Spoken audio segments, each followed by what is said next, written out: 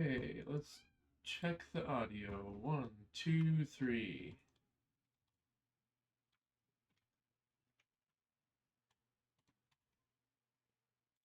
Yeah, sounds okay. All right. Then, in that case, we're going to get started. Ladies and gentlemen, welcome to the Discourager of Hesitancy. We are building a game with no game engine. Minimal dependencies. I've only allowed myself 4, and even they seem a bit much for me. That being said, we are in the wrap-up phase of a project here.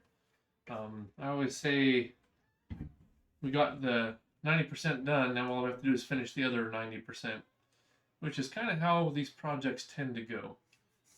Any project of reasonable scope, you've got all the features done, but now it's time to do all the cleanup and fix up and make it nice and polished. And so we're in the polishing phase, which is where a lot of people, I think, bomb out of a project. Hey, Nancy Charlotte 08, welcome to the channel.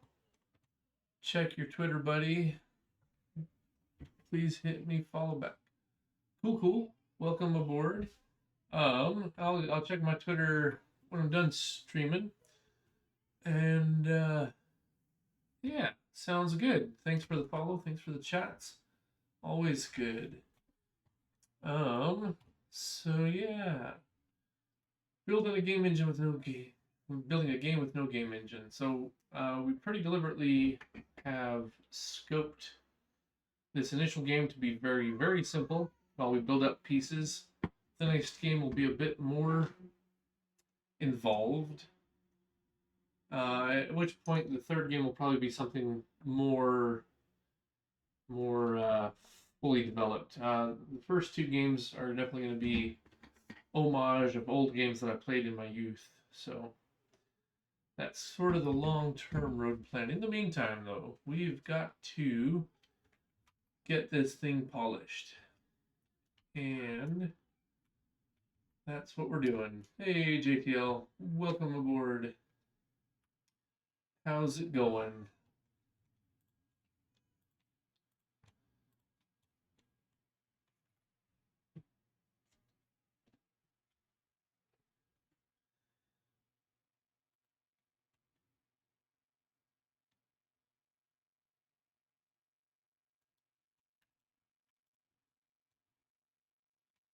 Yesterday's stream was a bit of a mess, it felt like.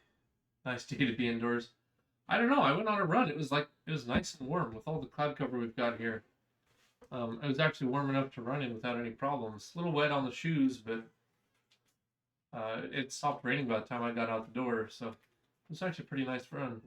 I like that cooler weather. When I lived in San Antonio, the rain would come down so hard, it was just buckets. Came down really hard over a short period of time. I loved running in that. You couldn't see, you couldn't hardly feel your legs just because of how much rain there was. And then you'd be running in 4 inches of water on the road. Yeah. But it was always warm. Never got cold. So yeah. Yesterday's stream was a bit of a mess. My toddler daughter unplugged the router. And then I had to go jumpstart a car in the middle. So a bit broken up and fragmented yesterday. By the time we hit that last chunk, I was a little bit knocked out of my momentum. So hopefully today a little smoother, which is good because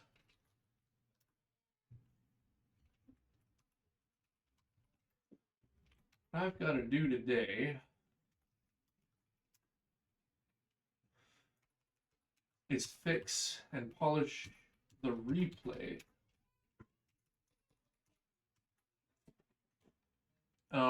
So in the last little bit of yesterday, we were looking at, we have to be able to distinguish between a left ping and a right ping when we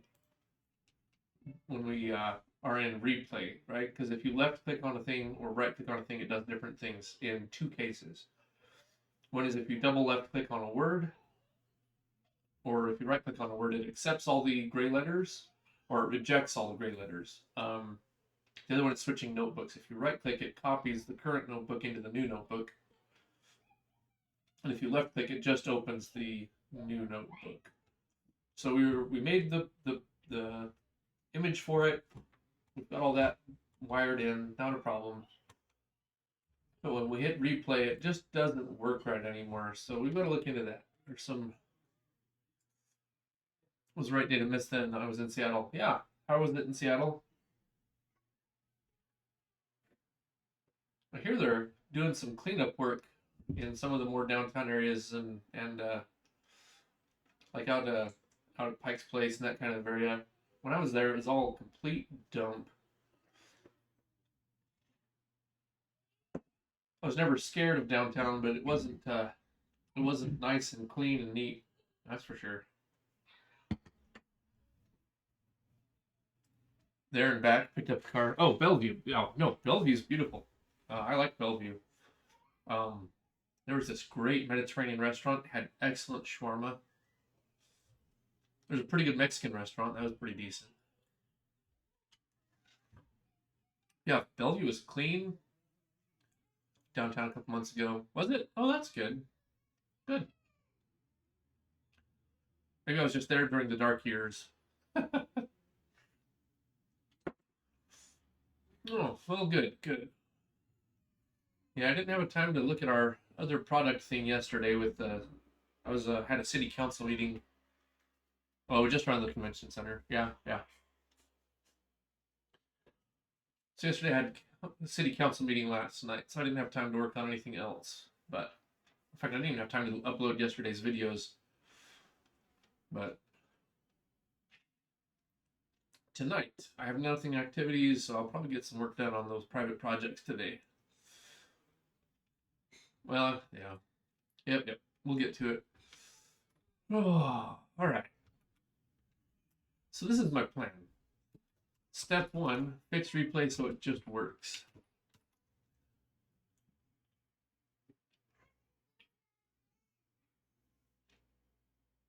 Then we've got to change the label. I need to relay out everything. So yeah, the order we do these things in kind of doesn't matter.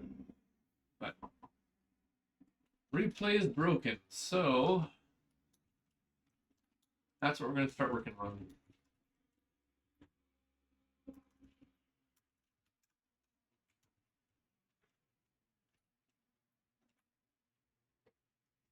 Replay has 2 modes. One is record, and one is playback. Now, one of these is wrong. One of these is bad.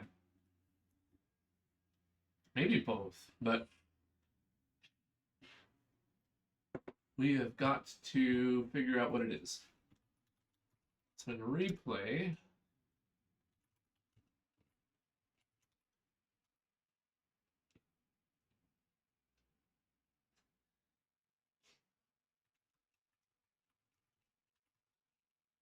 finalize complete, maybe in complete.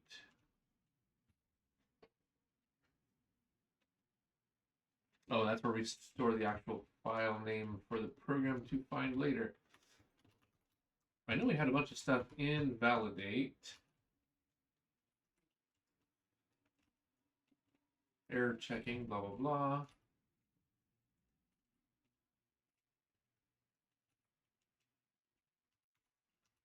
Here it is. So we're just going to print out what is read back in, and we'll see if we can figure out what's going on.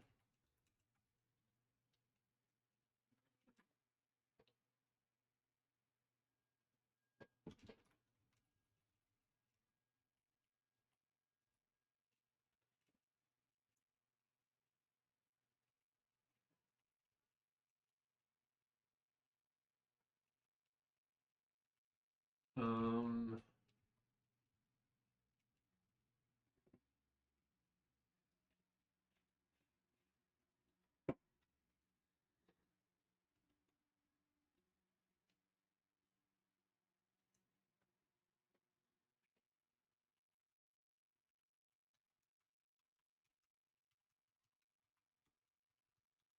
blah, blah, blah. Okay.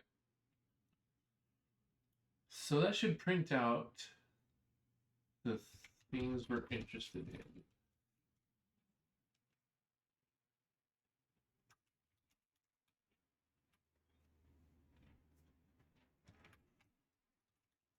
Then into GameScene.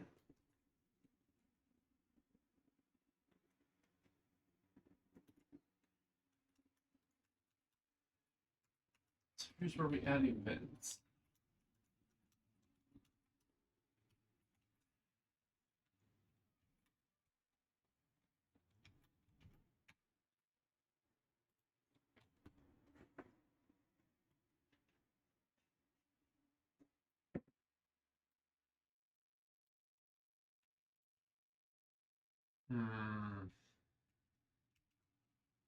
Pretty sure we had a bunch of. Oh, we don't have. I don't know.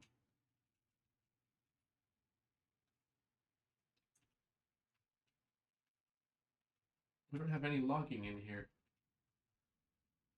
Oh, shoot.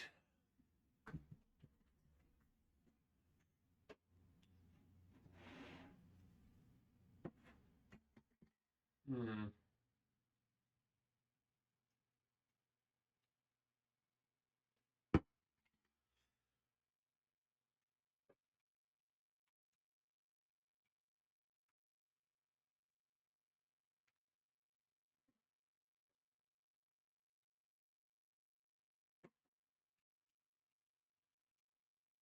All right, we gotta add logging.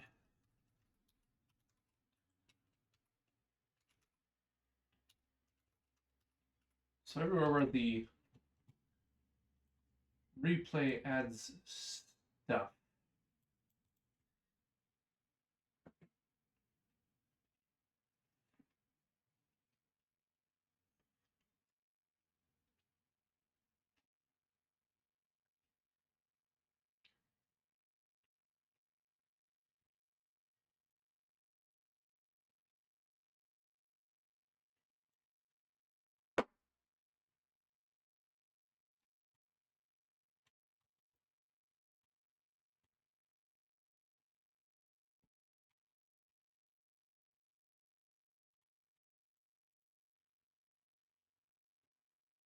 Hmm.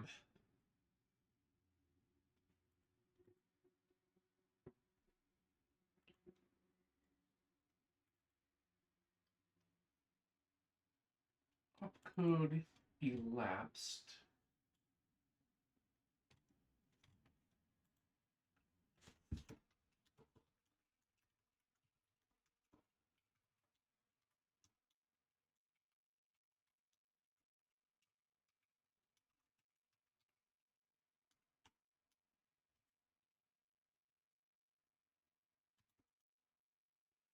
Okay, so we have elapsed. We have the opcode, which I'm pretty sure we can get latest. We can get something character related here.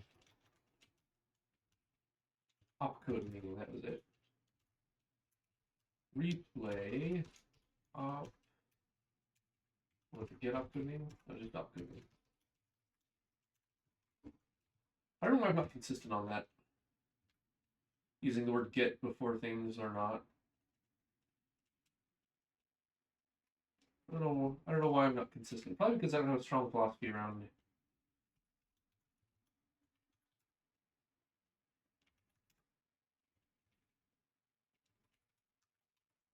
why I would use it.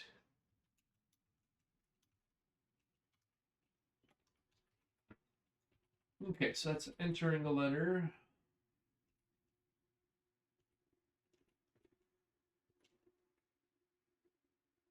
This one also just takes a 1.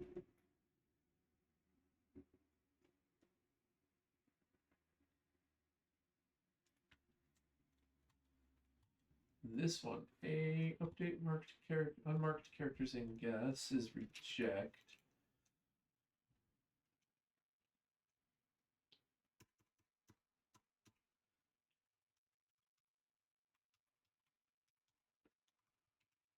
Give me the word number. Same thing there. show deduction space. Let's see here. We're going to call this journal whatever. A. Okay, copy deduction space.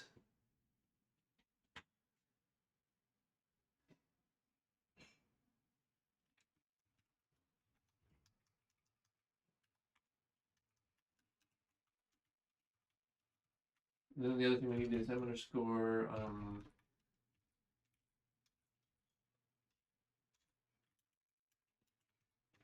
I don't know what it's called. Deduction space index.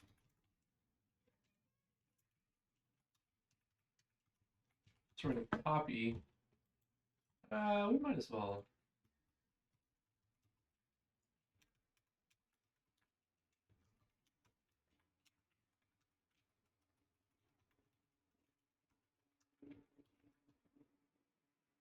We might as well do this.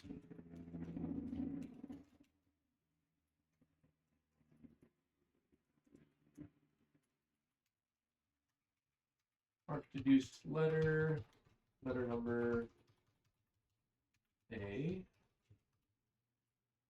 weight.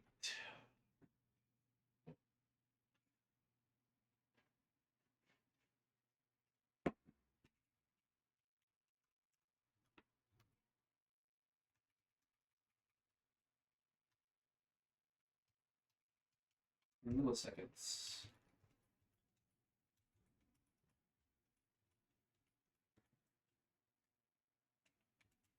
Resume.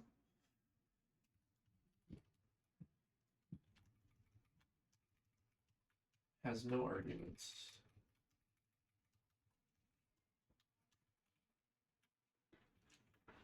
We just need enough logging information so I can see what's going in and what's coming out. And we should be able to compare those. See what's going on. If we can see which elements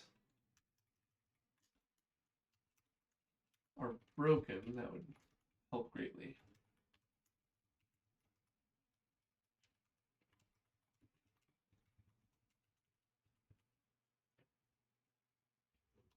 Oh. Seed. 0x or do 0.8x. I think that would be more useful.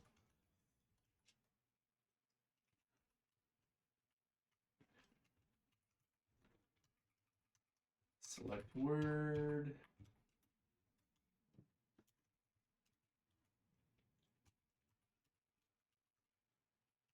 Okay, swap deduced letters.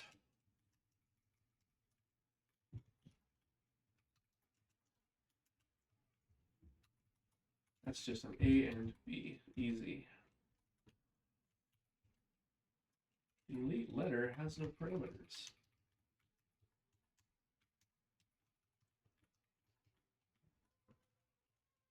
Submit guess. Accept guess.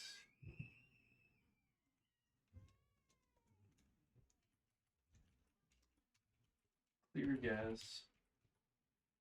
Freeze. And thaw.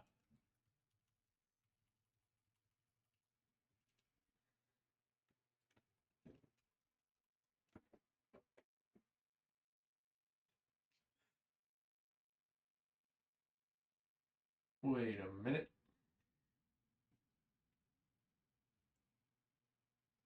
Oh. I see.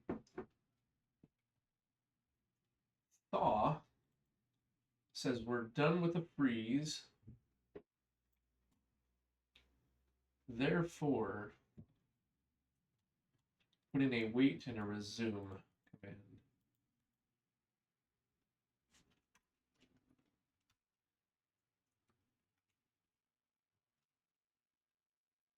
Wait in milliseconds.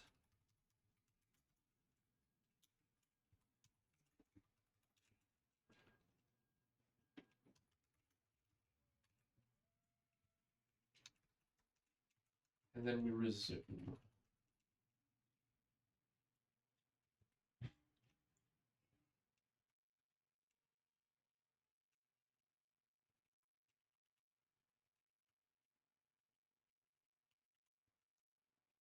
Select random word.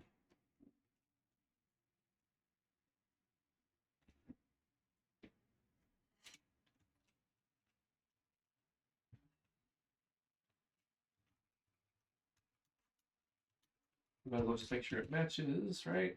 Word library, last seed, seed 0x modulus 0, 8x. We'll make sure the seeds match.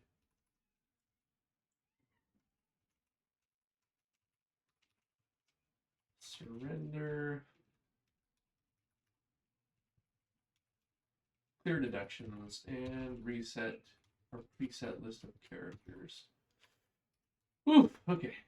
So that should be all the playback and recording, depending on which direction we're going. So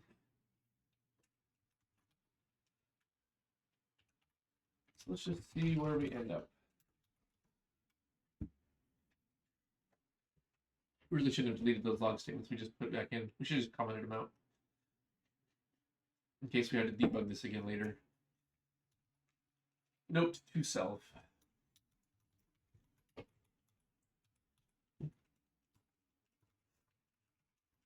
Okay.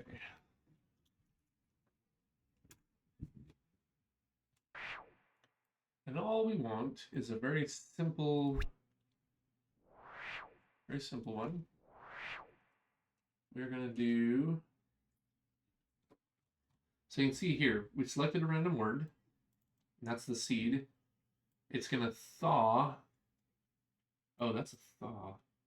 Why is that thaw? Oh, because thaw. Okay.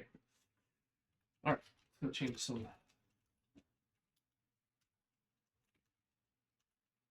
This thaw.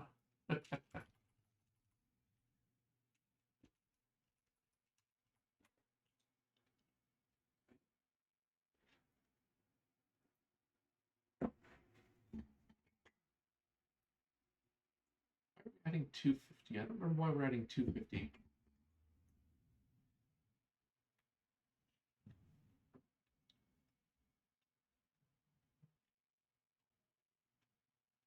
Never mind, I do remember. Because thaw and freeze only happens when the game's stopwatch is stopped. So we can afford to build a little bit of a buffer in before we restart the timer. And it doesn't have to be much. We can probably even reduce that, but that's okay. Yeah, freeze and thaw. Freeze.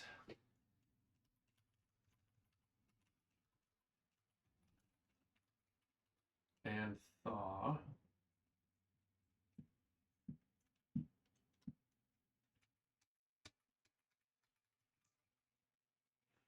Okay, so we're gonna leave this one here.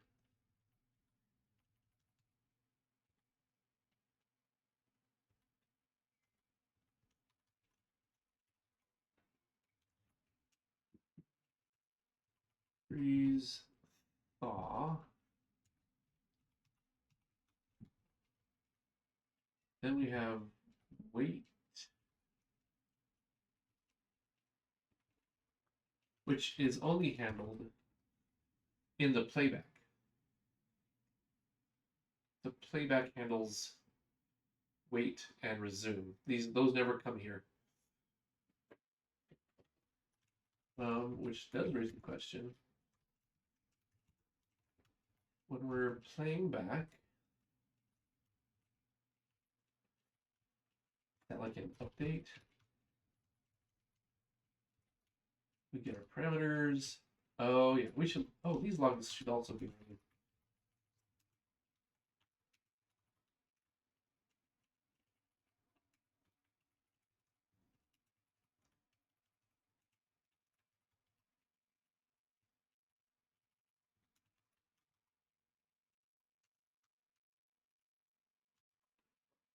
I don't know why that's so indented.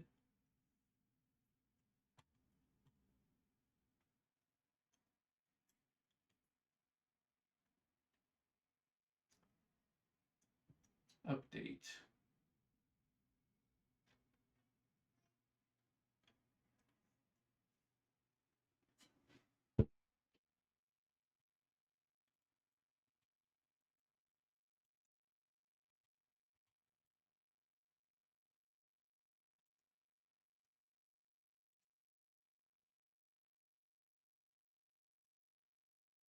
Um,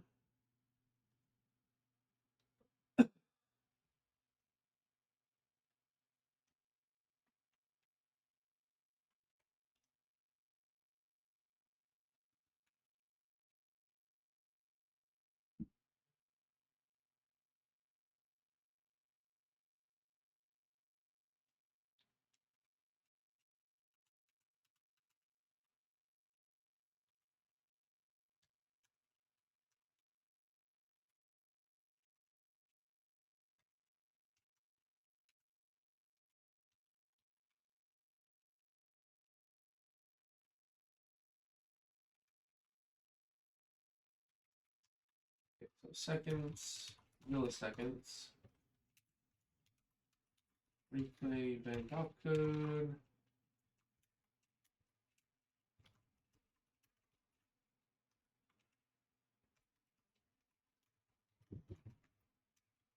Index C milliseconds.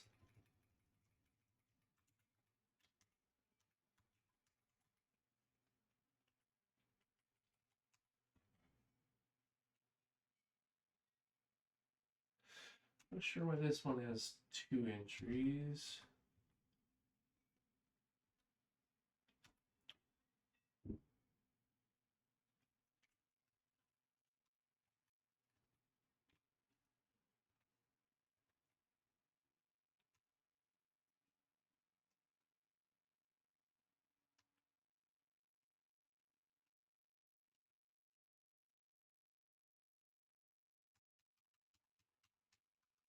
We were not very consistent with our logging, were we?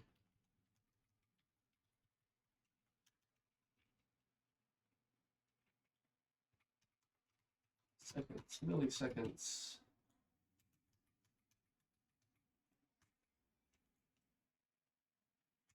Opcode name.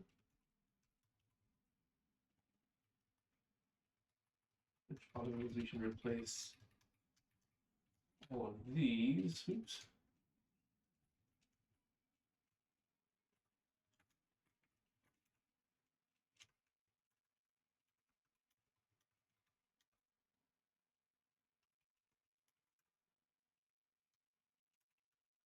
What?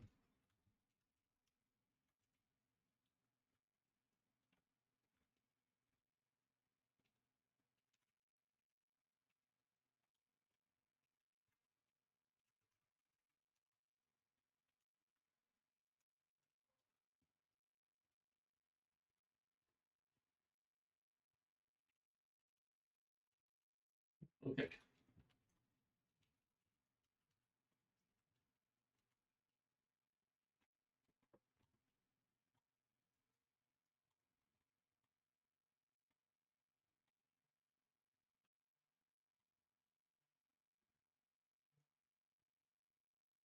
I hope this is close enough. All right. It's going to improve our logging until we know what's going on here.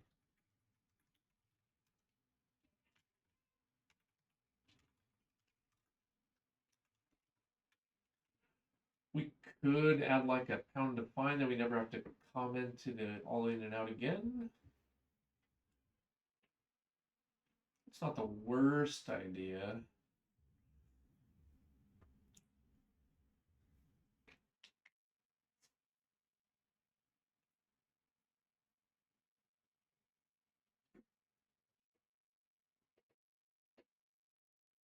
Oh, we just re-emitted all of our assets. It'll take a minute to debug, to build. So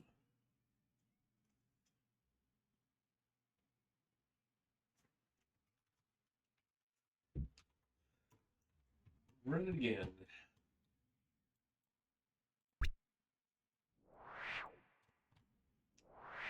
select random word, thaw.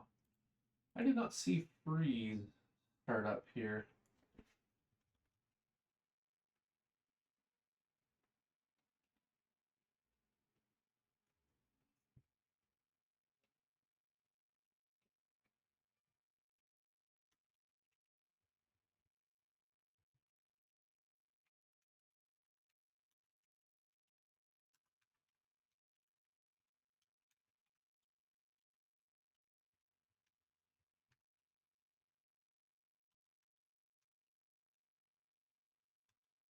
Freeze.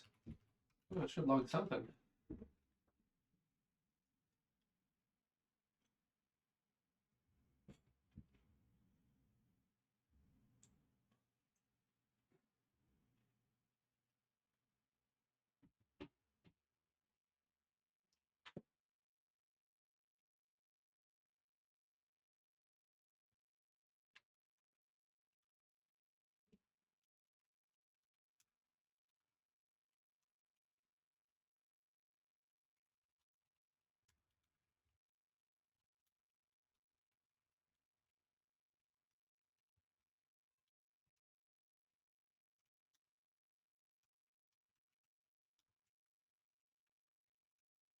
Debug, replay.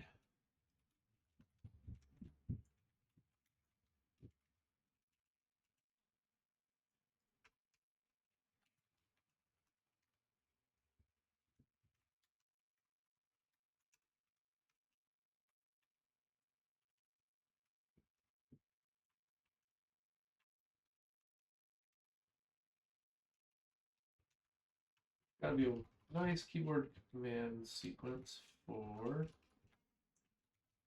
this. All right. Search for log note.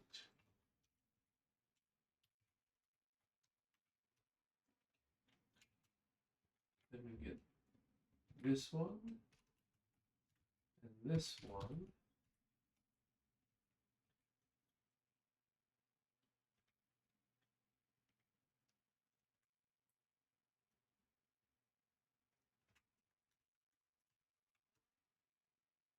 That log doesn't matter. Oh, I can log the whole shooting match.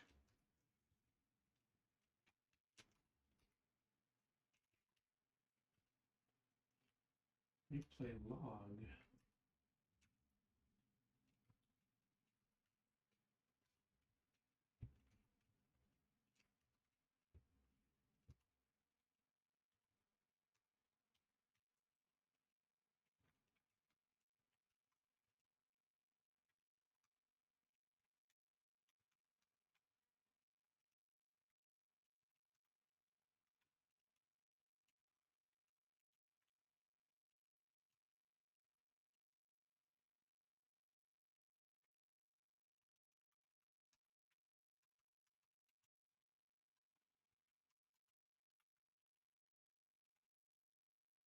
Okay.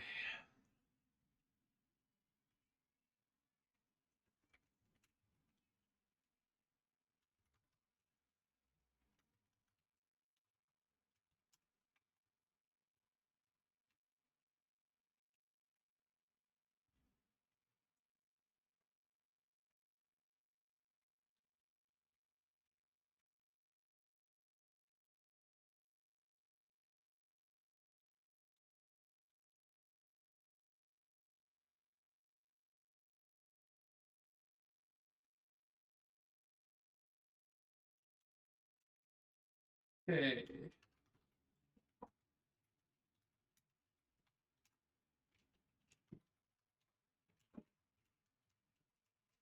Debug, replay.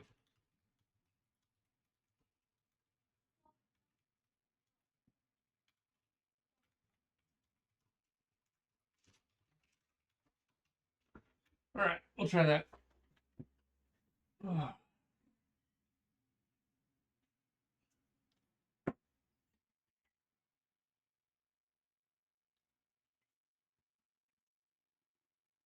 Hoping for. Well, first of all, what happened to that first freeze? Or is there not a freeze because it's during startup? Pretty sure there has to be a freeze.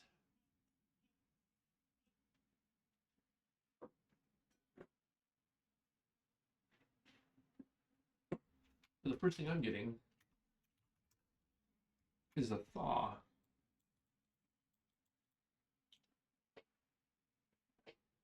Oh, no, that's actually fine. When we start up, the clock isn't running anyway, so freeze. It is a 0 lapse time. Okay, so that's actually fine. I think we're good.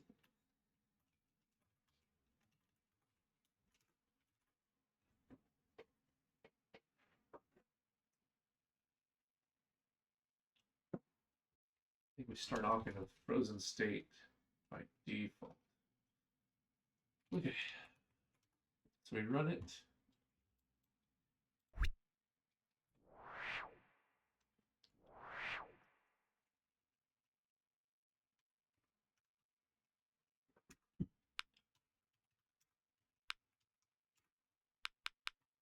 Okay, click.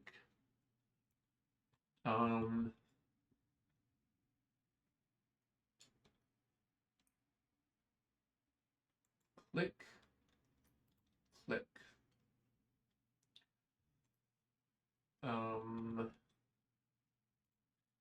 Then we'll surrender and go back. Okay, so this is our sequence. Oh, wait. This. Oh, 189. What is this? Now I'm confused. Oh, this validate does not put that in the same format. But then when we validate, oh, it should. Oh, what? Well, this validates all kinds of weird.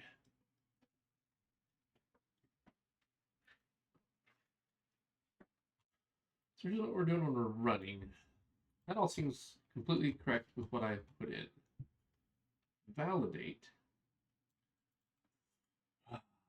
is doing something bizarre. What is this? This is not right.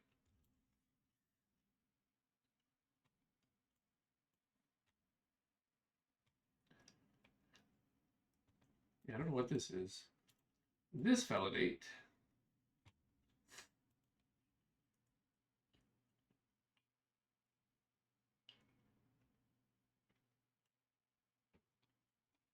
Wait, 250 resume. Okay, so validate could be putting up more useful information.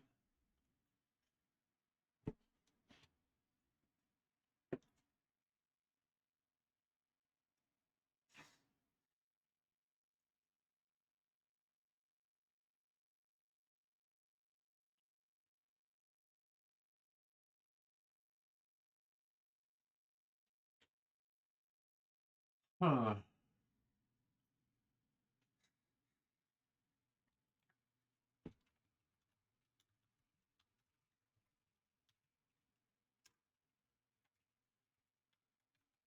We'll be trying to just be too clever.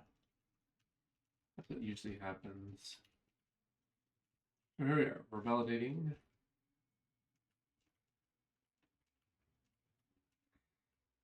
Blah, blah, blah.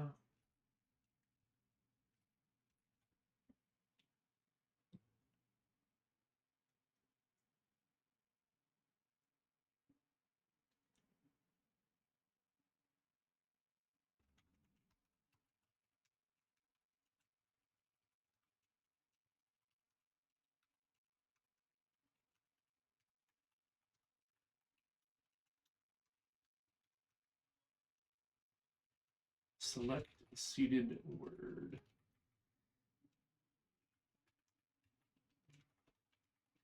Zero 8x.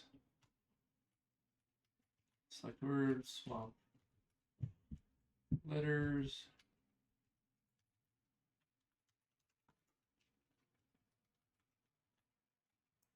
So there are two validates called. Hey, Dravest, good afternoon. How are you doing today? How's the CSS going?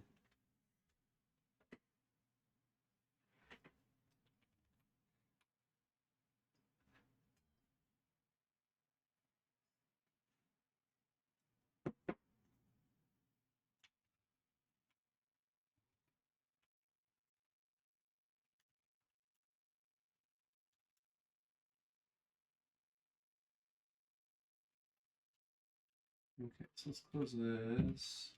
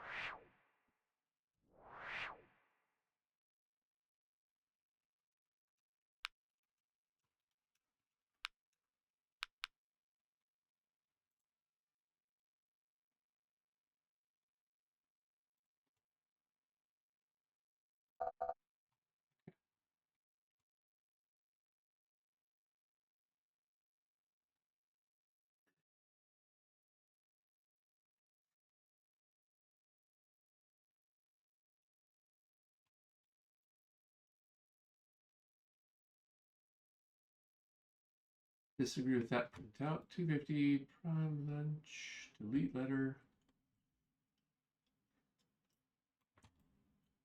Toads.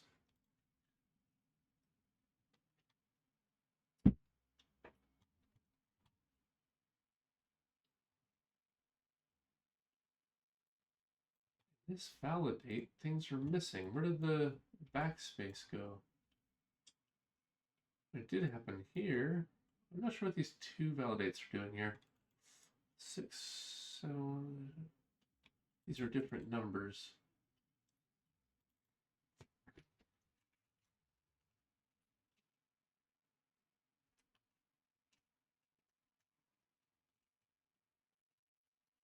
Huh.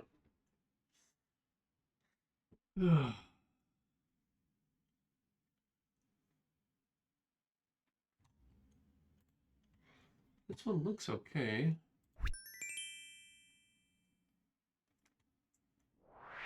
As far as I can tell.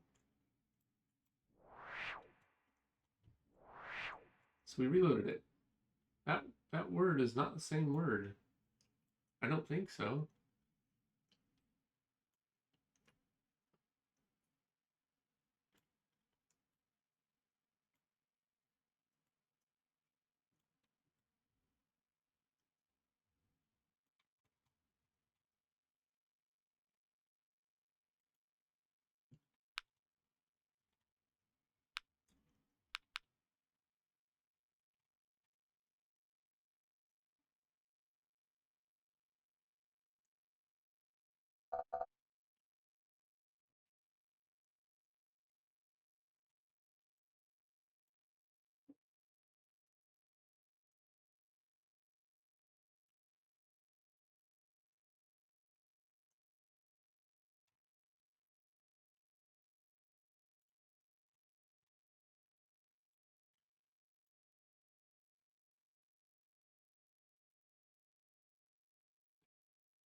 Wait, resume.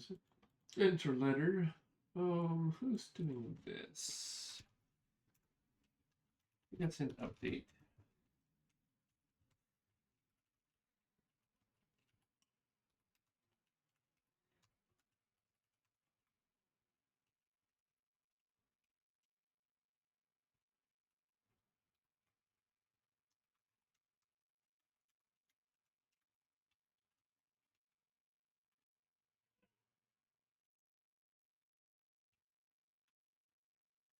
Doing fine, thanks. CSS is coming along good. I've been debugging other devs' code today to fix the styling of a page on another project. Oh, yes.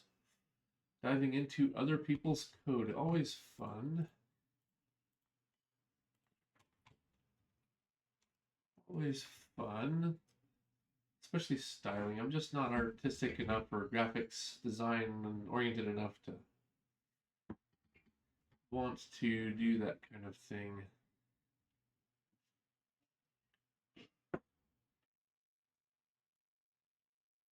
I wish I was more artistic, but never put in the time to learn it, so it's my own fault. I can't complain too much.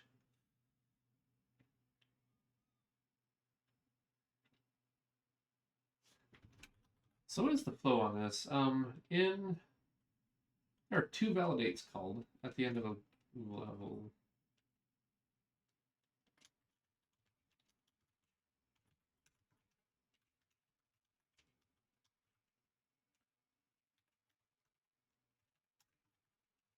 This thing validates on load. And that's it.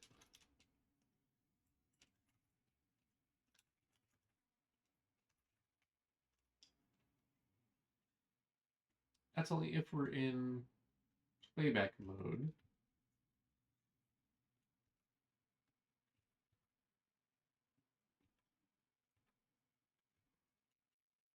So at the end of a level, does this thing call load on itself? It doesn't.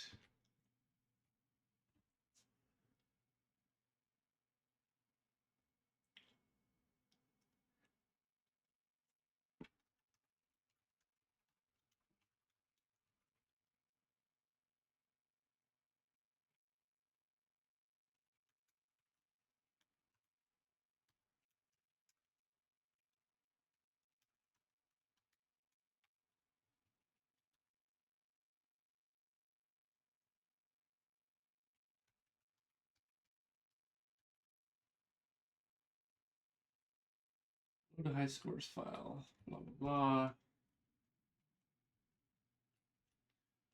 This is probably one of the validates.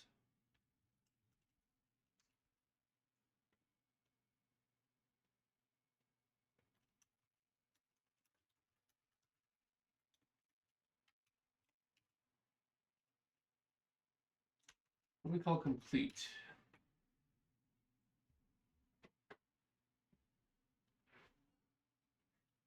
We get the latest replay file. We ask ourselves, is this worthy of a high score?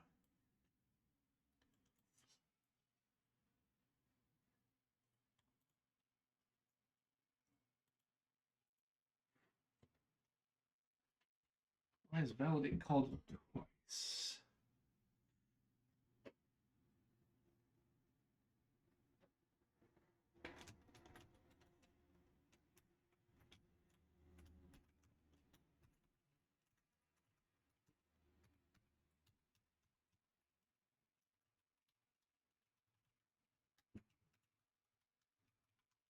Let's just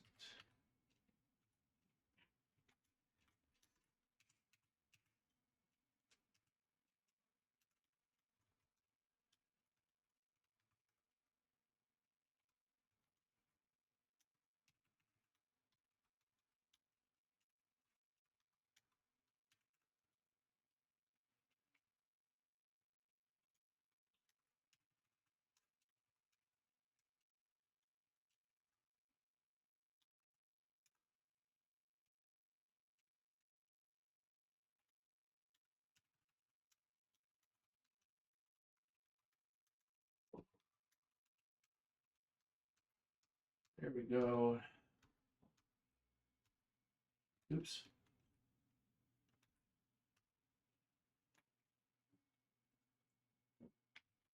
That's fine.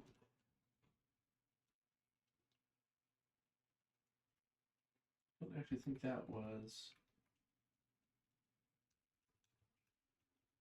in update. This is in scan 2.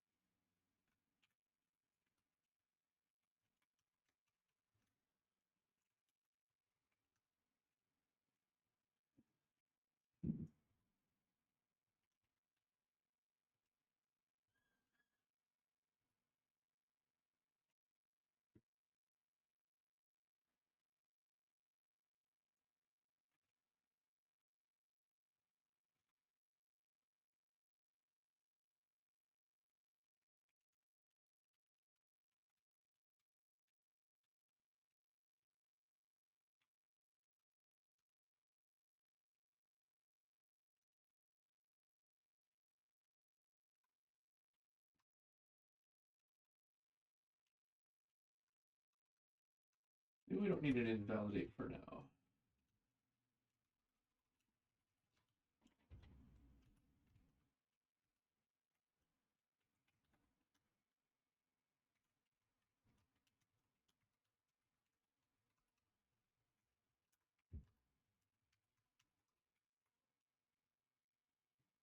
Because we do have the log, which we can just put in the scene.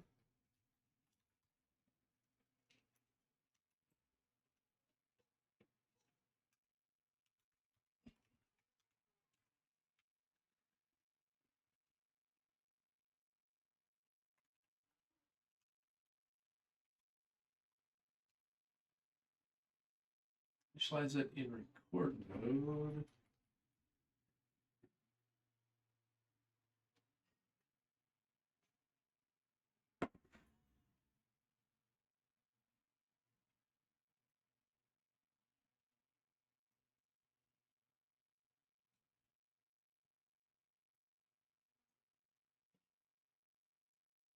Replay file name, replay init.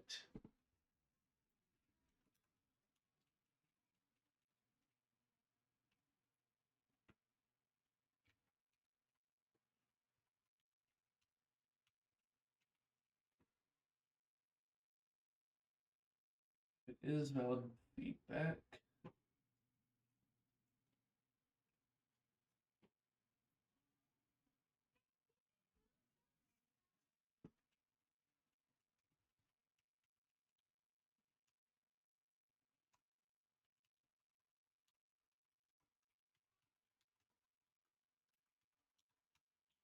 Let's take a look. Oh, I'm not sure what happened to our replay. It got busted somewhere. Maybe we're calling something which also happens to duplicate an entry.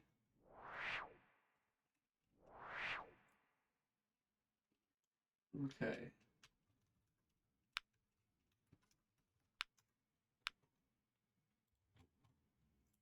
Copy.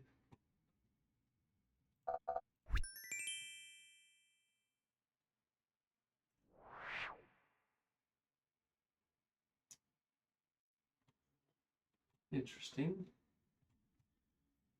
These times never went up.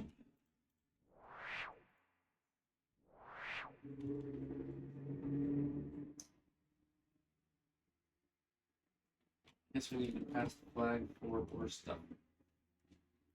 Did lose 27 events. Probably about right. 1, 2, 3, 4, 5, 6, 7, 8, 9, 10, 11, 12, 13, 14, 15, 16, 17, 18, 19, 20, 21, 22, 23, 24, 25, 26. No, 0. 0 to 27. Yeah. 0 to 26 is 27 items. Okay.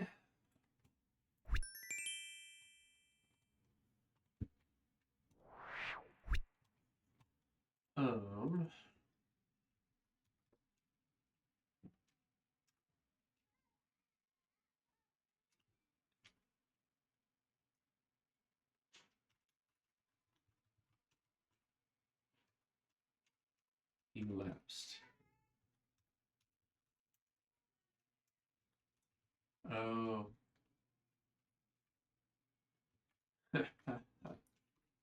I'll do 0.3F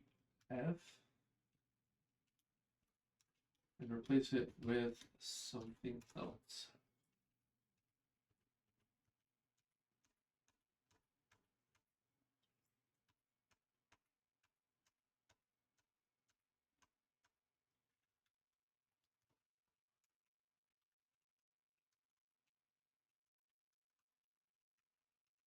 Okay. We could also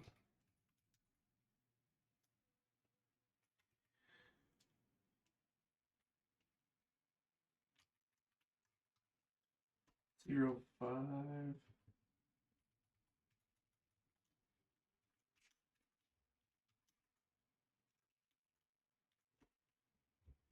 5D colon.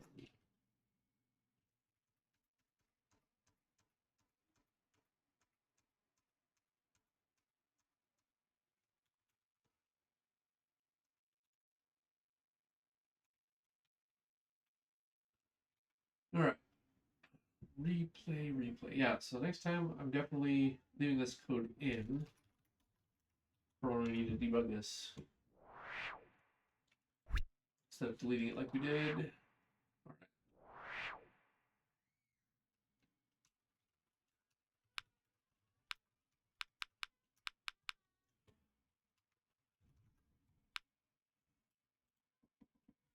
Do that, we'll copy, we'll move, surrender.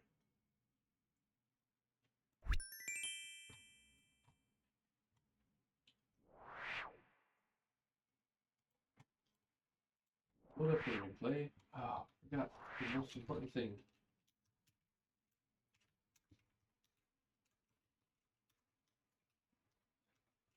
True, I do want you to log all of the events.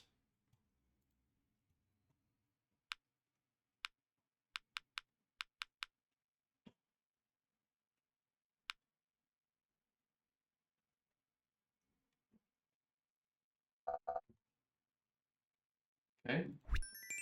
That all looked about right.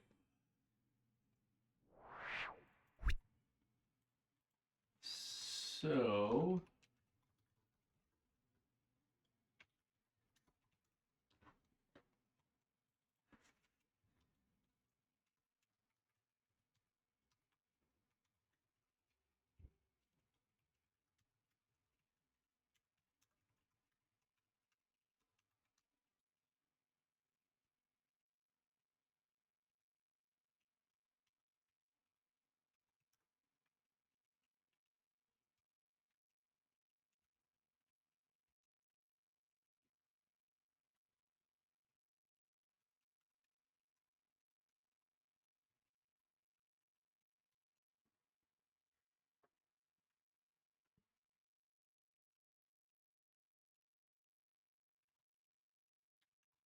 GameScene.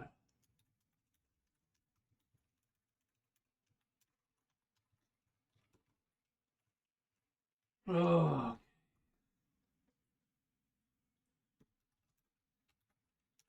05D.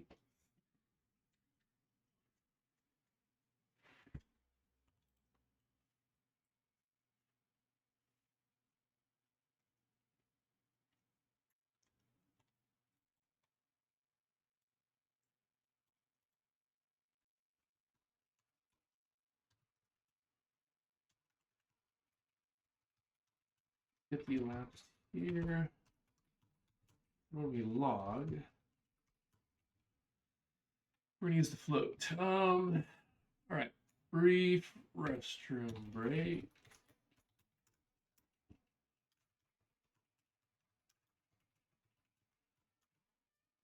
So just hold on for a minute.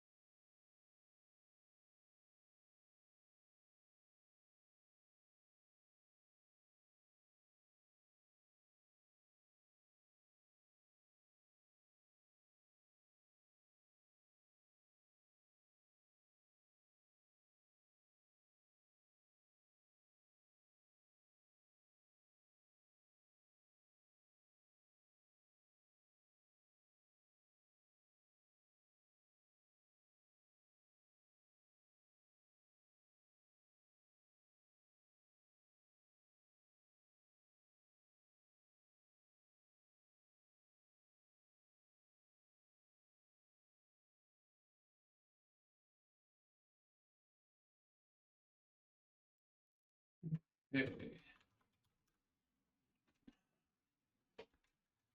We'll compare the times easier. So we are, let's see, search.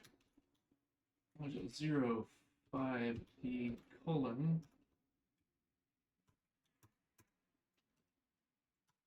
3F.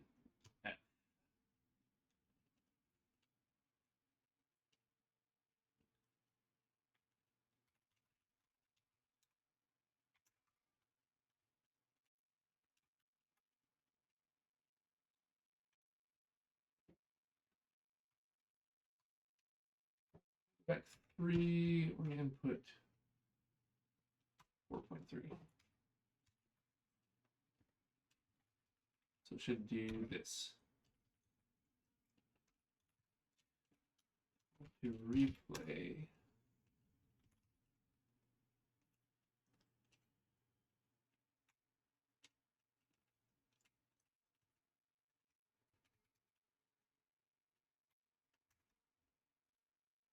No, let's just leave it at 0.03.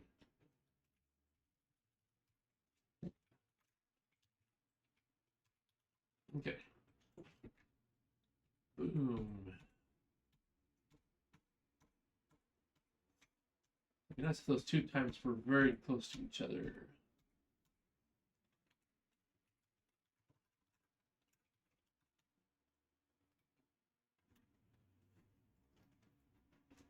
Which is not really something we have verified at all.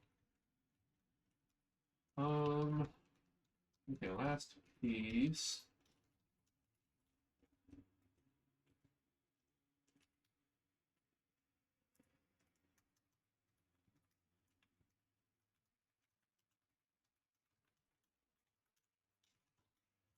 GameScene.add event.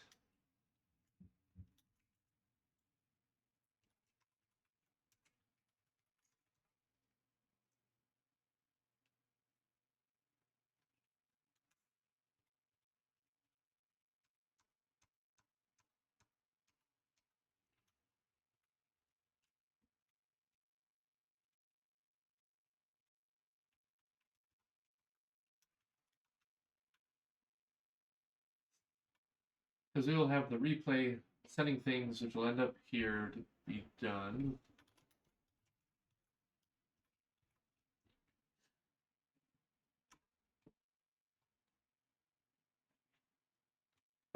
Go straight into replay.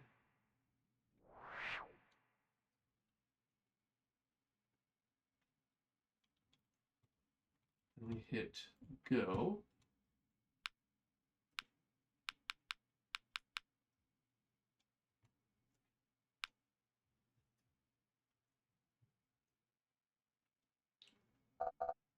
Okay. So yeah, we're within a couple thousandths of a second. And what did it say? 12.457, 459, 12.459. Yeah. Okay. I'll be curious about drift over longer periods of time, but you know, that is something else.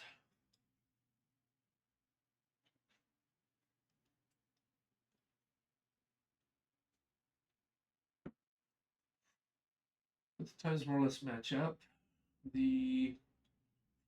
Everything seemed to work. So what were we seeing yesterday? Let's go fake a run.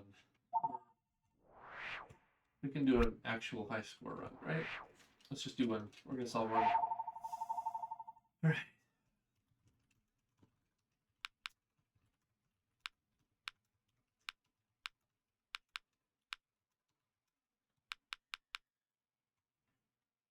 Interesting.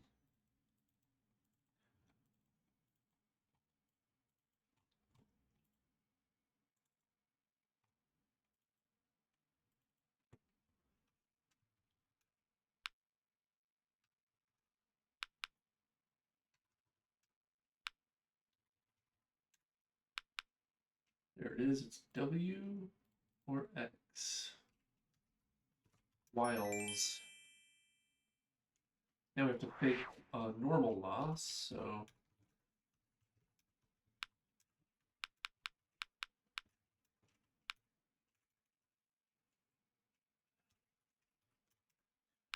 Placed rhinos. Dump. Headlines match. BD flogs. Jacks. Waxed. Gawky. Okay. High score.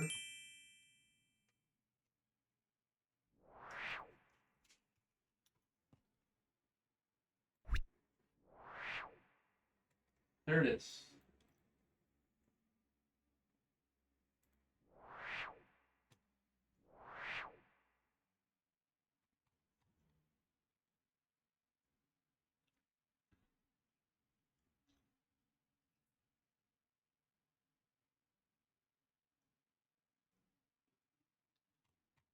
Let's see what happens.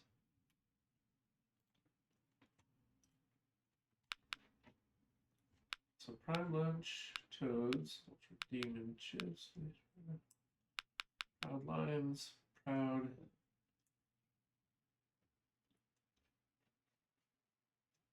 Ping the board a bunch, LE, no N, I and S are in. So all this is working fine. I see no errors here.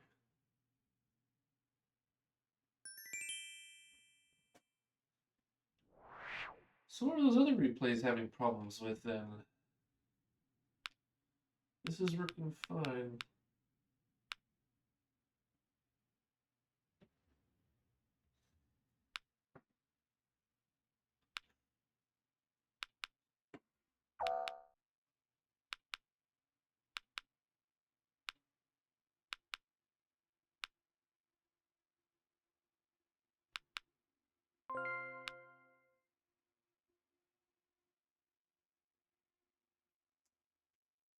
Huh. Yeah, that worked flawlessly. So maybe there isn't anything to debug then, but we were seeing some weird behaviors yesterday. Maybe we need to clear everything out. Move all of our old stuff.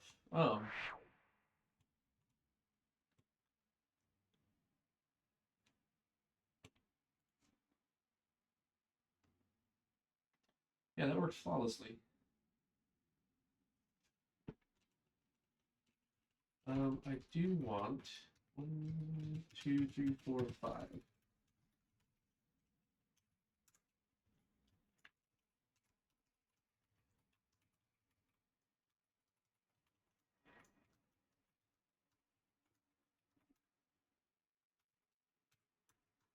Two, three, four, 5. Modulus 40.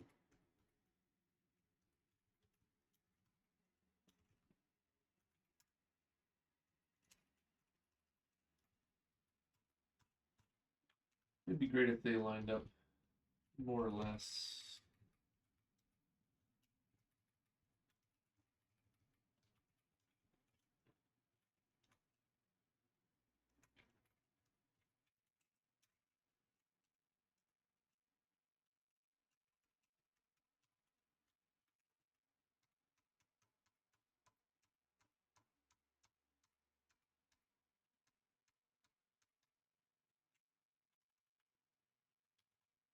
Is it 0, 4? No.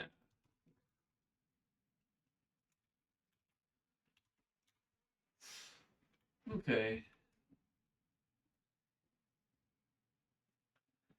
As far as debugging goes, let's just run a quick high score run here. I need a new cheating button though.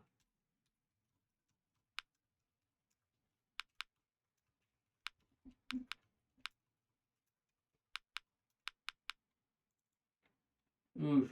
Prime, Launch, Toads, Ultra, Demon. Oop, oh no. There we go. Placed Rhino. Proud. Is all in. M A T PCH. One thing I might do is left and right click on these letters.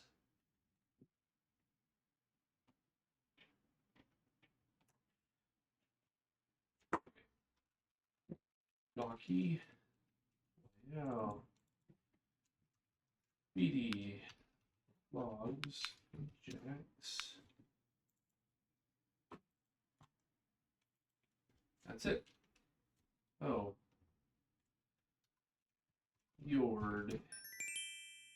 Interesting word, not one I see come up very often. Then we gotta lose, so.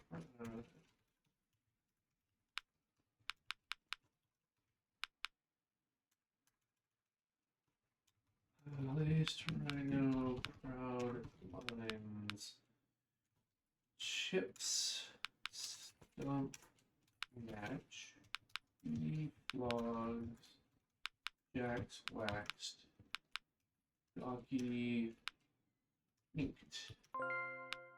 Okay. Alright, store.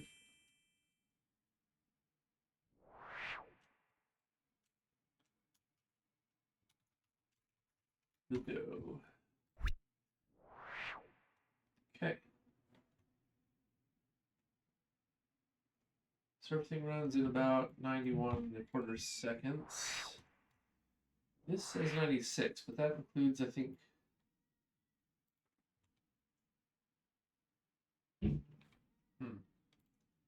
That's just playback time. So it adds the weights in, probably.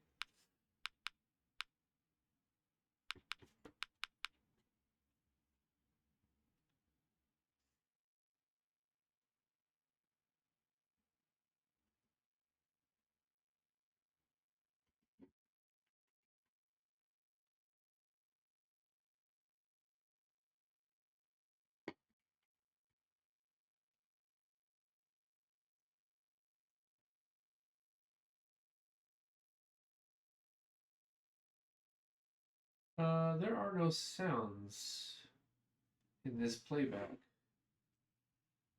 Why is that?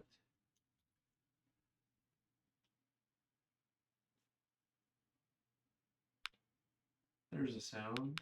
Oh, because things like clicking letters doesn't make a sound. We should add sounds for that stuff.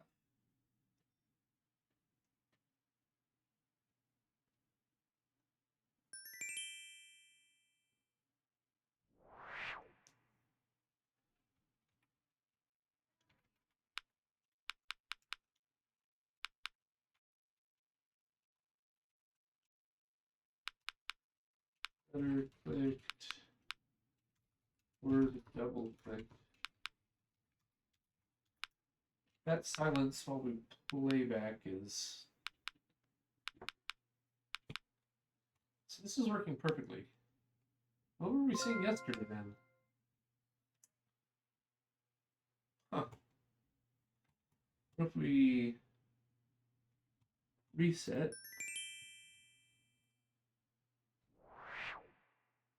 Oh. Reset. Doesn't remove the books from the bookshelf. We missed that one.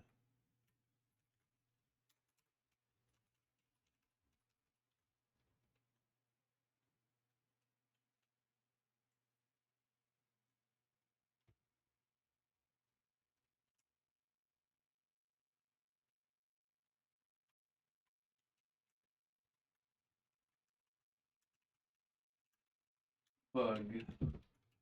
In replay. And going backwards. Resetting. Books not removed from bookshelf.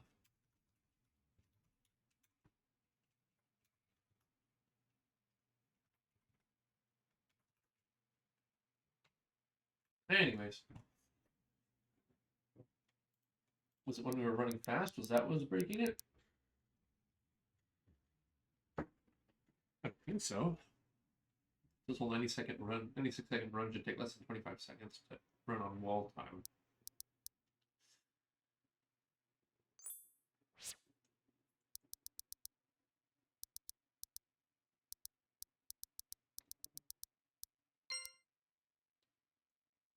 flawless. What the? Huh.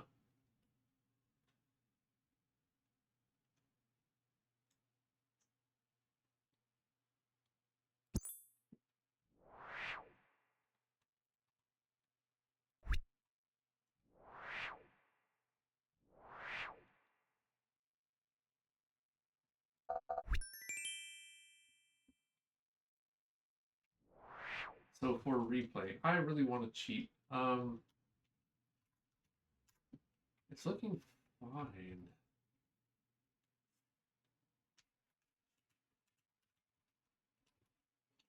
Replay. Let's see here. Fix cheat button to use events. So replay catches it.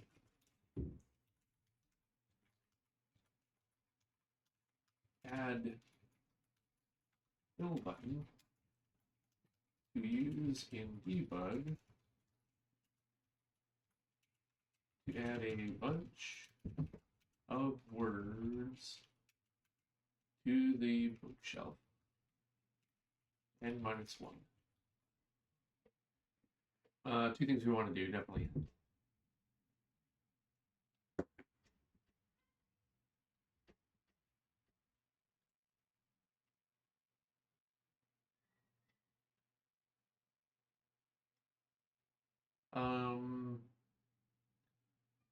Just spend a lot of time typing words.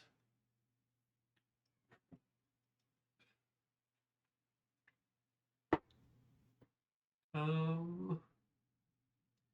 have a couple of options there. So let's make our cheating easier. Let's make our cheating easier.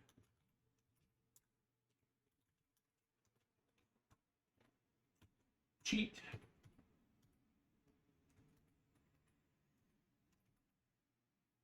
Clear the guess.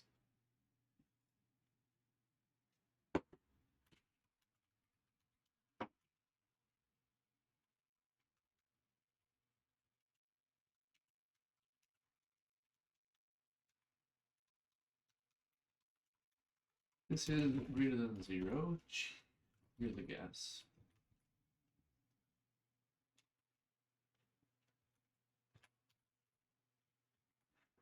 Okay. We're going to get an action sequence.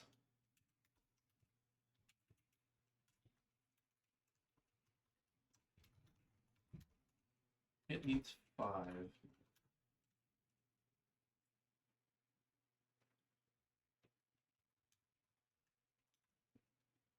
Point 2.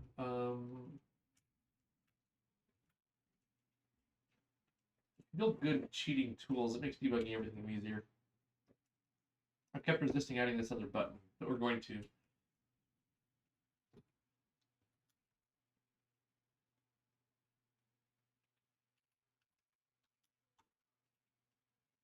Out of curiosity, no. How fast am I typing letters? Like what's the average time between? Probably type the word prime more than any other word, so it's probably the fastest. Quarter second, less than a quarter second, 0.4 hundredths of a second. So we can go 50 milliseconds and be fine.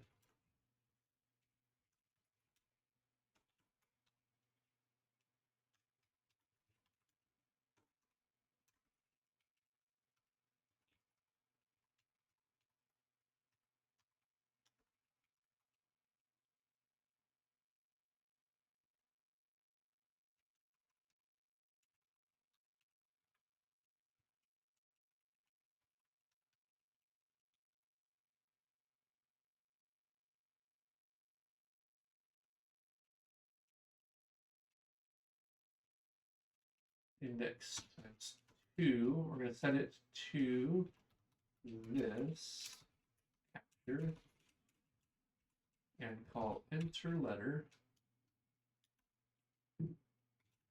static cast input key word at index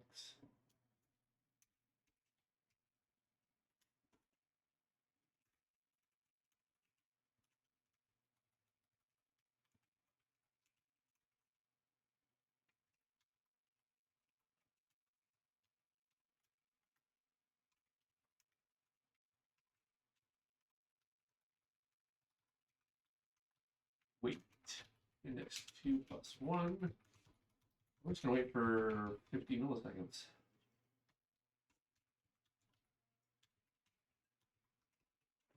That should help us immensely. So the replay will catch our cheating. Word is not captured. We should capture word.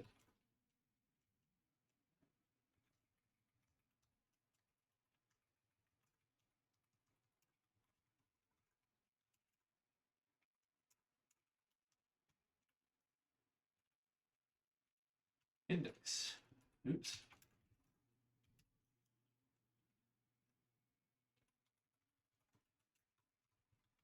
Guess that's fine.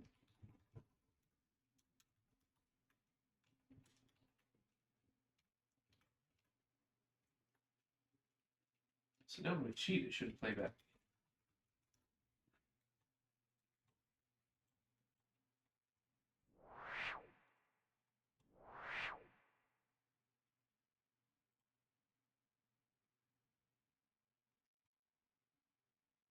Huh. Okay.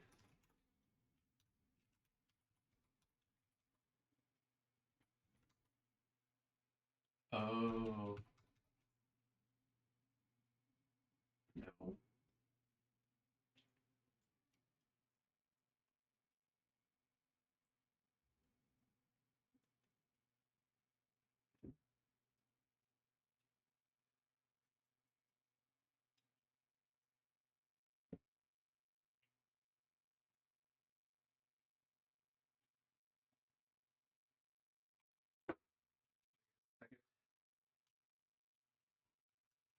I'll bet. Wait in seconds. Okay. 2.05. That will wait a lot less time now.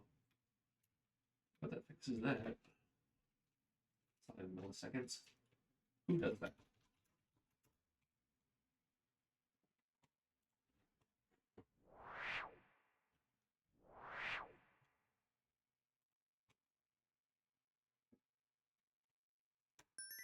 Seems to work.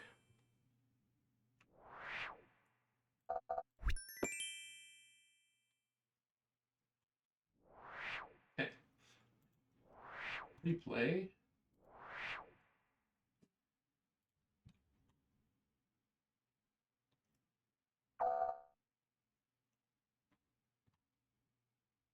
What?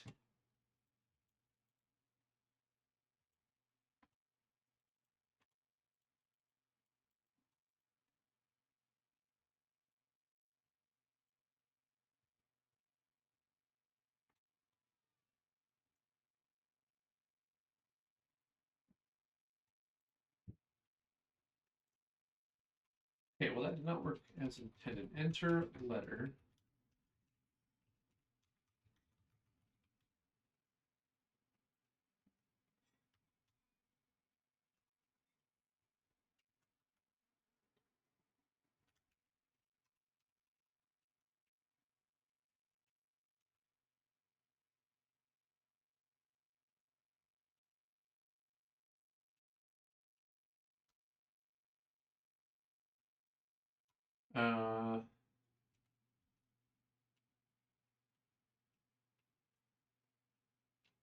I'm gonna go from a letter to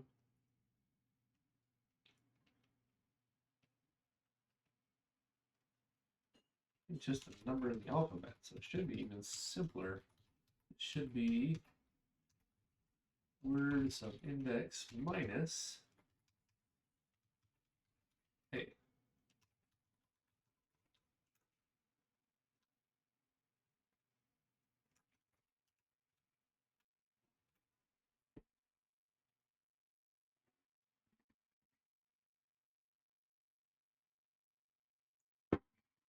Okay.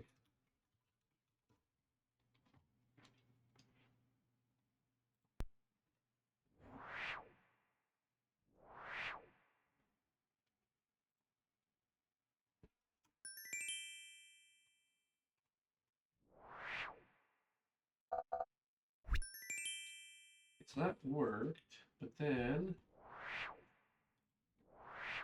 replay. Perfect. That worked. So cheating is now recorded.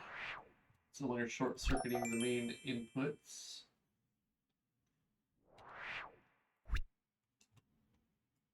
Great. That is just part 1. Cheat void type word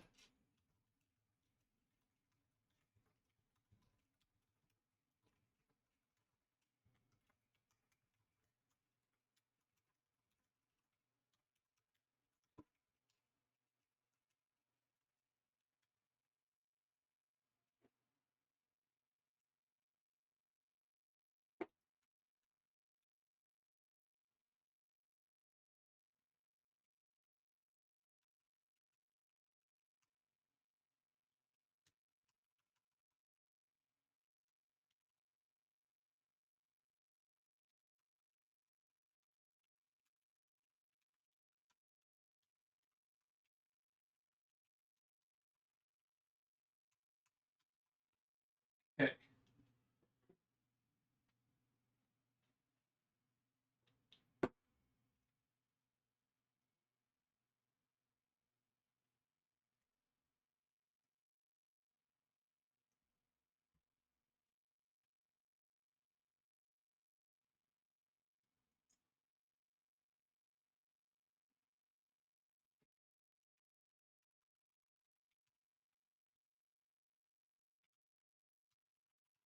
I think I want to return the action sequence when I do this.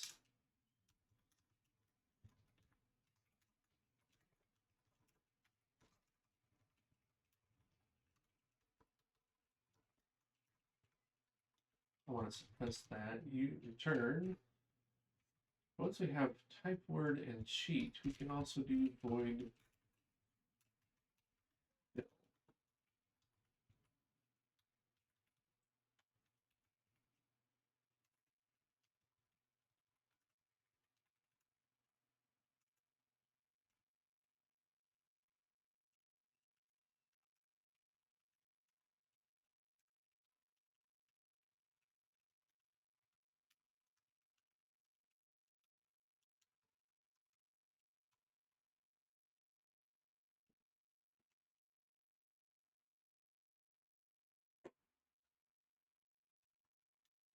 We want to do 2 different things. If this is 0, I will supply the words.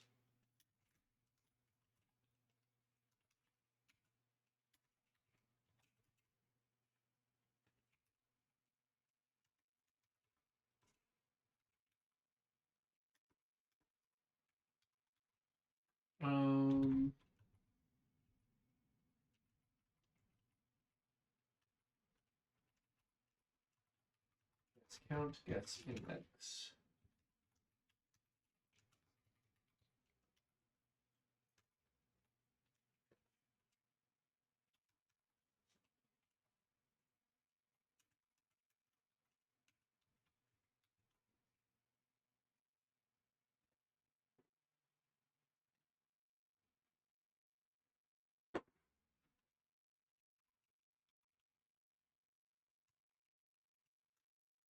It'll be very similar though.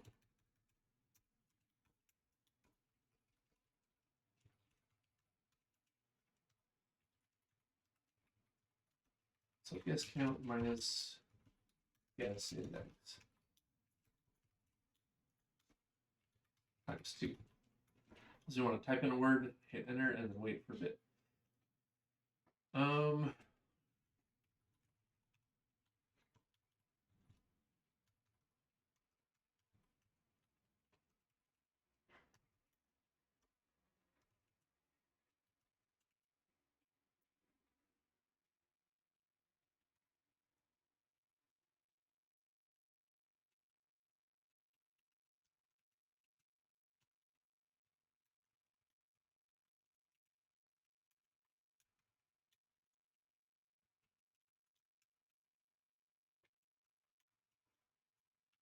Action sequence subsequence equals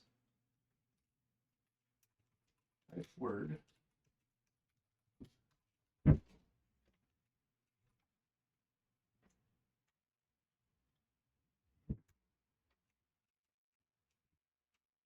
Sequence set play subsequence at count times 2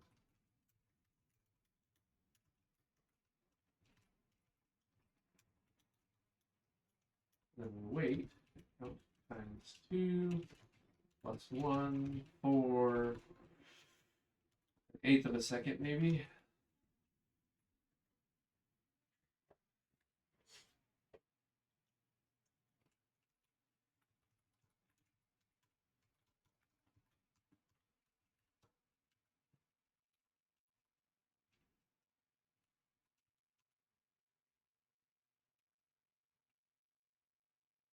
Oh, let's see here.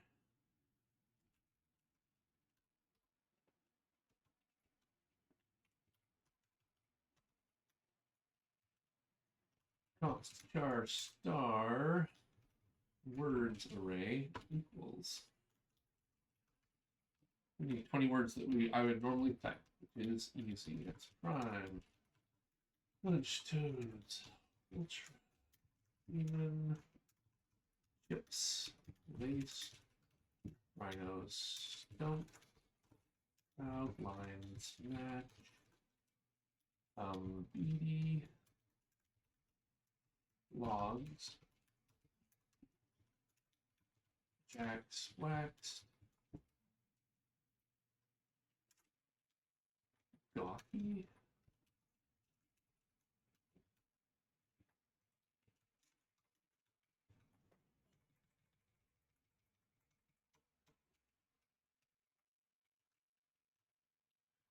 Three, 4, 5, 6, 7, 8, 9, 10, 11, 12, 13, 14, 15, 16, 17.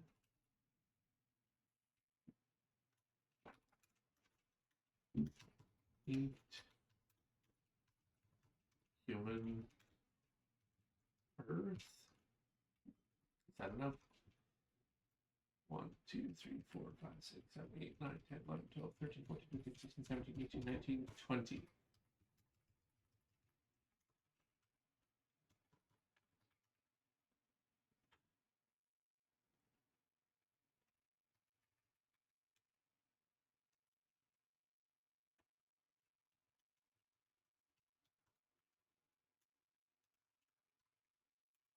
This is more of an index than an actual count.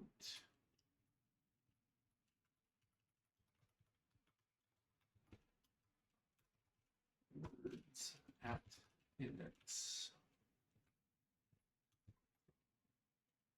Okay, otherwise, basically the same thing, except the source of the words is going to be different.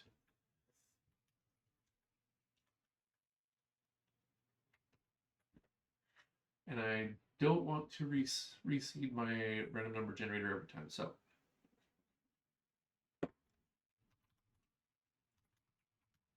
GameScene has, oh, it does. Jolly good.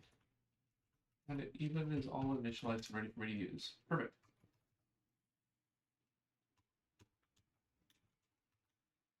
The word library,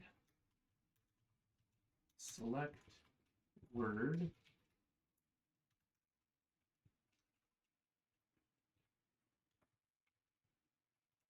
given the word count. urng dot next in word library word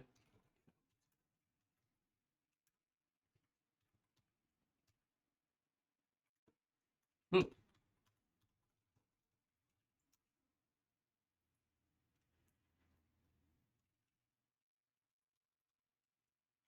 All right. Oh, we need a button.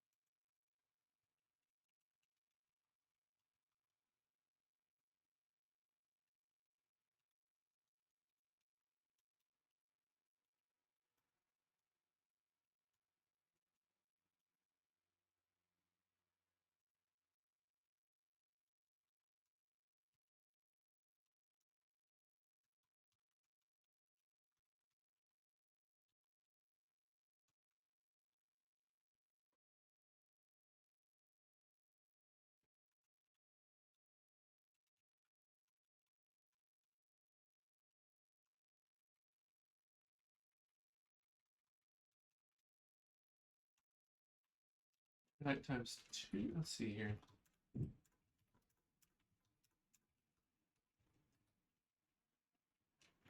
Word height times 2 plus word height.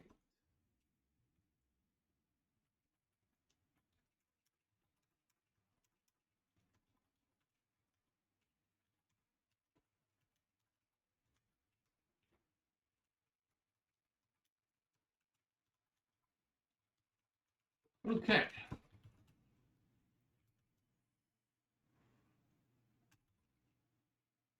Actually, underscore button fill dot set rectangle.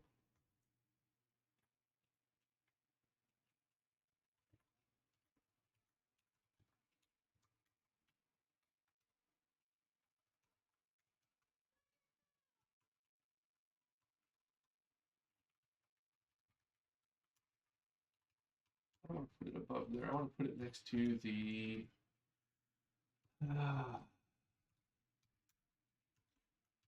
chalkboard.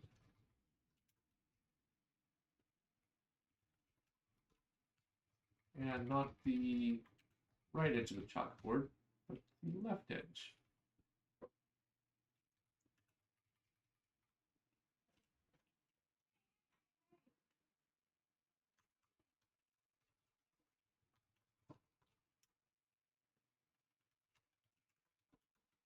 Okay, take this for a test drive.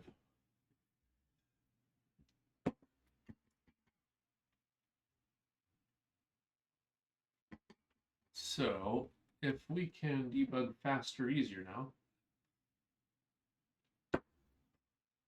one thing it's going to do is it's going to fail every match.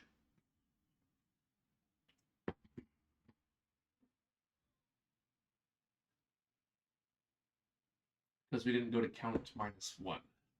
We went all the way to count.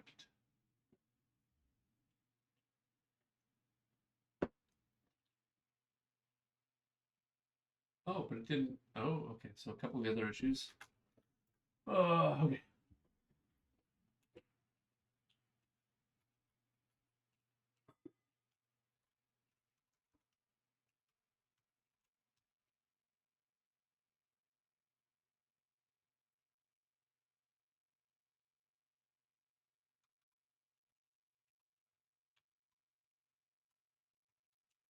It's 4. We need a long action sequence here.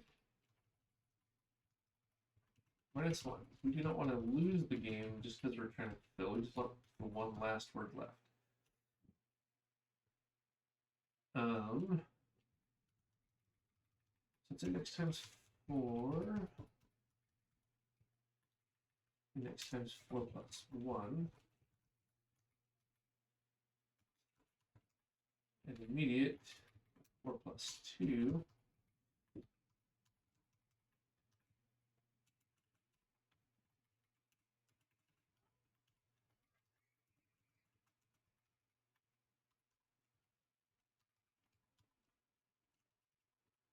This add event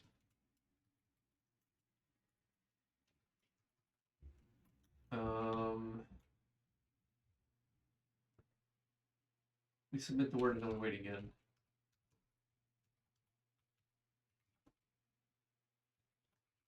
At 4 to sub 3.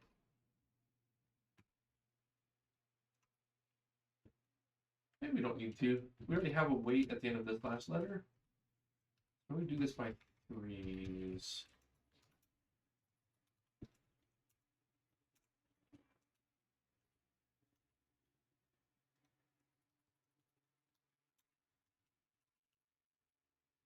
Okay, so type the word in the index. Add event.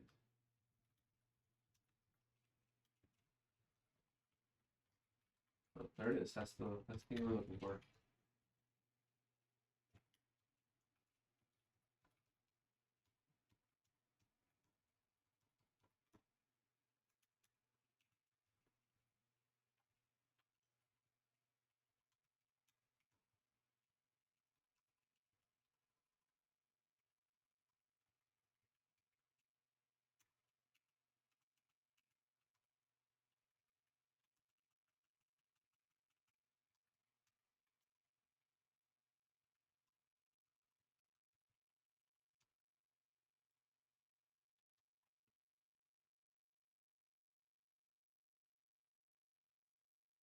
Okay.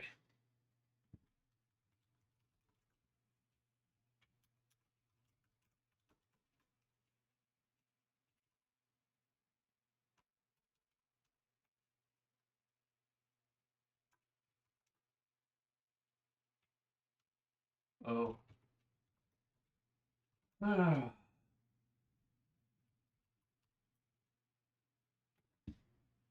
Ooh. I don't want to actually select the word. I just want the word found at some number.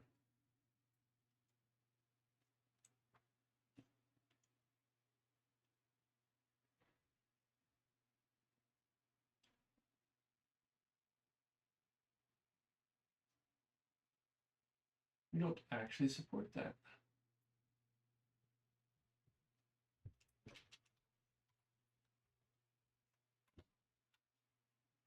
Yo, how's the game going? Well, Vanilli.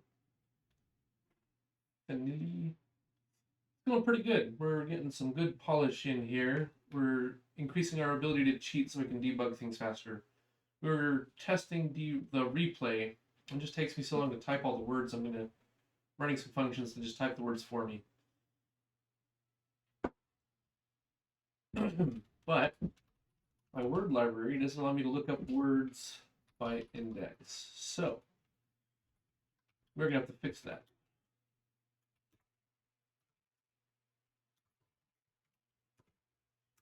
But it is looking pretty good. I think once we get cheating done, we're just gonna run a couple of replay tests, make sure that it records and replays the game correctly, and then we can move on to making the multiple pings, do some cleanup and tidy up, and making it all look better.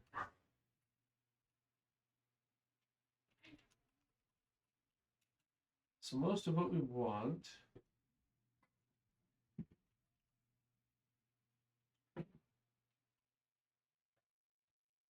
Oh, that's debug. That's fine.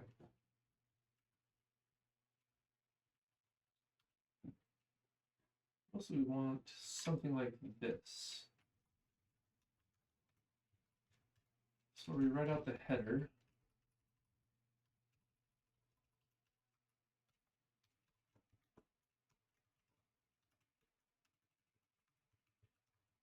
Const char star word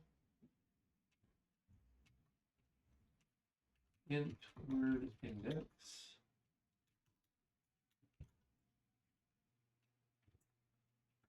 That is part number 1. We only want this capability if not defined in debug. We don't want this to go into the build.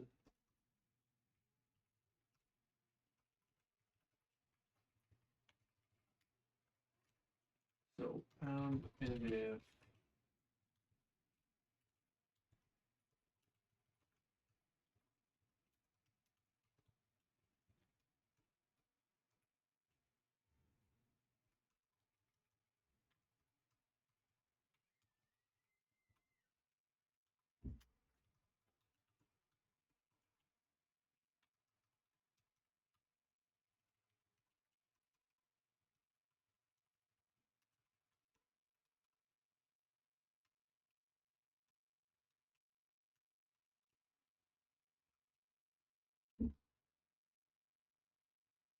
and we want this chunk. I'm still stuck at trying to understand the difference between pipelines, render passes, and how to set something up with it to load textures.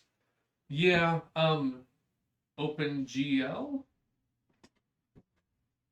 If it's OpenGL, I can probably answer some basic questions. I'm trying to keep my OpenGL usage around here pretty basic for this game.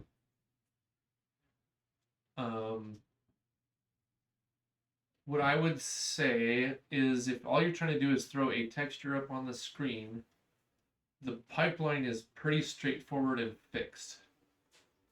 OpenGL's default pipeline setup is great for that sort of thing. Web GPU. Okay.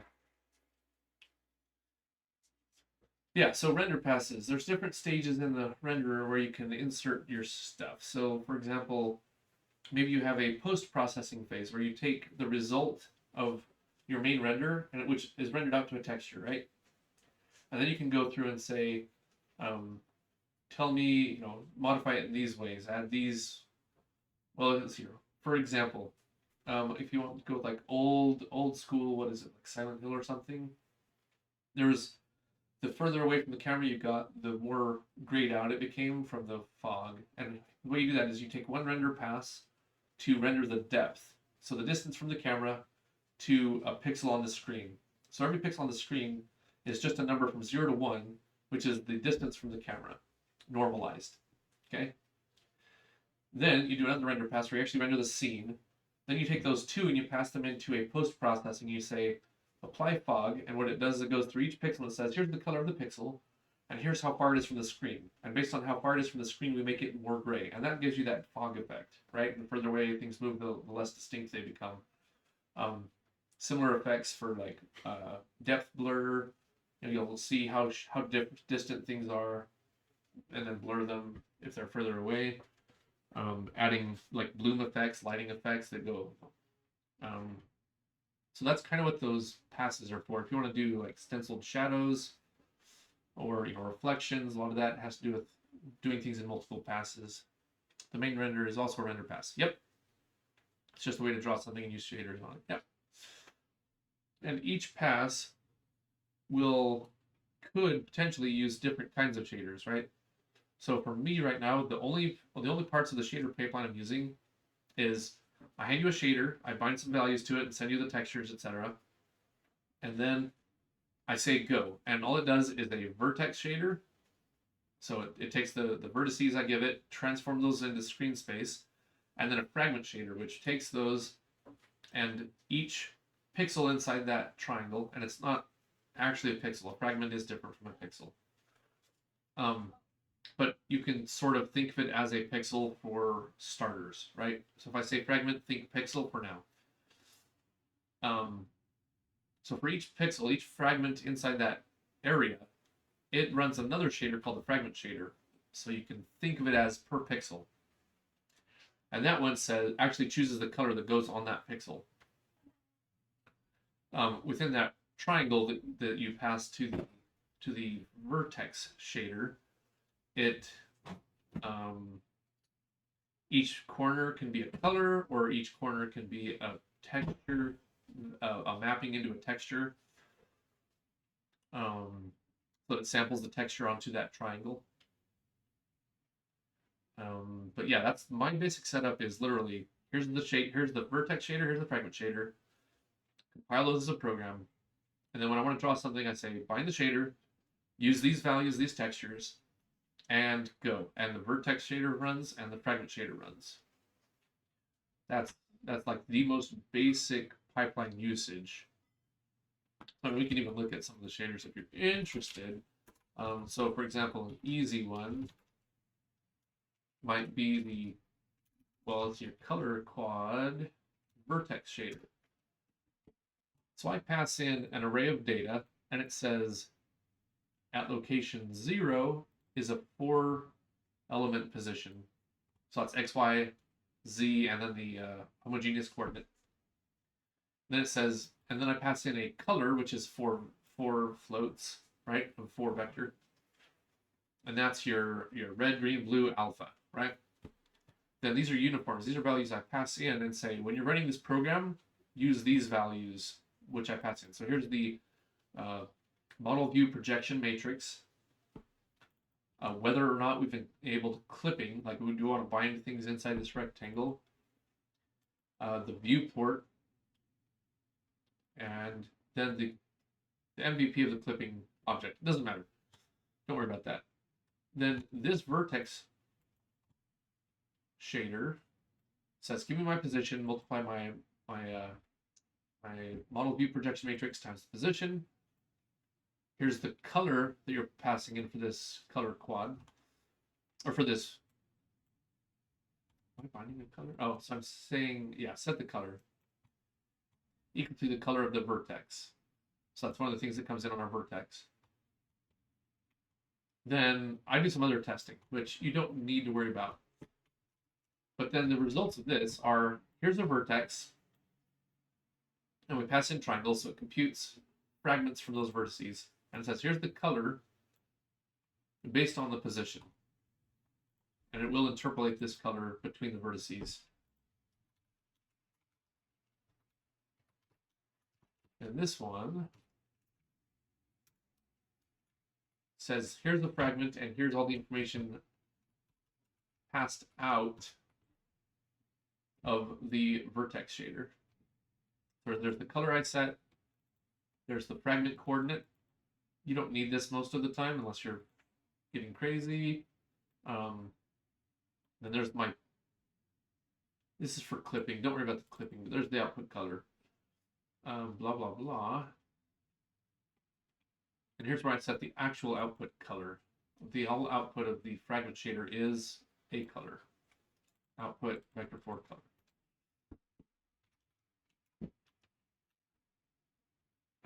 So I don't know if that helps. So let's look at where we actually use this. So those shaders are compiled. When I'm using a color quad, when I render, blah, blah, blah, I update my vertex buffers if I need to update the colors and the vertices or whatnot. I update the quads, etc. Okay, I bind my shader. The shader program is the combination of fragment and vertex. And then I set these uniform values. So I basically say, for this program, here are some values you will need.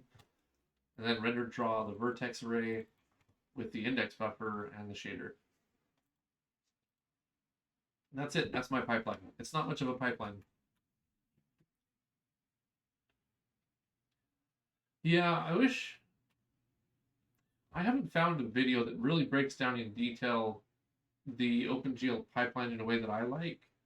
I will keep my eyes open. I also haven't really looked for it since I got the basics down. The basics were enough for me to start this project. And then I limited myself to OpenGL 3.3, so no bells, no whistles, nothing fancy, nothing new, so that I wouldn't spend too much of my time learning shader programming and OpenGL in detail for this project. Because the goal is to just get through the process, get the project out, and kick it down the road. And then we'll do something more fun next time. So I will be spending more time learning OpenGL ins and outs. But for now, I settled for beginner's knowledge of OpenGL. So outside of the very basics, I can't tell you much more. The vertex array is based on what? The vertex array you define. So for color quad, I tell it, here is a buffer of floats, and the first 2 floats are a position, the next 4 floats are a color. And actually, OpenGL is smart enough to figure out this part, which kind of blows my mind. No, that's the wrong one. Color quad, vertex shaders. Up here, I told it there's 4 floats. But here, where I lay out the buffer, I tell it there's only 2, and it automatically fills in the 0 and the 1 for the homogeneous coordinates. It's really smart, actually. If I passed in 3 for a color here, if I didn't pass an alpha channel, but I said vec4 color here, it knows that it's a color. It'll fill it in just fine. So yeah, so I create my index buffer, which contains the indices of the triangles, and then I create the shader. So this is the vertex and the fragment shader being compiled together. Then I tell it the layout for my vertex buffer. Where's my vertex buffer? I have a vertex buffer size. So my vertex buffer size is actually hard computed, I guess. You don't have to hard compute it, but I can here. Vertex buffer size is the number of entries per vertex, which we said 2 for XY coordinate and 4 for color, right? So that's 6, times the vertex count for a single quad. Your vertex count is always 4, right, for the 4 corners. And for indexes, it's always 2 triangles, so it's 6 indices for a single quad. So I can actually statically declare a lot of things since this is not resizable, it's not dynamic. Every time I ask for a color quad, it's fixed size. Unlike the color quad batch, which lets me draw a whole bunch of rectangles. I don't know how many rectangles I'm going to draw, right? You have to tell me. So instead of being able to statically define my vertex buffer, my index buffer, I have to create those when I initialize the color quad batch. So if you look here, I'm setting up my indices. Here I'm initializing my vertex buffer size, right? It's the number of entries per vertex, vertices, times the number of quads, which I didn't need in that last one because I'm only rendering one quad there. Here I'm rendering some number of quads. Then I can add the buffer with its layout to the array and set up my index buffer.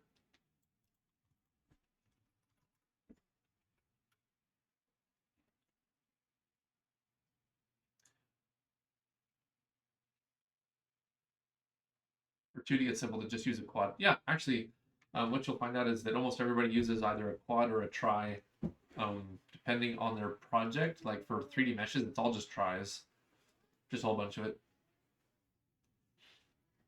Yeah, Cherno's OpenGL beginner. Like if I just followed that for like the first several videos. Let me see here. Pretty sure I've shared this link out before, but you know, it doesn't hurt to reshare it. It's where I learned like enough of the basics to be like, okay, I can now put things on the screen and draw them. So that's kind of what I. From there, everything else I've done since has been basically based on those ideas and extending them as I come up with, you know, I want to do this, and then I think about it. So let's see here. In this one. I just followed it step by step. I mean,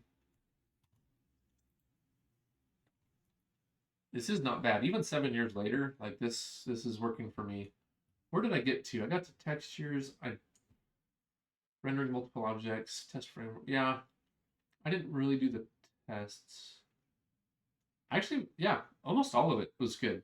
All the way through. All 31. Follow along step by step, copy the code, change it as you will to make it yours, but I know basically very little outside of those videos. But I have been also restraining myself. Like I've seen some crazy cool OpenGL things I want to get into, and I'm like, no, 3.3, no extensions. So I'm just trying to limit my scope so I don't blow up. The reason I picked such a simple game to start with is so that I don't lose scope, and like I want to get this out this year, right? Take a short break by doing other projects, and then start on another game, which will be more involved. And that's when I think I'll spend a lot more time on OpenGL on that one.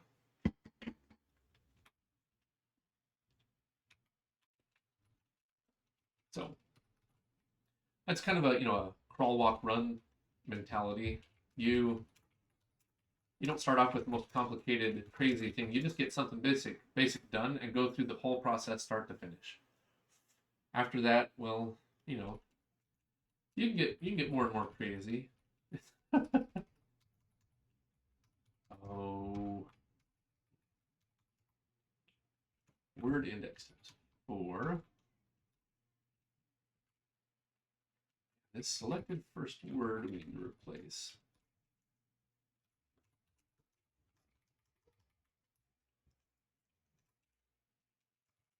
Result equals new. Wow, that didn't work very well.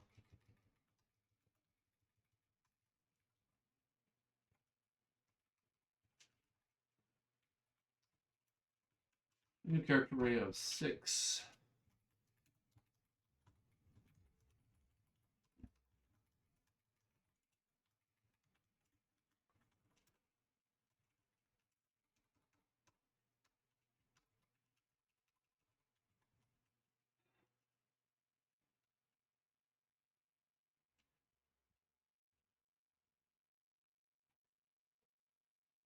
0, 1, 2, 3. Yep.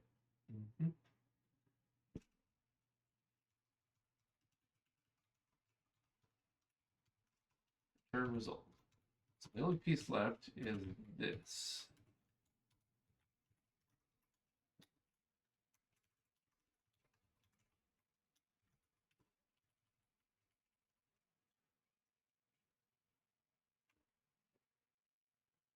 Selected word index.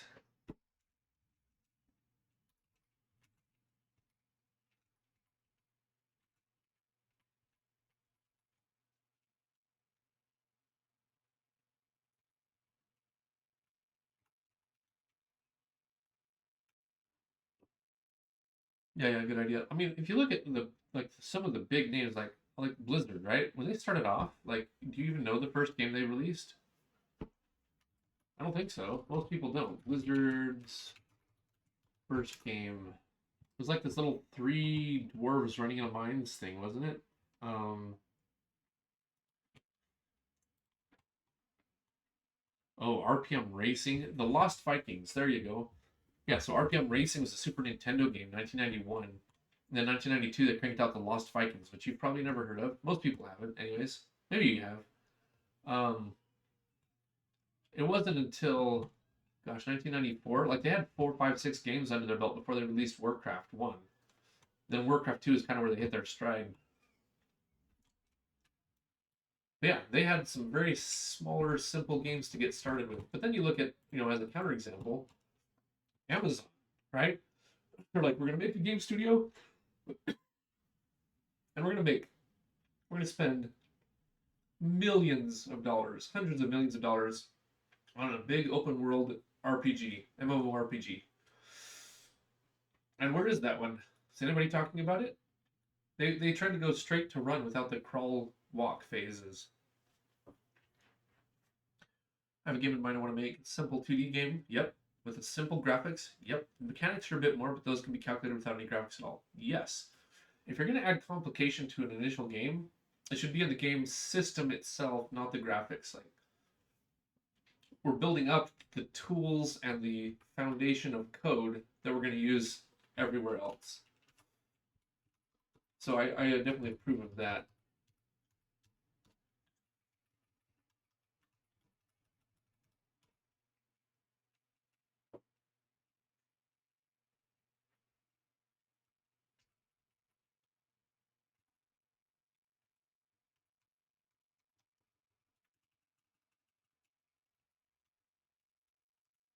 Is that it?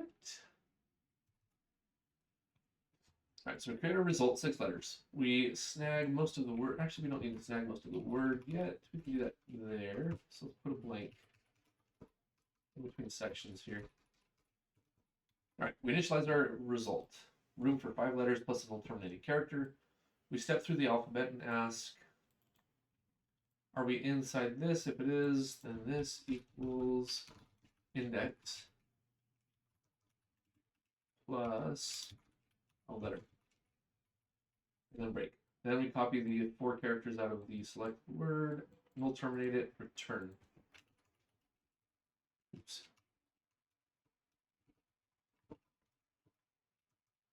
And I'm not even saying I'm doing things right. Like, I'm not a game developer by training or anything. Like, I'm not a professional game developer. I'm doing this for fun and for my own education. So I'm probably doing a lot of things wrong. And I'm okay with it.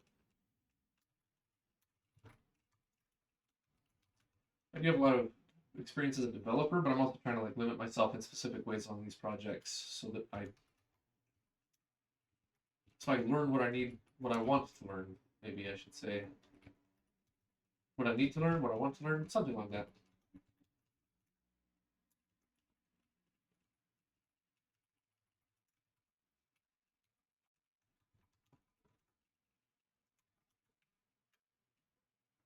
One of the biggest games in these modern years had one of the most horrid codes ever. Undertale, yeah. I've heard there were some nightmares about that. Yeah.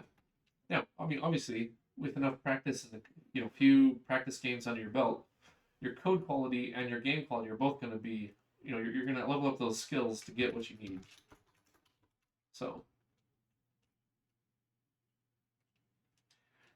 yeah, maybe that's something I need to do is between games. I'm gonna do like some of my own code cleanup, feature improvements. I need to build my own project management system, which I've sort of been playing with lately. I've got like non like small projects to play around with. Could be fun. But one thing I do need to do is do a lot more OpenGL learning. Maybe I need to research in such a way that I can clearly present to people what a beginner needs to know about OpenGL in a more succinct form. I don't know. There's so many resources about OpenGL, but most of them are not very good for a beginner. I don't know. I gotta think about it. Gotta play with it. Dang it! Where's my fill button? I don't see the fill button. Cheat works.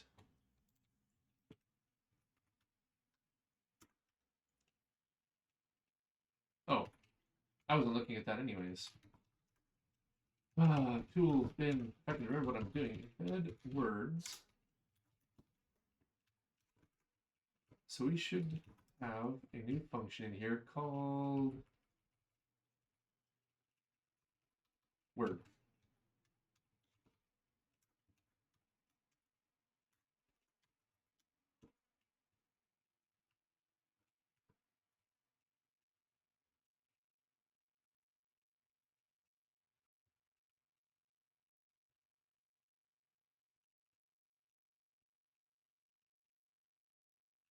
Oh, that's probably good assert to put in.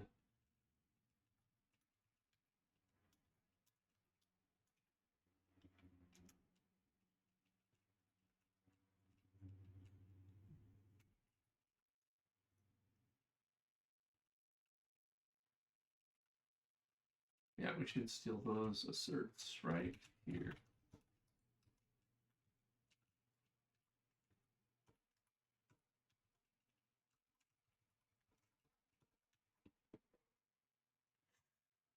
Okay.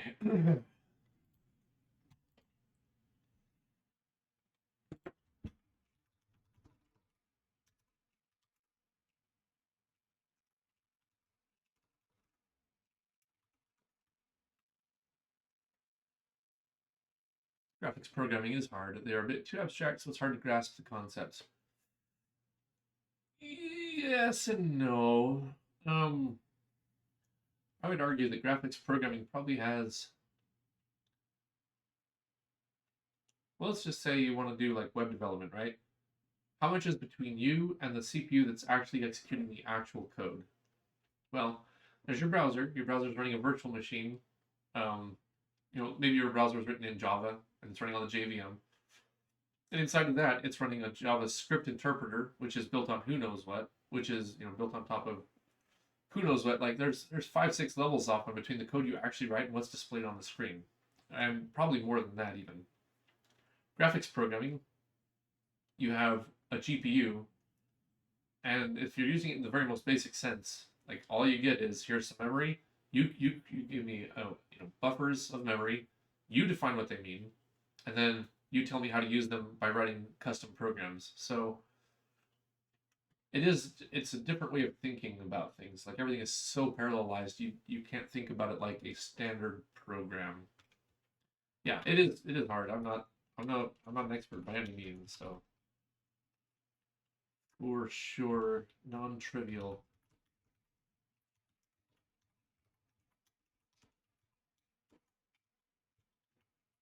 Oh, I have not reloaded. That would help. There we go.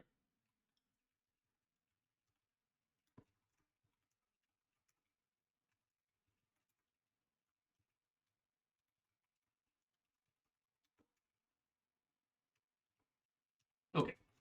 We assert, we create, fill it up, return it. I don't know, looks okay to me. Which brings me back to GameScene. Now that this is available,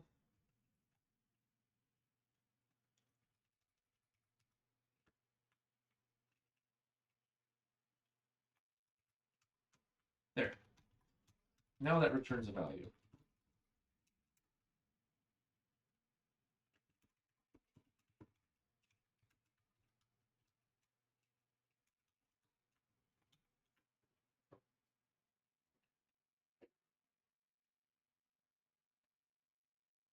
I think a lot of things too, people are too worried about understanding right away.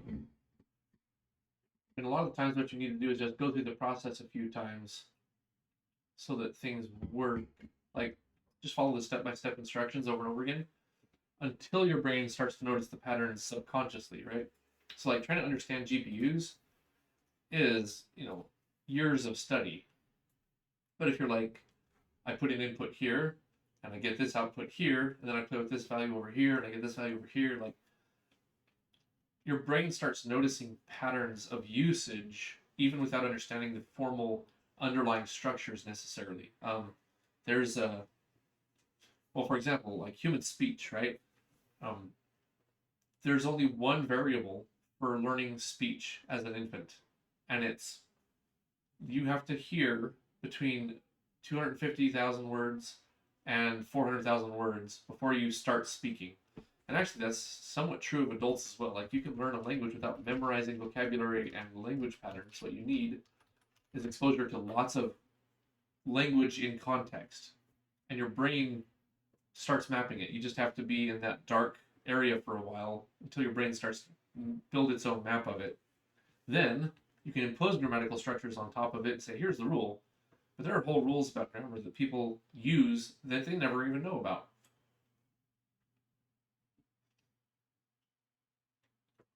Actually, it's kind of a fun one, but it doesn't matter. We'll dive off into the weeds too far here.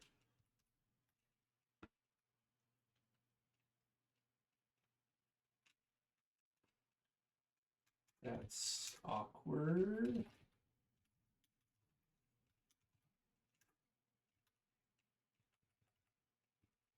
Oh, I forgot to change that.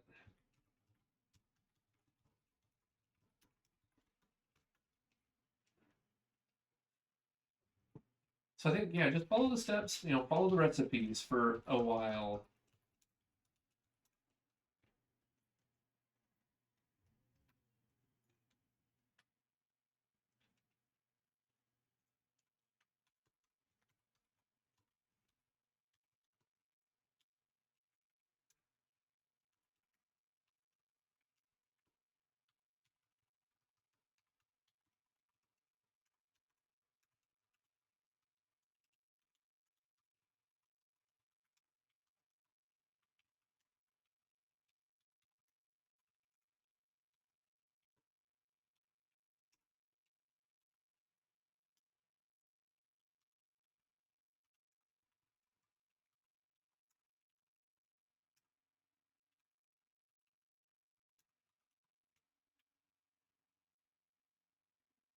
Like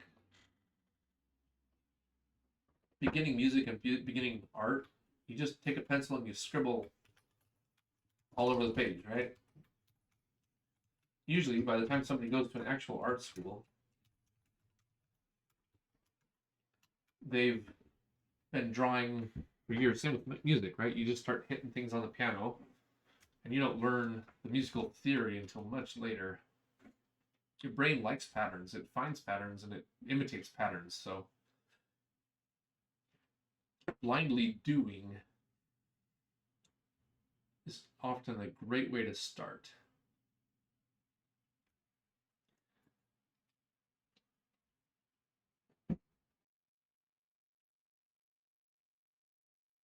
Through repetition is your brain find patterns, though. You have to keep with it.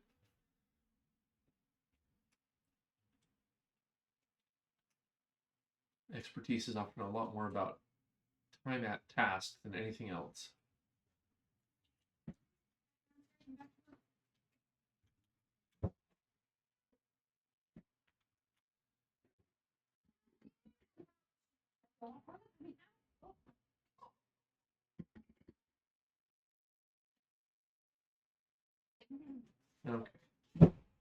Now we've got to build.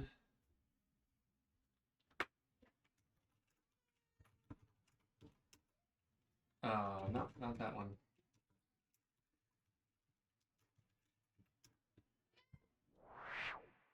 Okay. The fill button is left edge lined here. So that's just wrong.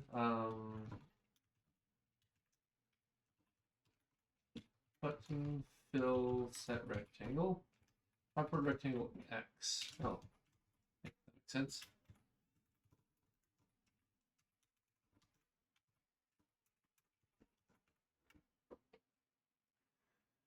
Yeah.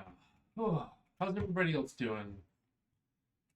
I feel like today is going a lot smoother so far.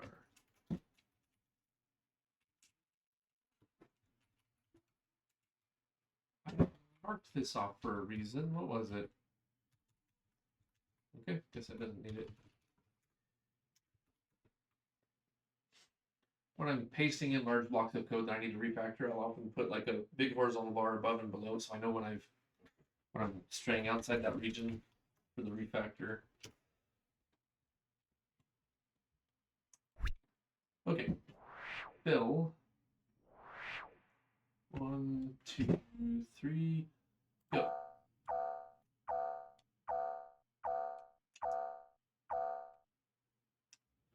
Well, it did do a lot of things, and that's wow, okay, awkward.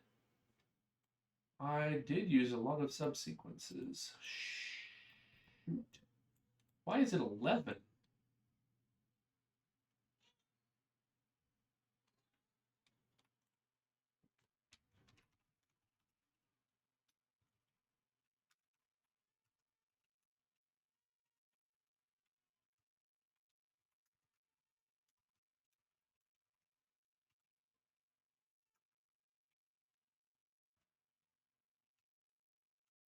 Subsequence count. More than, oh.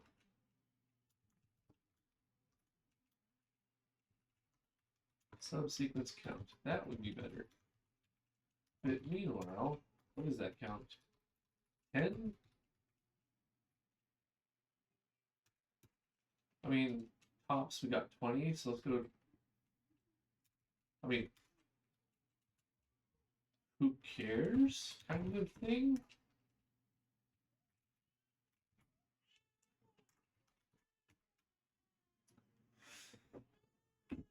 Fighting numerical double integrals in MathCAD. Arg. Oh, sorry, lost a lot of explanation. The nephew was crying, so I was checking him out. Yeah, yeah. No, I was just rambling. I guess to compress it, the brain notices patterns, so to learn something new, you don't have to understand the underlying fundamental structures of it, like graphics programming. You start the same way that an artist starts as a child, right? Imitation. You take the pencil, you make the same marks on the paper, you get the same results. So in graphics programming, you start with these little tutorials. Like the Cherno one is pretty good. He explains a reasonably level of detail, but if you just copy the code and then you start messing with code, right? You change this value here, you change that value there, you find out what the results are. Your brain starts to make those maps. You don't start understanding, you start off blindly. And that's, language acquisition. Same thing as an infant. They don't understand grammar rules, but they learn all the grammar rules subconsciously through repetition. So that's sort of the short version. Numerical double integrals in MathCAD. I'm sorry. Travest, thanks for joining. You have a wonderful evening. Get some sleep. Yeah. MathCAD. Awesome. I don't think I've touched MathCAD since that one piece you sent me that I tested my code against. Gosh, how many years ago was that? Oh, everything's gonna break, isn't it?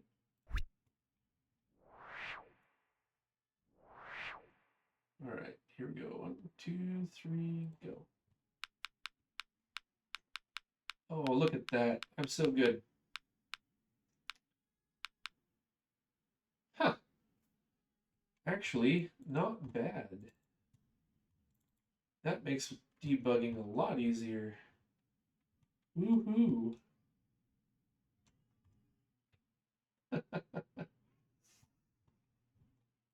Then we can cheat. Okay, debugging just got way faster. Now, the next thing to test was the following. We're gonna fill again, and it should stop one shelf short. It should be smart enough to do that. Okay. Then the last test is if we started ourselves. Then we say fill. It died. Search and failed.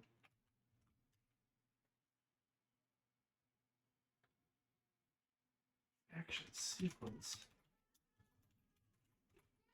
Oh. Well, no, wait a second.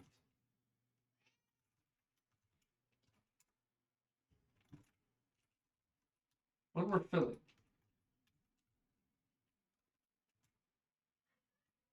guess count. So like 20 minus 0 is 20. So if we had 18 minus 3,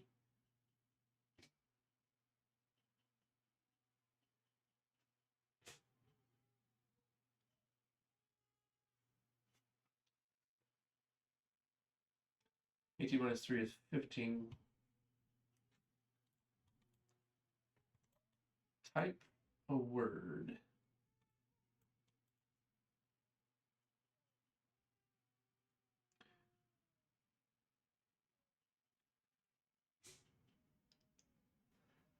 We can print out the word index.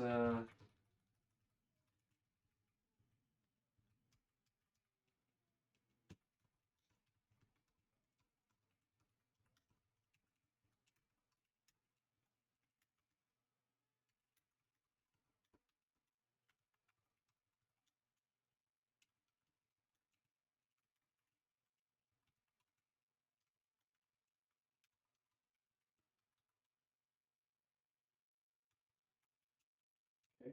That's not going to help at all. 3.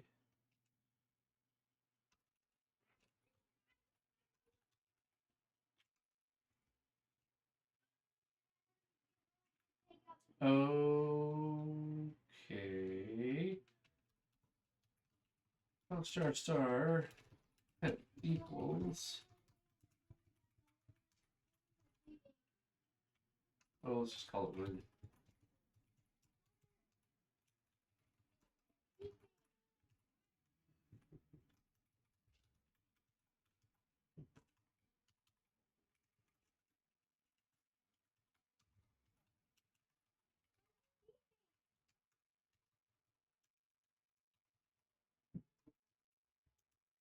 Clean up our memory.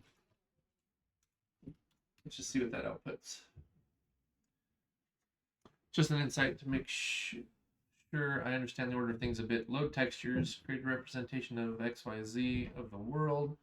From that, create a camera projection, instances of sprites, create vertex and fragments for each local instance, pass it to the pipeline, and let random pass. So yes, you upload your textures, you create your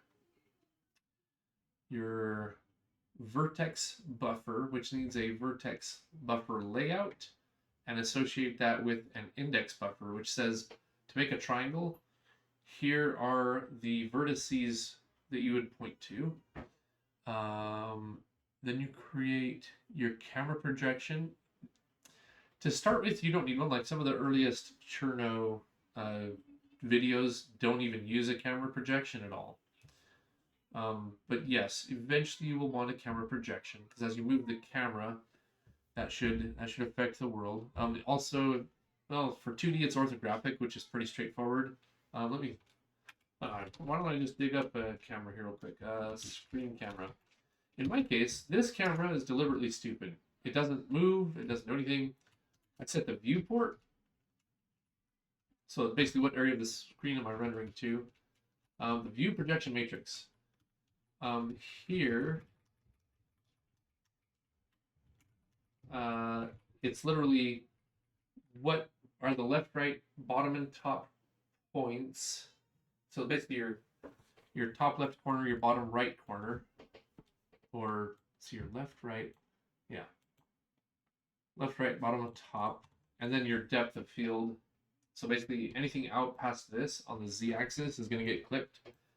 Anything out past that or nearer than that is going to get clipped. But this is an orthogonal, right? So I'm using GeoMath orthogonal matrix. So there's actually not much to it. It literally just says what's the size of the screen and draw to that. So this puts me in screen pixel space. And I don't move the camera. Like my whole game is fixed camera, size of screen, and I'm done.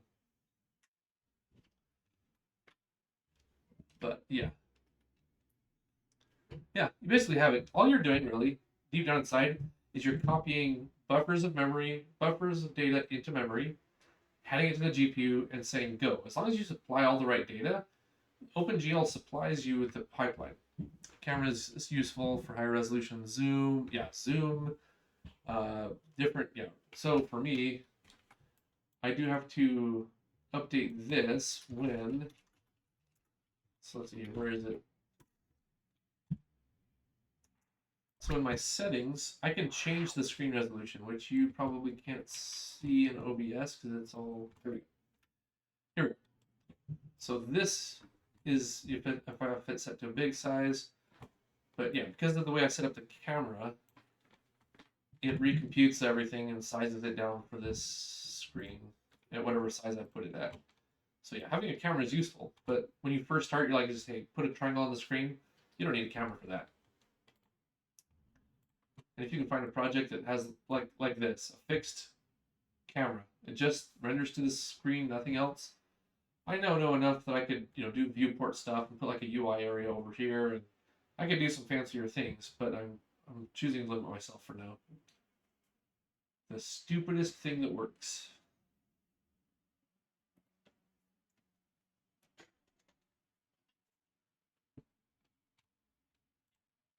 So there you have it. So yeah, camera's good. You should learn a camera. But you can start simple. Where was I?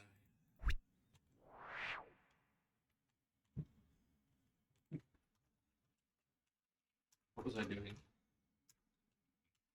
Oh, you were wondering why this wasn't working.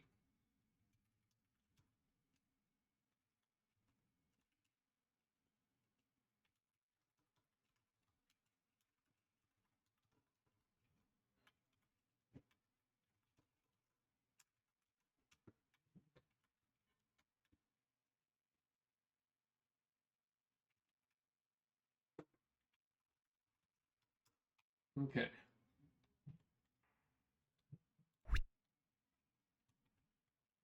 What?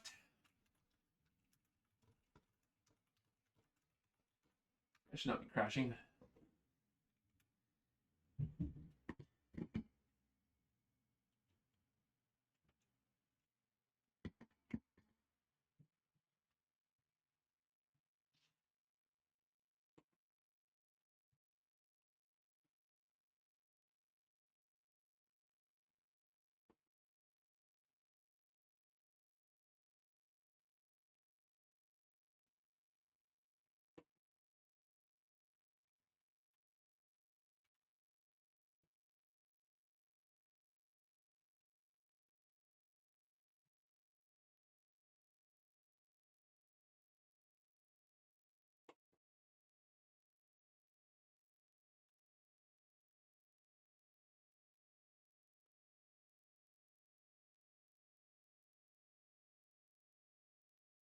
Yeah, I don't know enough about the web GPU stuff you're doing.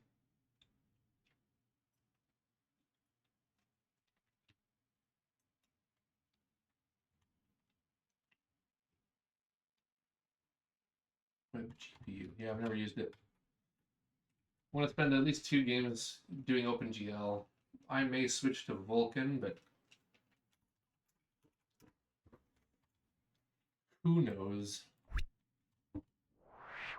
Okay, now when we fill,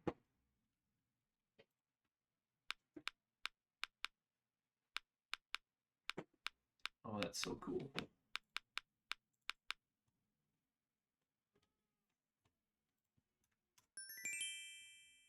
Wicked awesome.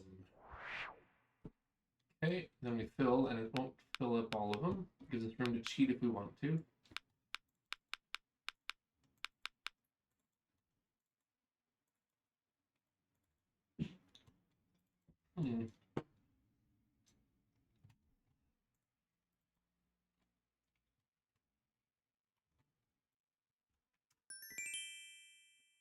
But if I type a word,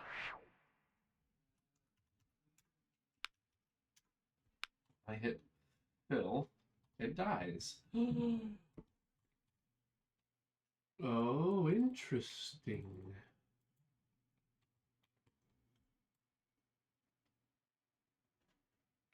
FG.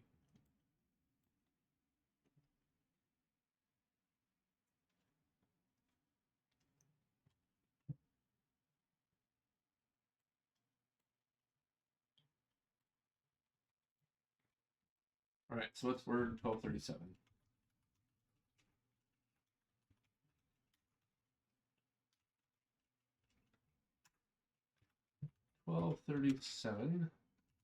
Lace GH.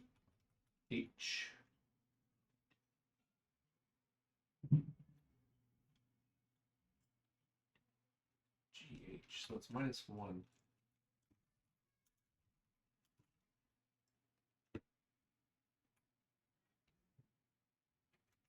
This is probably Trude.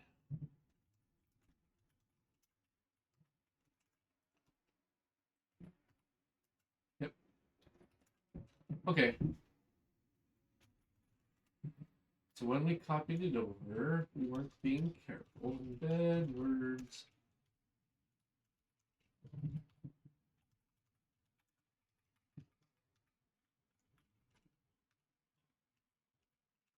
Index -1. That's where it is.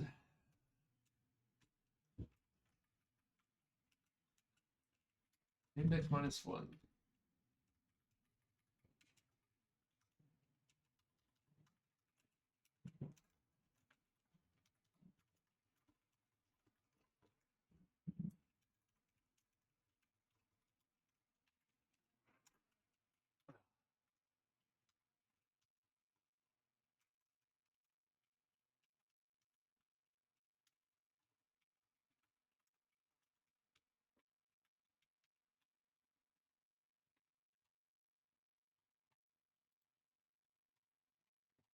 It is the same, it's just more verbose with less defaults. Okay, okay. More Vulkan-like. Yeah.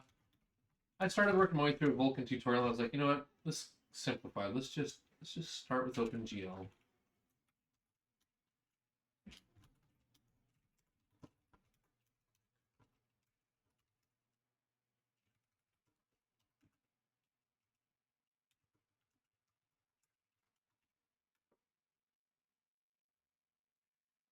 But I don't want to be stuck on OpenGL forever. I just want to know it.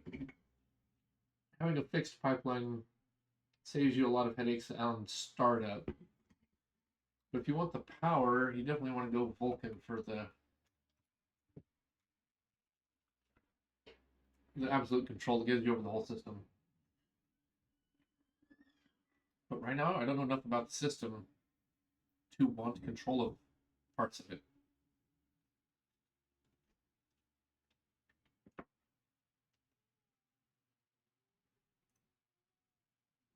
I think you also have a lot more control over the pipeline in modern OpenGL. My first foray into OpenGL was back a long time ago, back in GL begin, GL end days.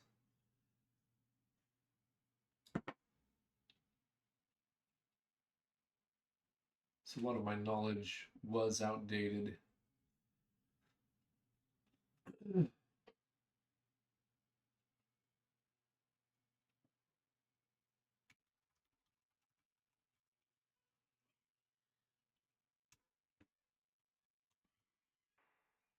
Okay.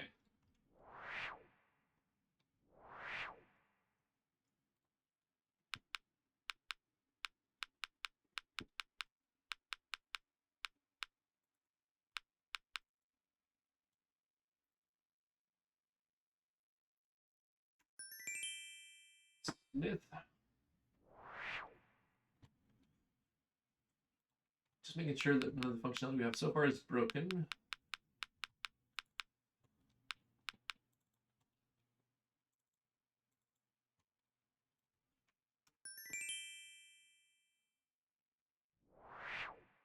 And now, Earth.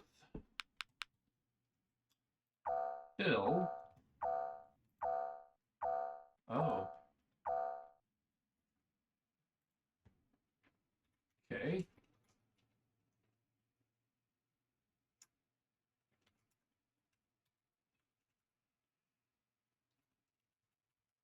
Surgs. Is that a real word? 230.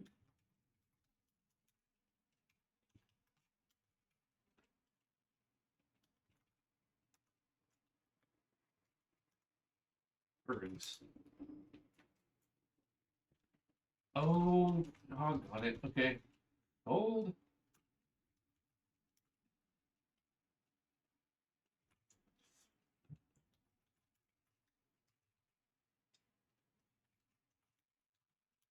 What we need to do is run our embed again. Okay.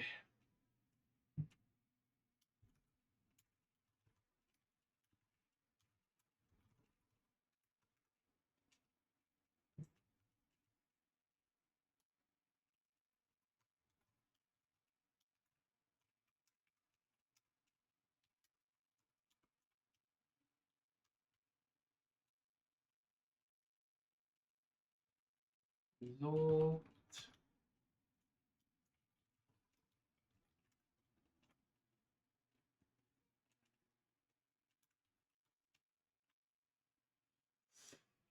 I'm using WGPU abstraction over all of them using the web GPU specification. Just try and write, and they run it. Yep.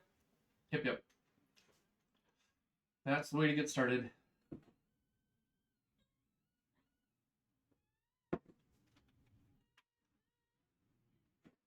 The way to get started is just get something that runs.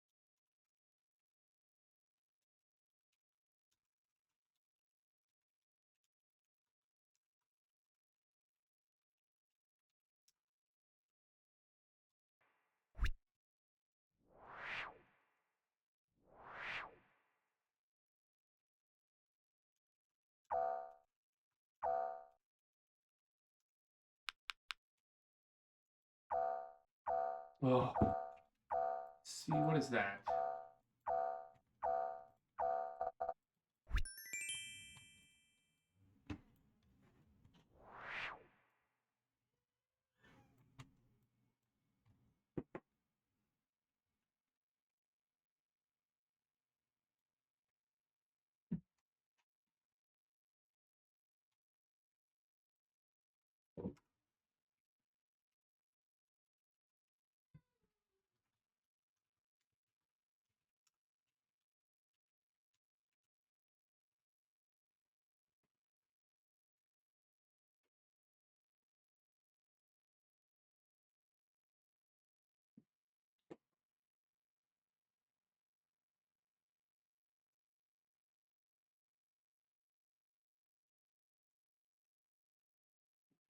And then the word itself, the word.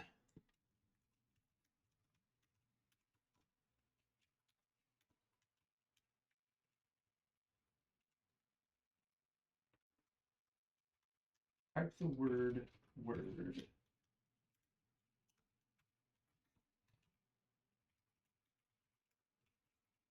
These are all valid words. 1 through 18.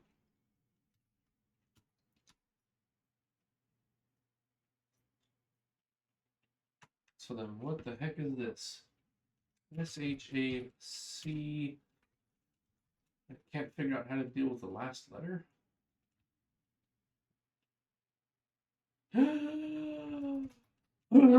Wait a minute.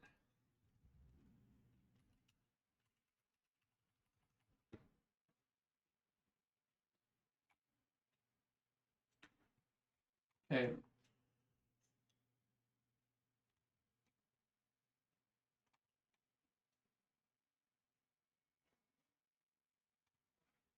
Nope.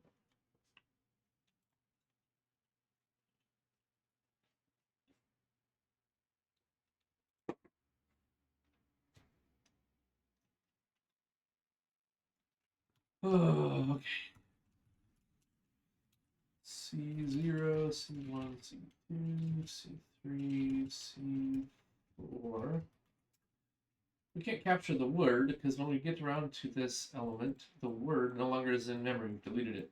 And we can't leave it hanging because that's what the memory leaks. So we're just going to capture the characters themselves. Word sub0. Actually, equals word sub index. We're just going to capture C. Actually, you know, we might as well do the work here.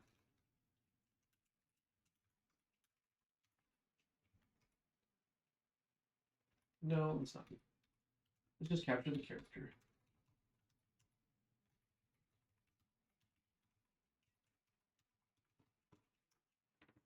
I bet that fixes everything.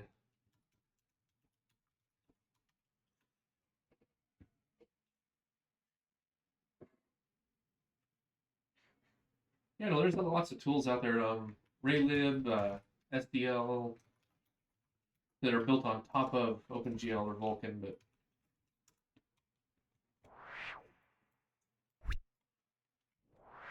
okay, now if I start with something like human and fill, oh, there we go, random words. Beautiful. Cheat. Slewed, huh?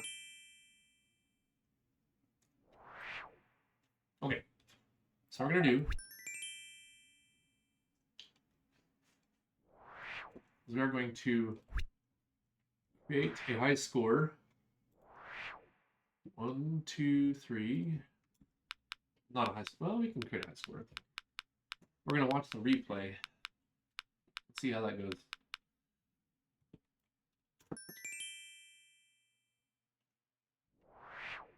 Okay.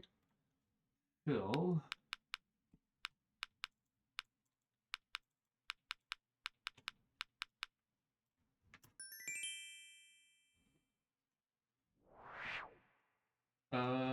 Let's see here. Vocals.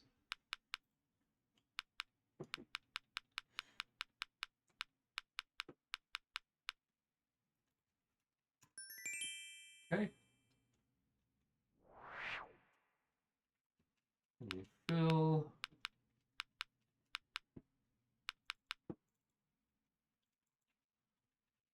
And then we fails. We take our high score.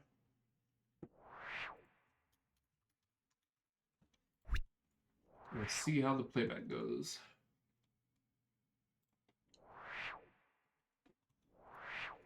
And go.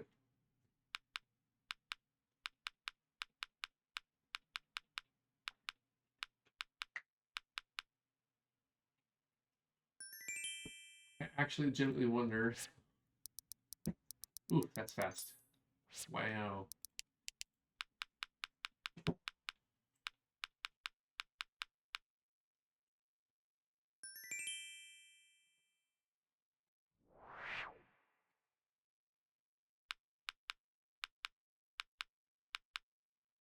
Cheating feels so good.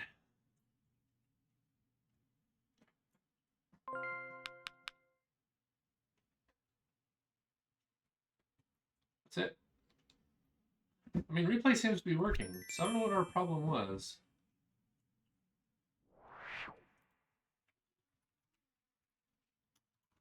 Yeah. We did that.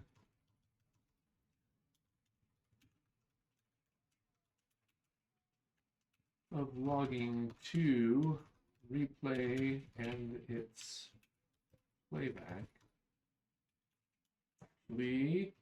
One last thing.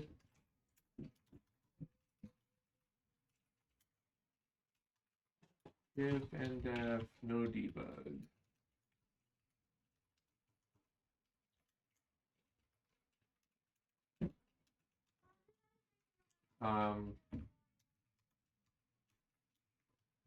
Debug replay. That's what I was most interested in. Okay. Inside of pound def if defs debug replay. That should help with future testing. The replay and playback themselves seem to be working fine. Added or improved cheat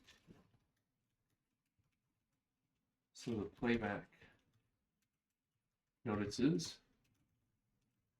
Also added fill to add a bunch of words real fast.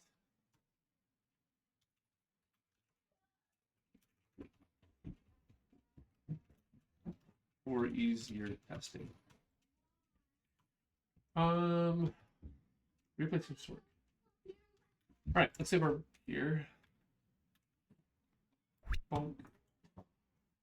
I like that fade out. That's not bad. They're a bit of a game library, so it has a lot of stuff already done that I want to learn. Yep. Do you use a whole lot of templates in C++? Nope. Basically, I only use templates if I'm defining my own container object. That's basically it.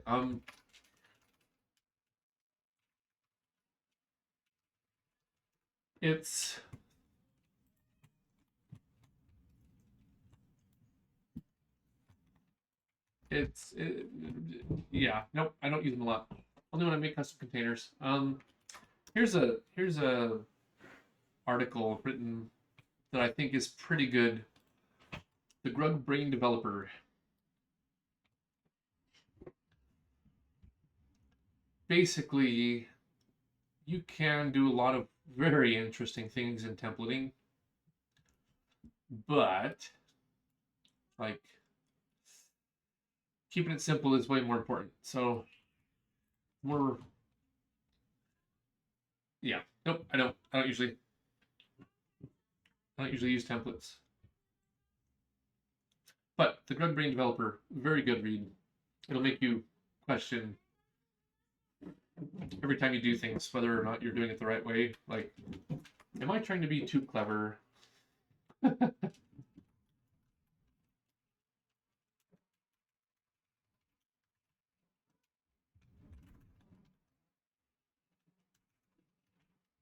going to update the add event.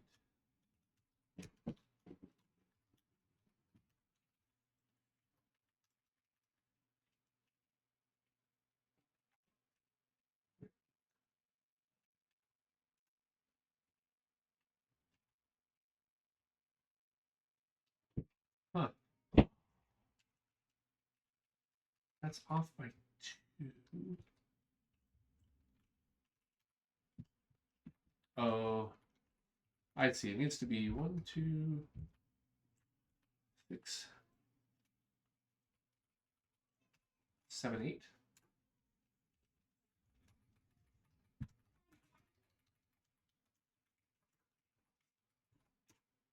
8.3 because we're going to have 4 leading, a decimal, 3 following. So make sure that works real quick.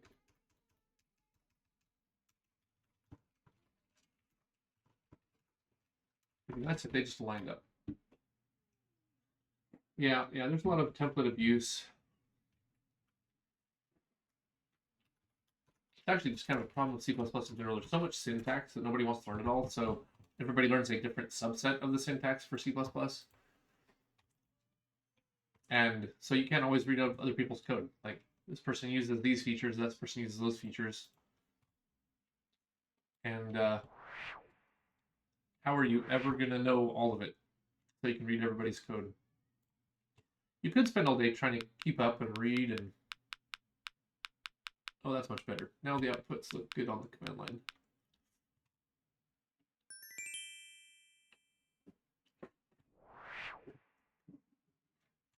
And we can see the lineup.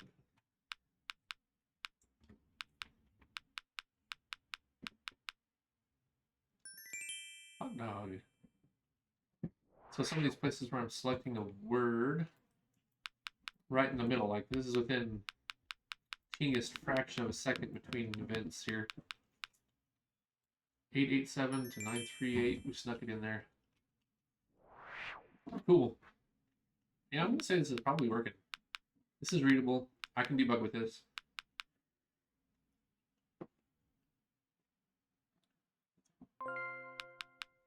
And this whole thing is working, so good. Yeah. So we're gonna quit.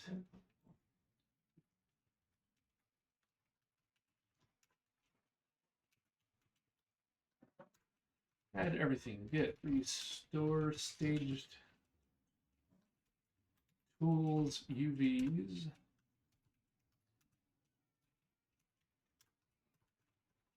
Okay.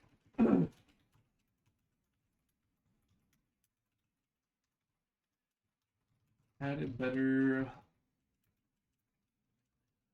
logging to replay playback in define debug replay. Cheat is better. Added fill. Super good. Okay, now we're going to make those 2 pings for left and right click. Right after a snack run. I need to do something besides chew gum. Chewing too much gum. So I'm going to go... This is why I see C++ loved and hated at the same time. Way too many whistles that are not needed. Yep. I mean... Yeah. Let me rant on that when I get back. I need to do something besides chew gum. So quick snack run. I'll be right back.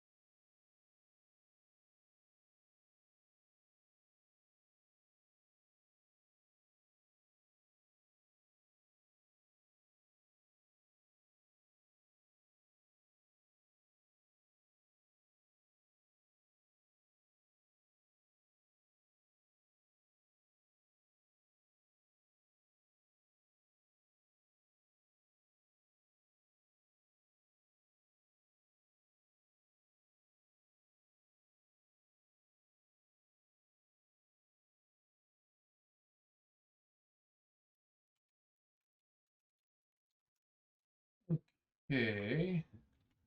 We are back. Yeah, so yeah, my personal opinion, C was almost perfect. If they were willing to add just a couple of specific features, I would not use anything but C. That is basically function and operator overloading, um, a proper module system, like not the import text header nonsense. That makes me sad. Sometimes the text replace macros are fine, but it would be nice if there was a stronger meta programming capability. But outside of that, it's darn near perfect. C does almost everything I like. But, so close. Anyway, so what we aren't just doing right now is distinguishing between a left click and a right click. So we need to do that. So we're going to go to the GameScene, and this is in Playback where we aren't distinguishing. So we're going to go to ping.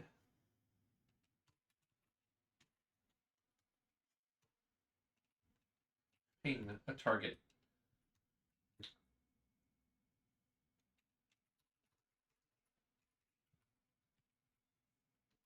Take the quad, we take the status. I think it's just the quad itself, right? And then we animate the quad. Yeah.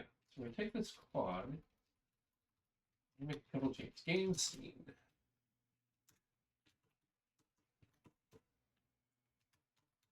And we're going to take a Boolean is left click equals true.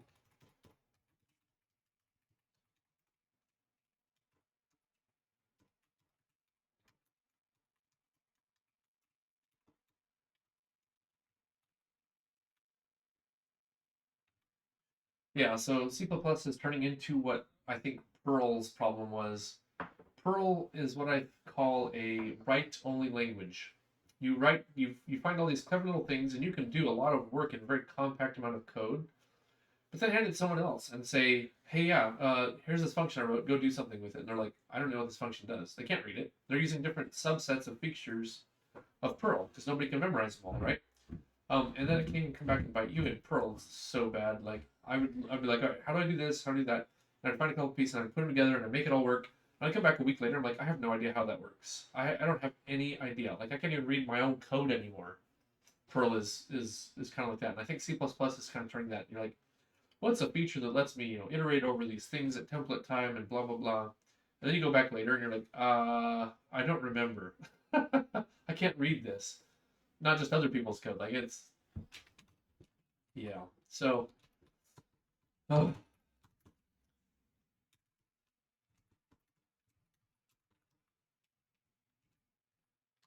Um left click this one. Yeah. So we're just gonna go to XYZ. Will be quad to set UV. If is left click, it's this, otherwise it's right click. That's basically it. I think we're done. I sort of joke, but the only things that really have left and right click are word reject is a right click operation. So when we ping, we say false. This is not a left click. Word accept is left click, so that doesn't matter. Copy deduction space is also false. That's a right. That's basically it. If I architected this all right, what did I change? Oh, yeah, that needs to stay. Definitely need to save that. All right. Well, I maybe that bell or whistle is necessary for your project, right? But then just build it, right?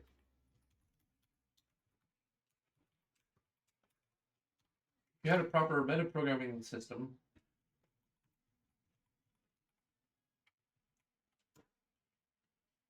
people could build the features they need and pass them around as not language features, but as libraries. Then I wouldn't be burdened by all the extra crap.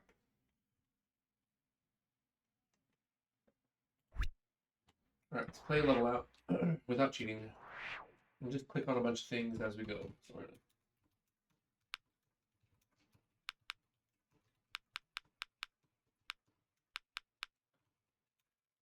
okay, so right click, ED is left click, right click, left click, right click. BD logs jacks, right click, waxed. W or X or B or Y. W or X or B or Y. Balls. B or W. Not both.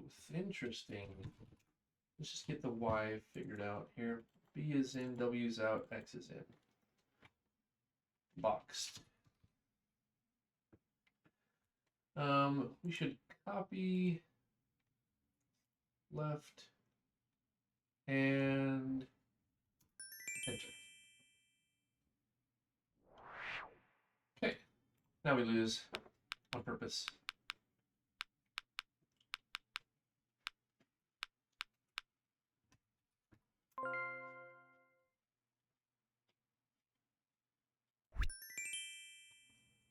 Now we watch the replay and we see if we can tell the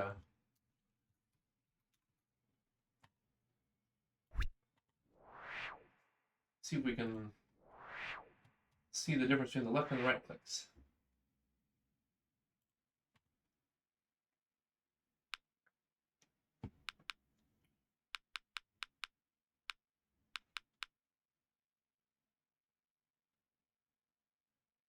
Right click, left click, right click, left click, right click.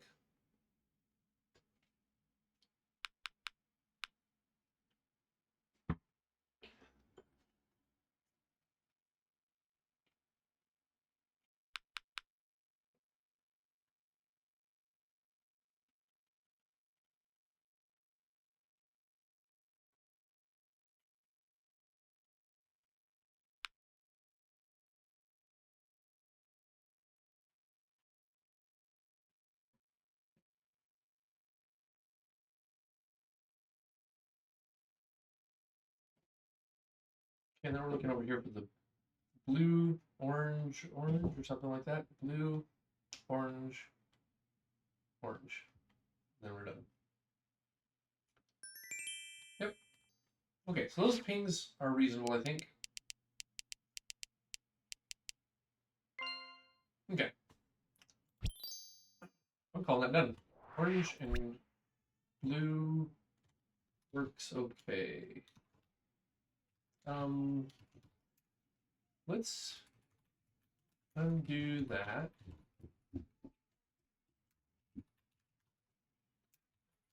And make sure that everything runs with that.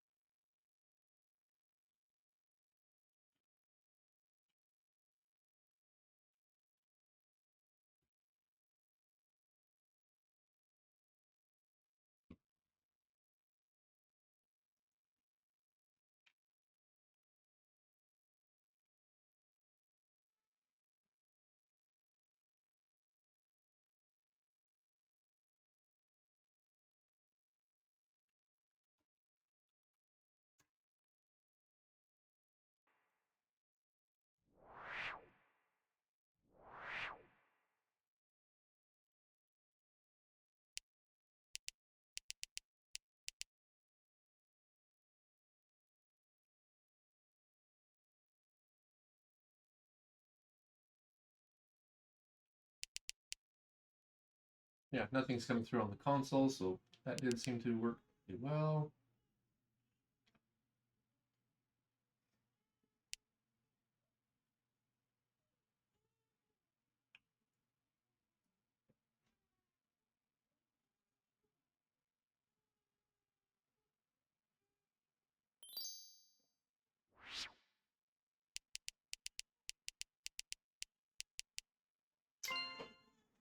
Okay.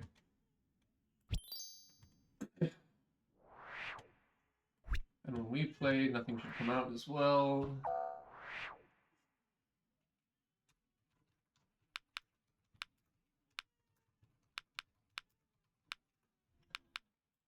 Nothing's popping out at me.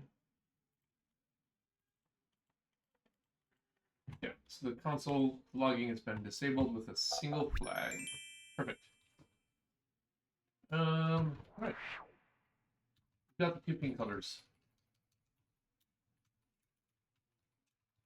Added the second pane to playback.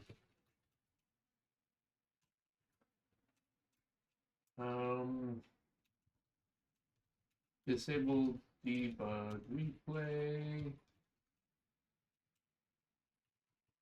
until we need to debug it again.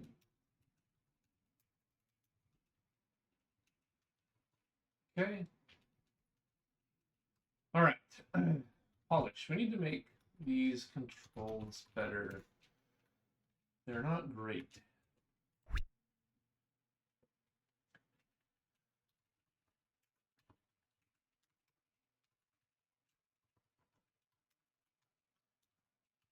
Added 2 pings.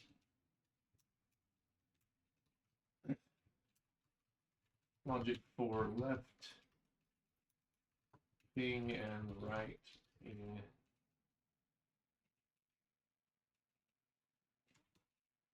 Guess that's it. We can amend the last message in playback. There we go. Okay. I don't know where I want the replay controls to live.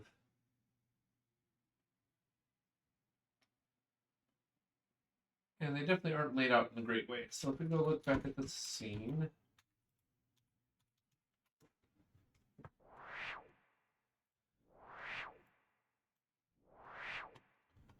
We've got advanced word, previous word, forward word, backward.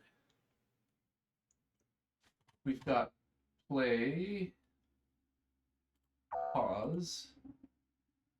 We've got reset all the way back to the beginning. Then we've got speed controls and the time notice. Wouldn't it be nice if all of these replay controls were all in a single panel somewhere? Maybe even with this label, just right here.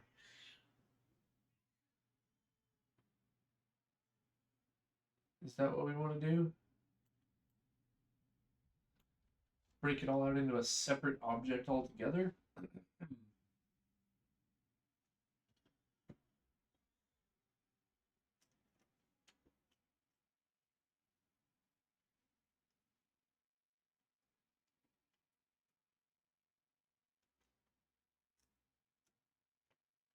Is that what we want to do?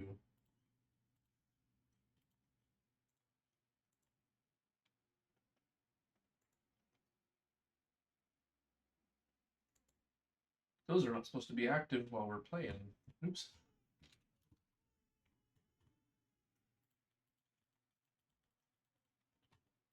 Oh my. Okay.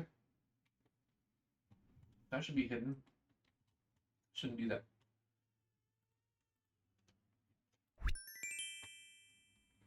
Let's add that to the to-do list.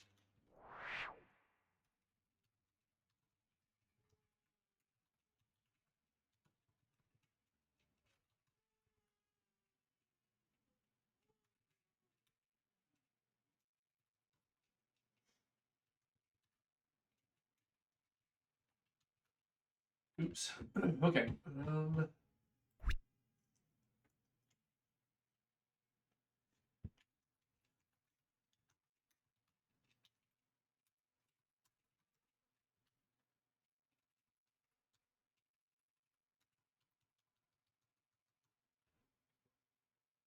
Wouldn't it be great if we could pull all of this out into a separate object? I think we do.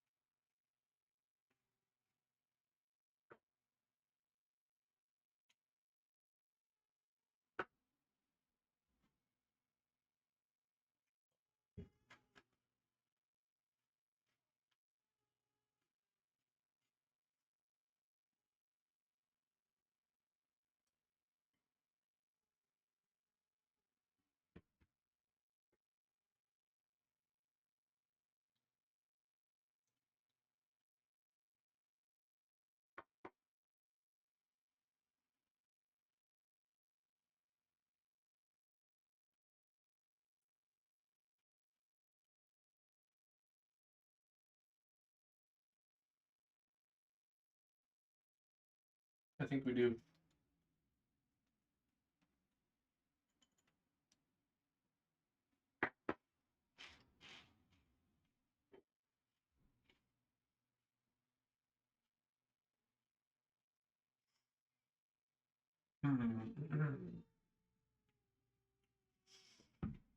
Which I guess we just call replay controls, right?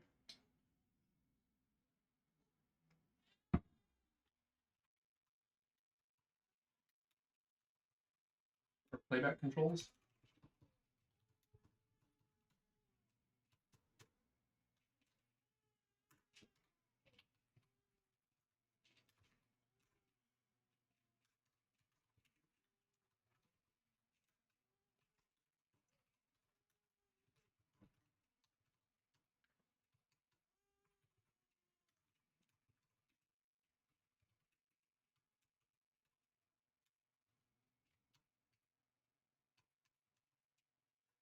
So we need 1, 2, 3, 4, 5, 6, 7 children. That's the goal here, I think.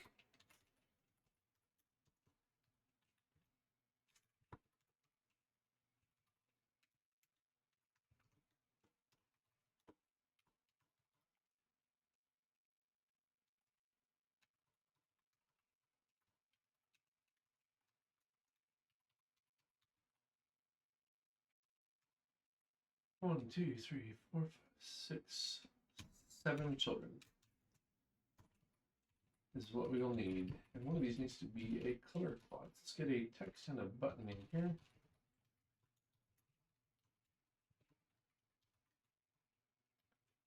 Maybe go texture quad.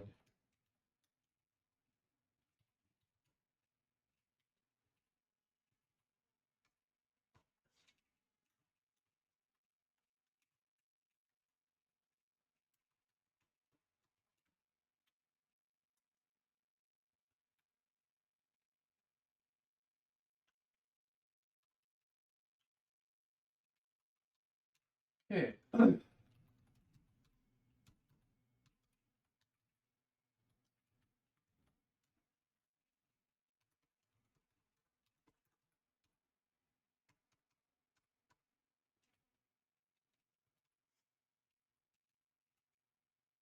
Button, button, button. Label. Button, button. Handle.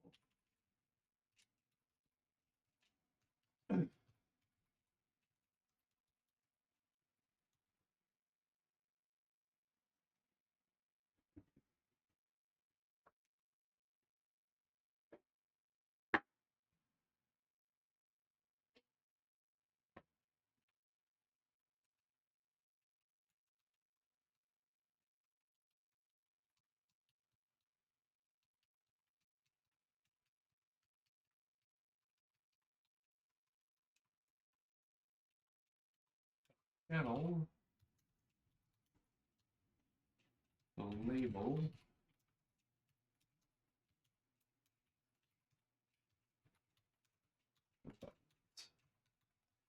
Out of curiosity, button. I can pass in the name of the thing now. So for reset, we were doing something like this. For speed up, speed down. Next word. Previous word. Where's the play button?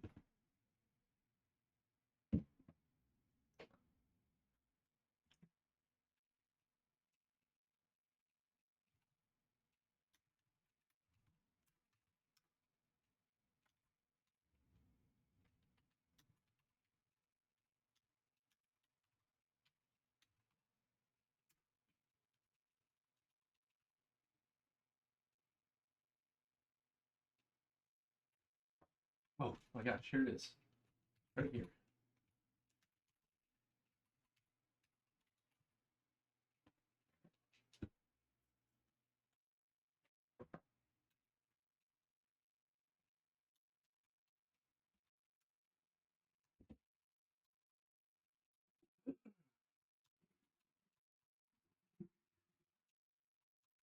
Okay, so we have play, pause, reset,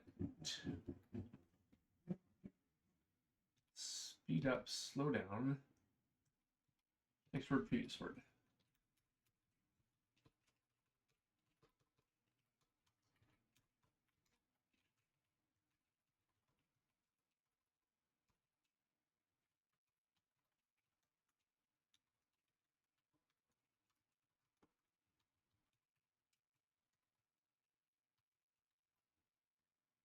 Okay. So that sets up the parent-child relationship for everything.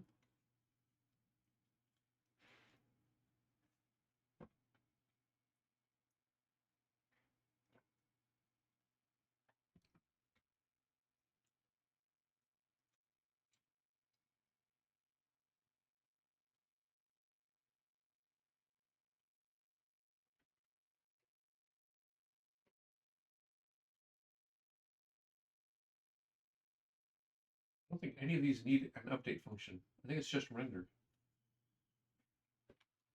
But you need a render function. We can steal that from button.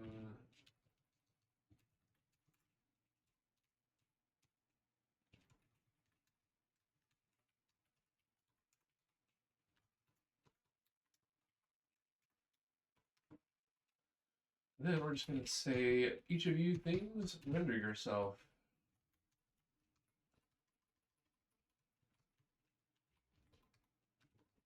We do that like this.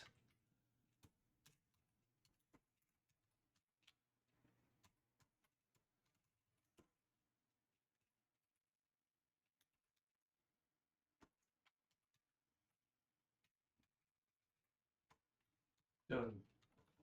Render implemented.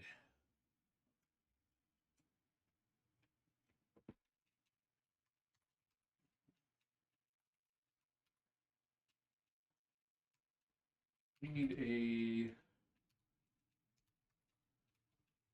view layout.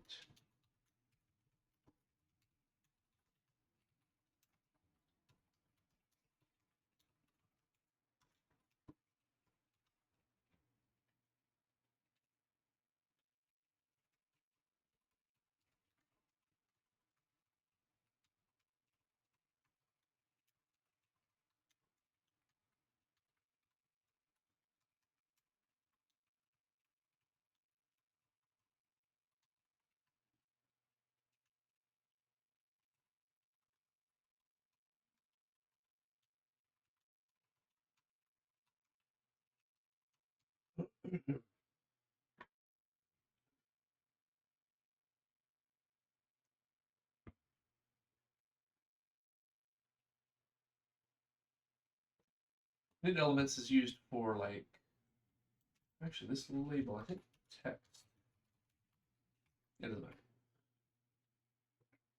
Oh, we do need the update function to update the text. And the playback. Oh, where's the playback? I feel like that's got to be somewhere. So many things. Replay timestamp. Replay runtime.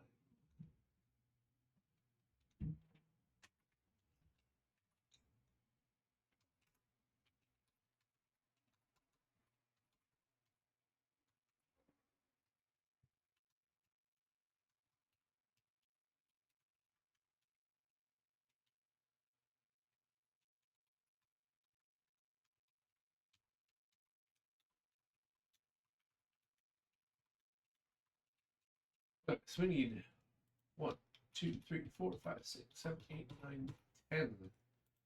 10 child objects. Okay. Easy enough.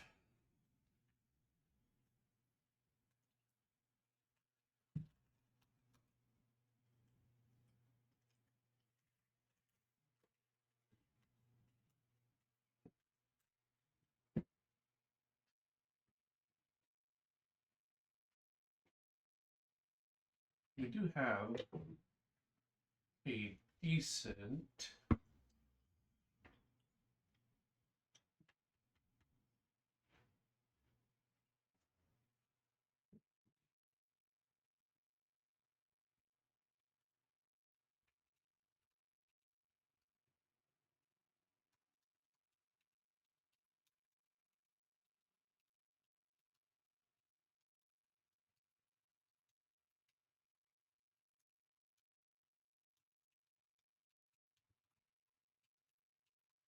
need to do this.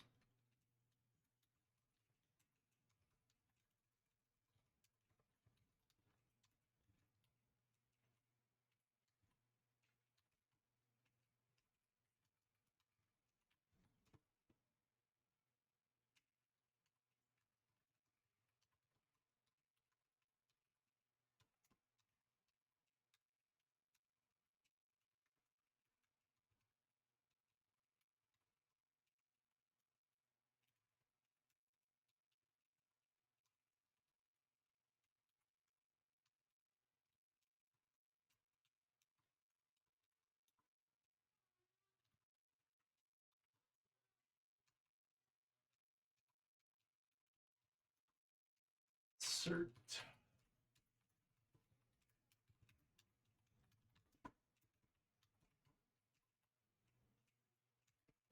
Replay. Not equal to null.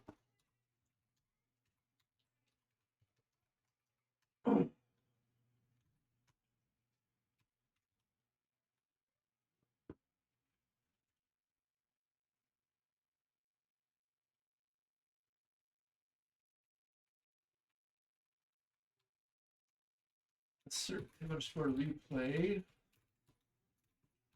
is valid. Playback. And assert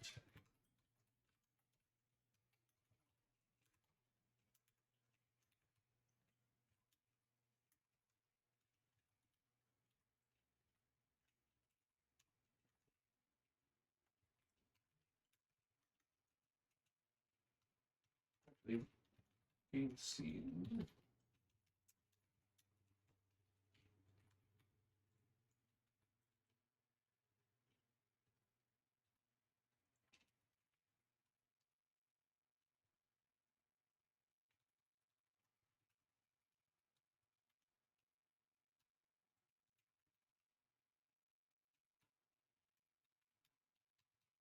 Insert replay mode is playback.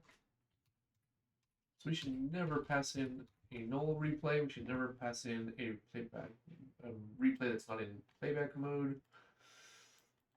We should never pass in an invalid playback. That seems reasonable. Init elements, do layout, render.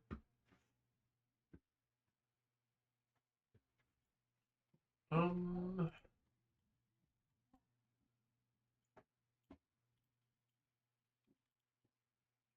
guess we do need an update. We'll do an update function.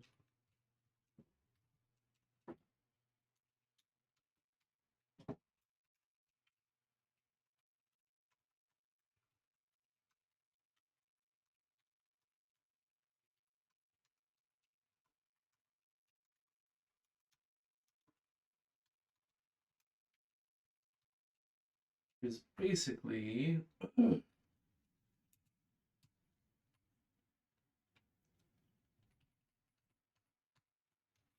this. Now we've already checked replay mode, so we don't have to check that ever again.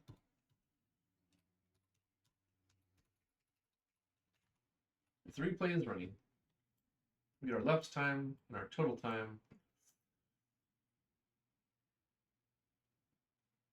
If they're super close, we just snap them together. Set the text E and T.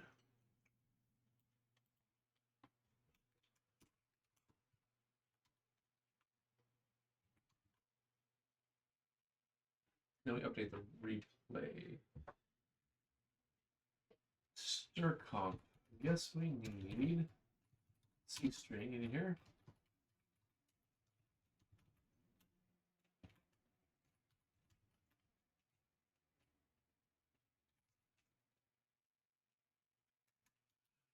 All right, game scene.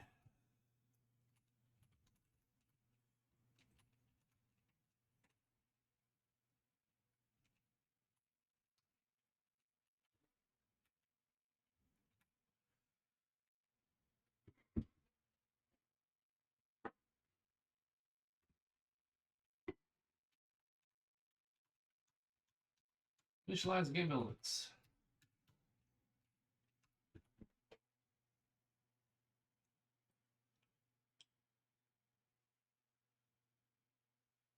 Oh.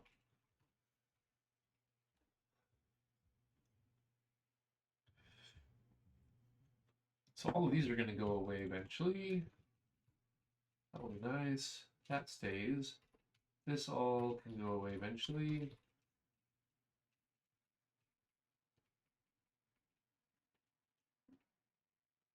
Okay, so the only one that really needs updating here is the label for timescale. 1x. Here's a bunch of callbacks we want.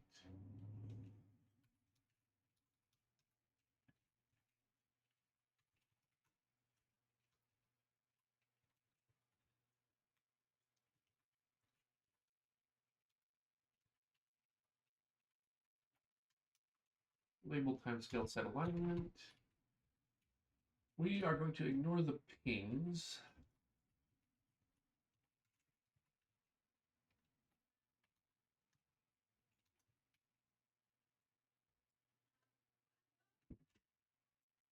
What function is this? Next level?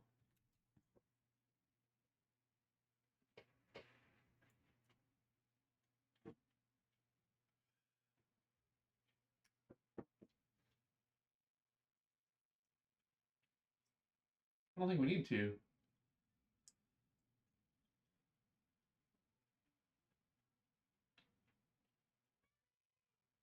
I don't think we will need to.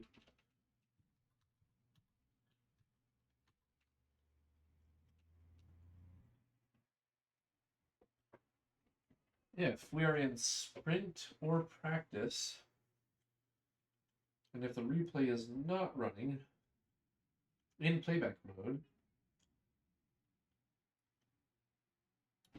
okay, so that is one thing we will need. We will need the elapsed play time. But we own the replay, so that's fine. That actually, this part can stay. This part isn't needed anymore. I think that's the rule. Okay. Don't care. This is something we will control.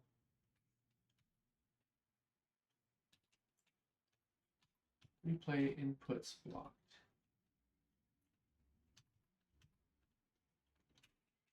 That will be an important one.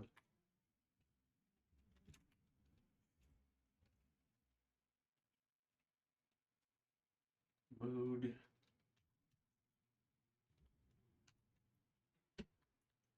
It's record. I don't care.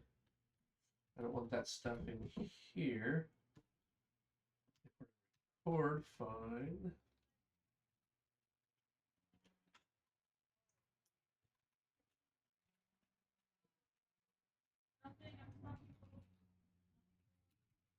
Okay. Basically, speed up, slow down is easy.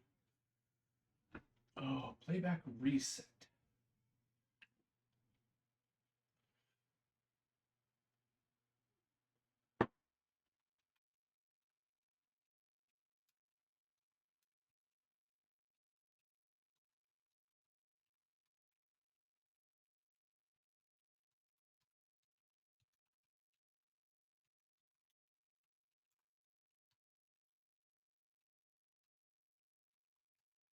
Speed up, slow down. Next word, previous word, reset. Toggle play pause. That's a little easier to look at, I think.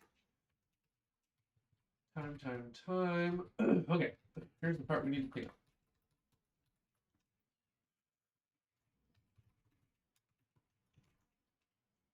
Here. A and B. And what we want is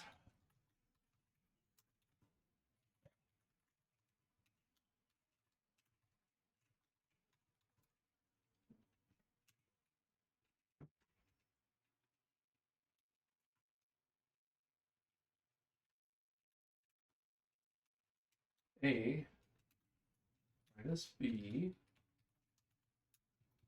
floating point absolute value is less than, I don't know, something. Now, if time, it's here.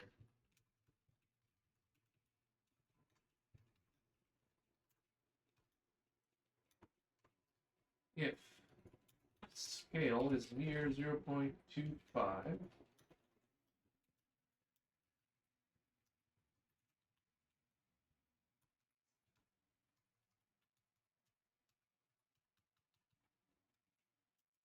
one quarter X.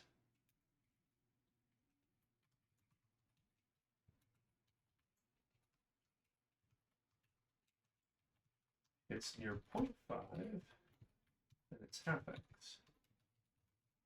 It's near 1, 1X.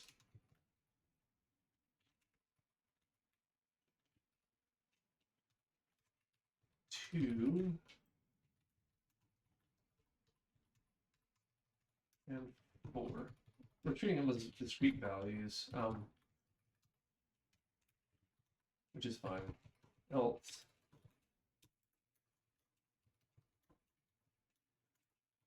guess we need logging in here. Makes sense.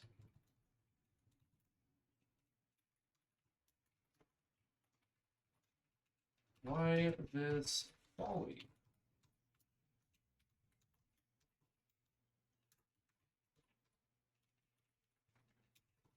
Void update time scale label.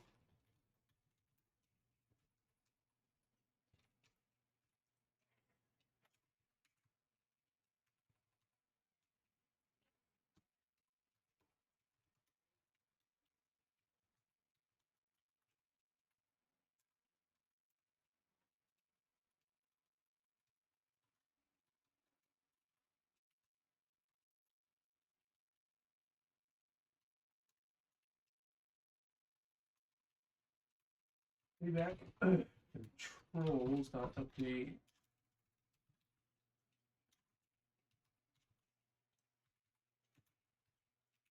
How did you get a time scale of module 0.3f, which is the scale?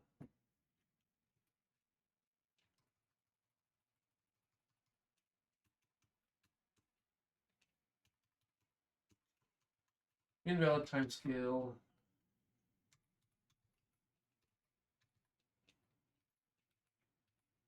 Okay.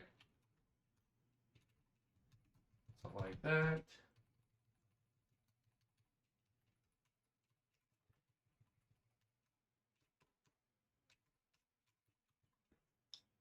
That should be fixing displaying fractions, not decimals. Replay controls near top of screen, yeah, so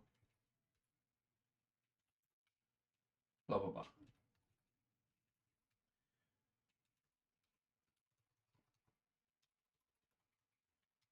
Okay, m underscore replay becomes m underscore button.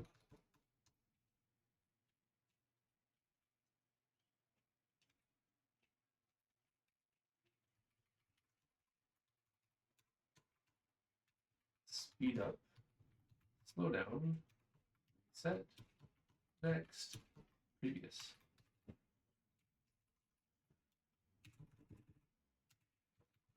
Easy. All right.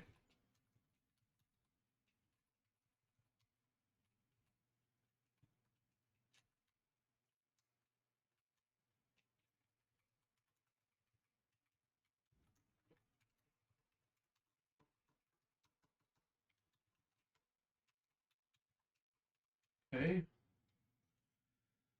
Now we need to steal more from GameScene. Reset is an interesting one. That fires off scheduler stuff. Finish level, next level. So basically, we need to hand in a reset callback, which does parts of it. This part we can do. We won't need to check this anymore. So basically, this.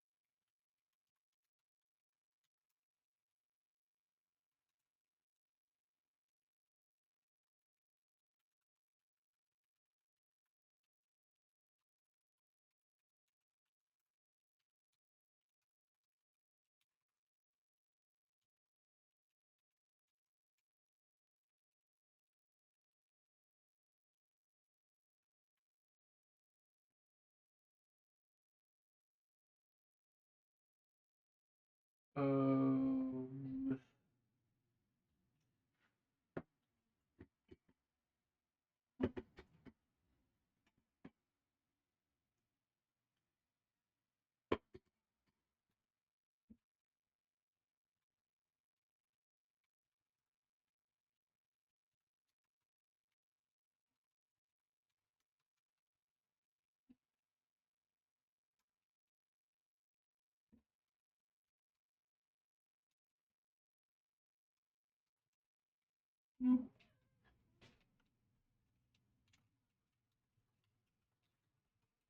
do callback, blah blah blah. Speed up setting. That's great.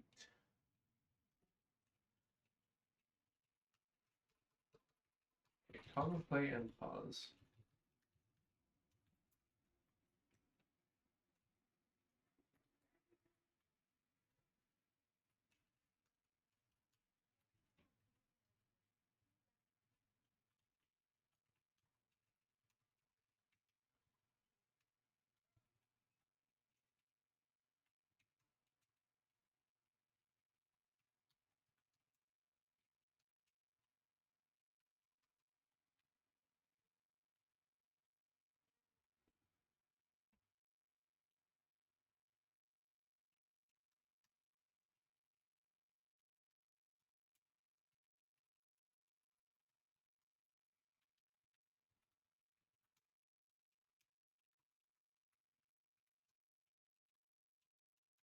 Okay, we gotta figure out some way to deal with that running stopwatch.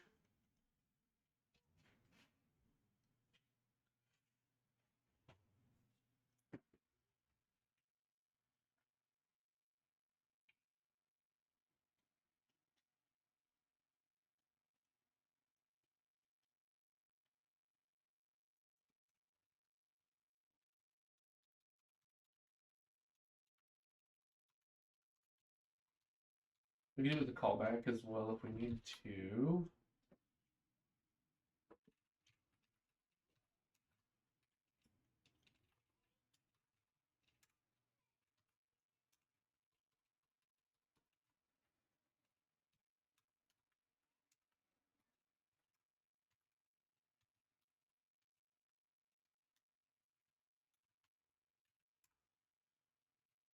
Okay.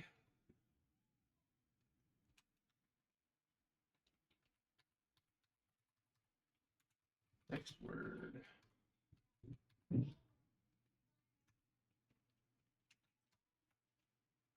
Scan to.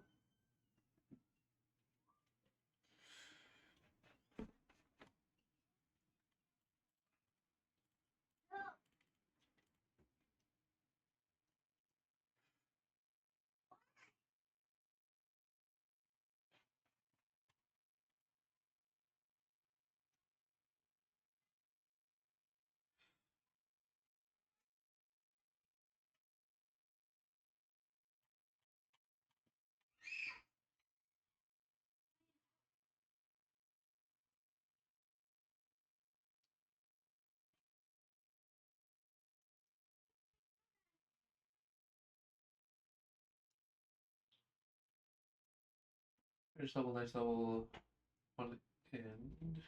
That. Guess that's it. I need the callback.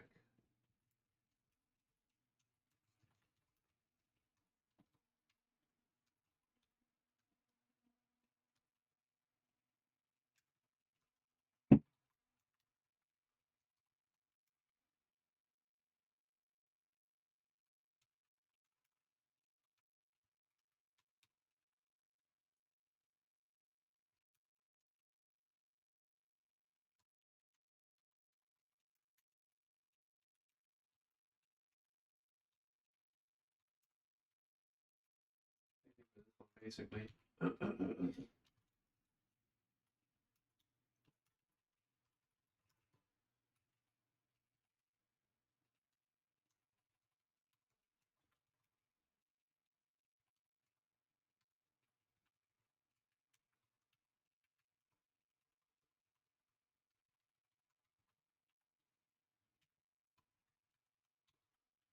Okay.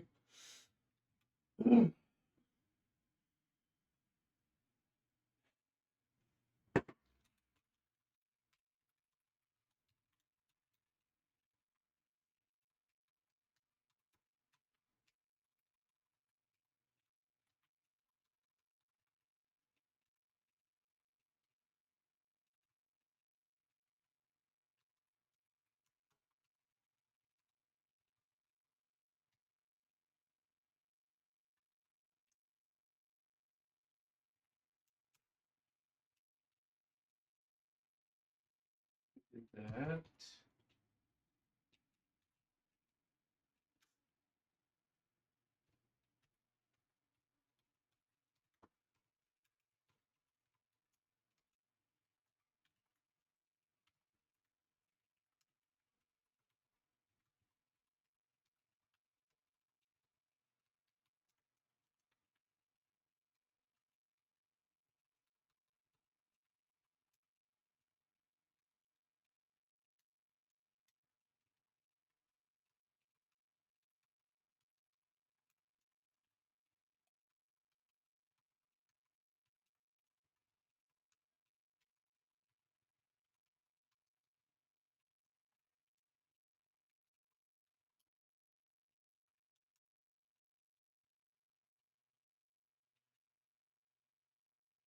Ping layout.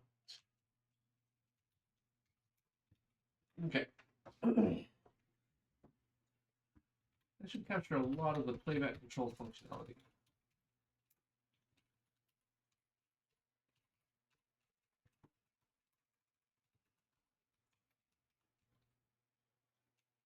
Disable inputs. Enable inputs.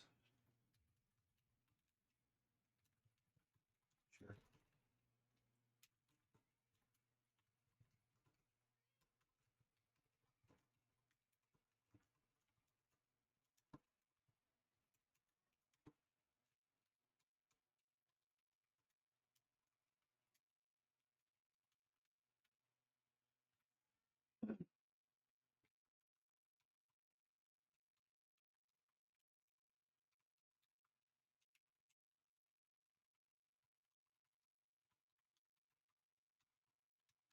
Easy peasy.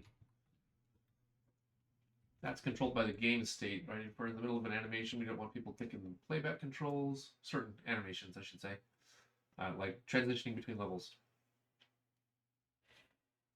So that'll be nice.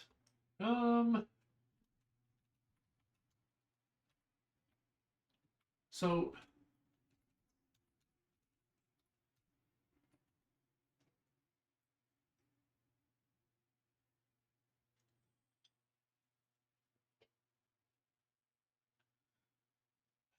it could pass in the stopwatch, or it can make a. Ugh, I'm not sure how I feel about that. We could pass in the stopwatch, or we can pass in a callback.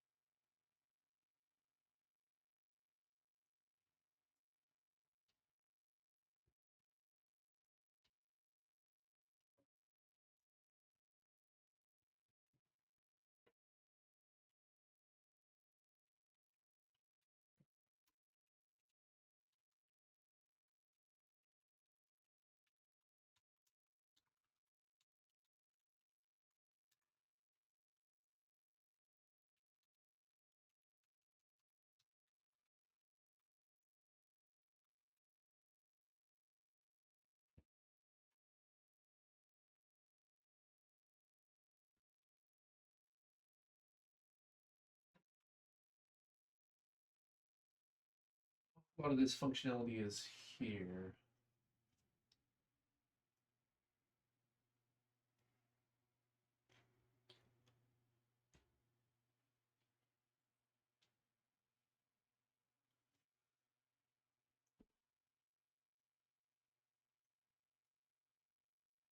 Really though, init elements, is that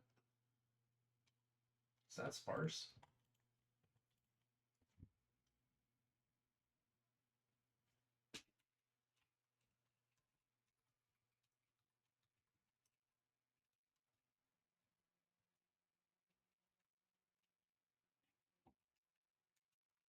Table runtime is 0 for initialization purposes.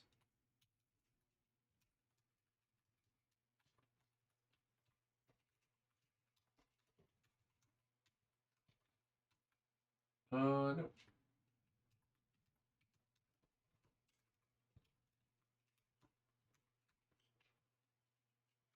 Actually,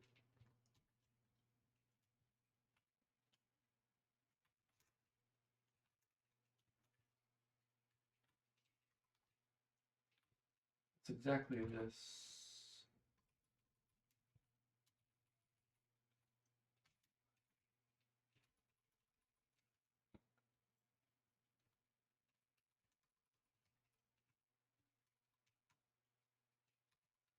Elapsed time should be 0. Total running time should be some number. Should be fine. When we initialize. Okay. Do layout. Now here's the part I'm not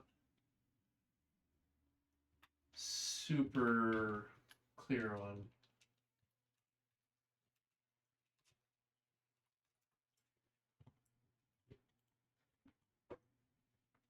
Like something like an old VCR control panel. What order do they put the buttons in?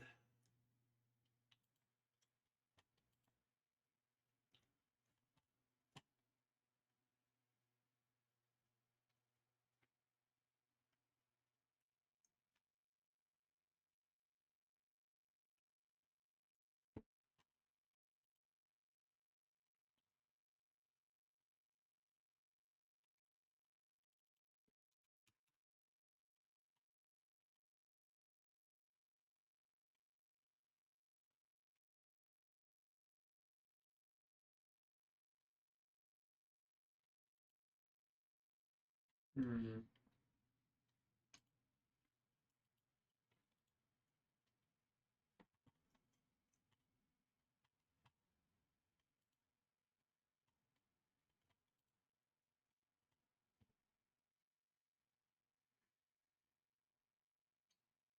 Yeah.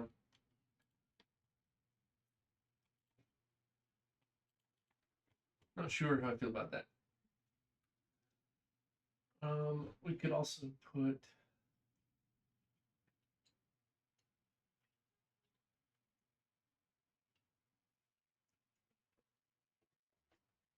maybe we should just make some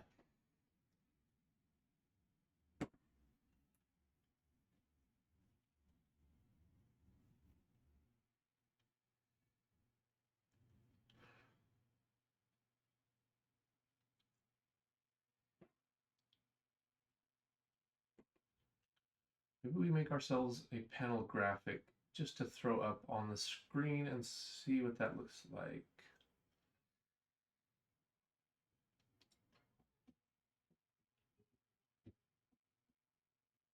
It's 4 o'clock.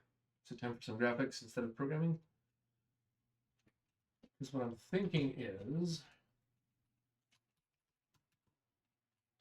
I'm going to start by just not doing anything here.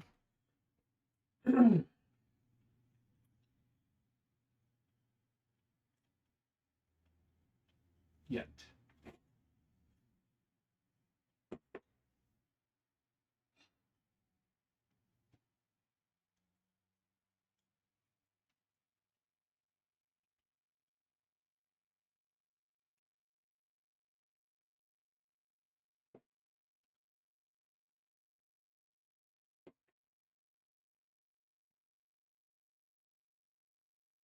Yeah, let's make a graphic for it. Probably 2 graphics for it. Okay, so we're going to ye old GIMP here. Let me fire it up. I'm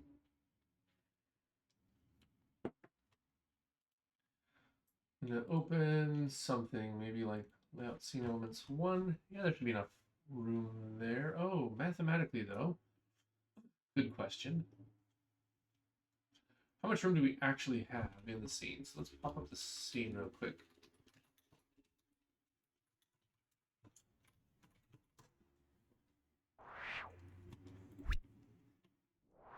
So I'm thinking,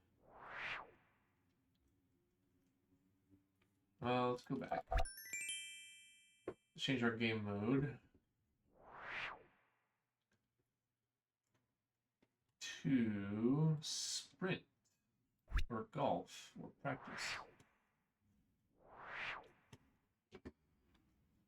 So it's not quite the edge of the bookshelf.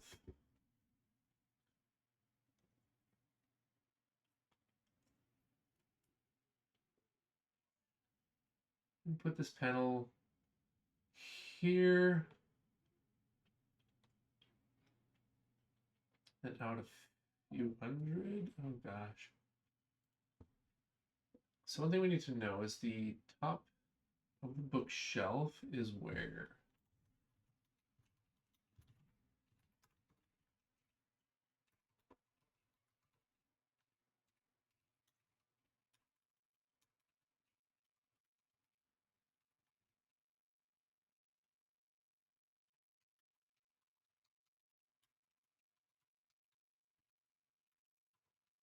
Move to shelf X and Y. Okay, so we do hard compute this somewhere.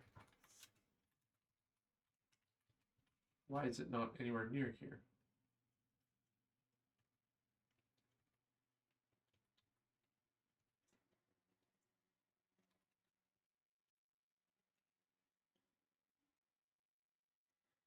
Oh, odd. Okay, well, whatever, blah, blah, blah.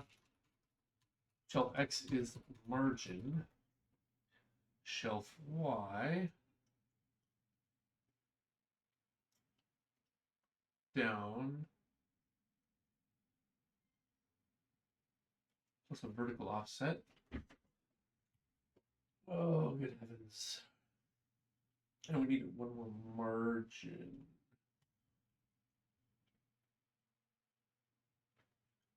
So that vertical offset is 100. So we're taking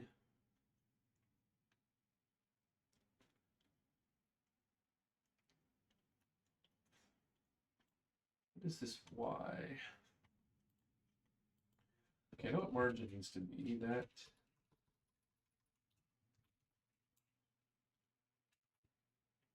doesn't actually matter here.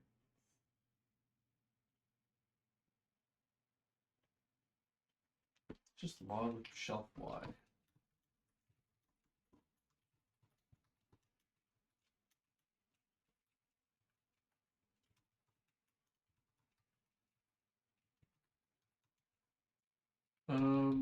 And the extrude width.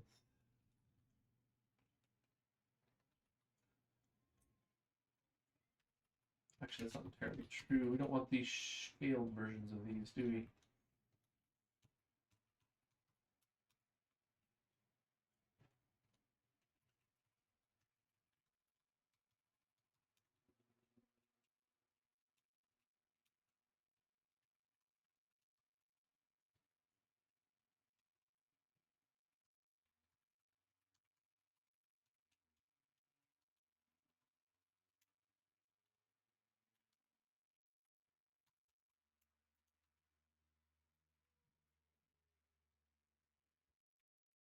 Maybe we start with a color quad, and then we'll do the image once we got the color quad positioned the way we want it.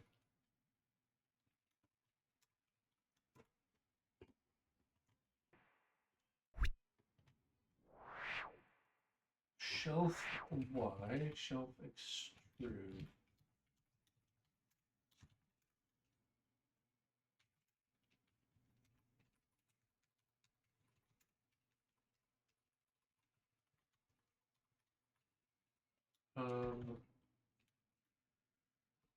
Playback controls.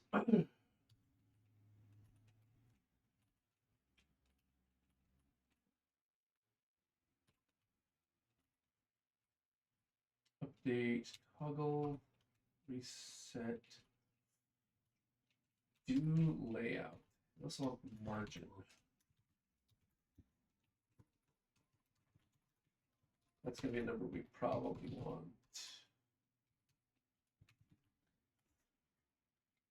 No, maybe not. Maybe we do. Maybe we don't. It's so hard to know.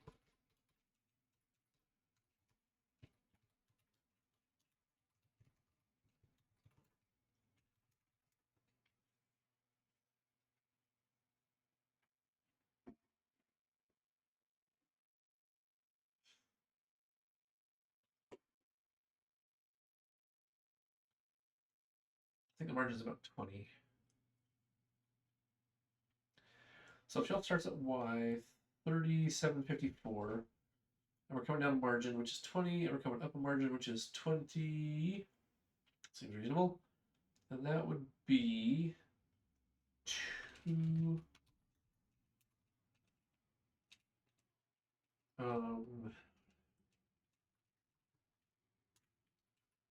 Changing this.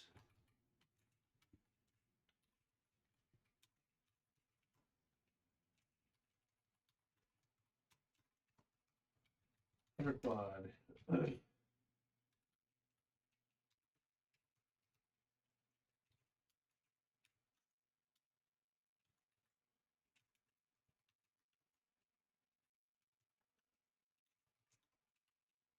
0, 0, width.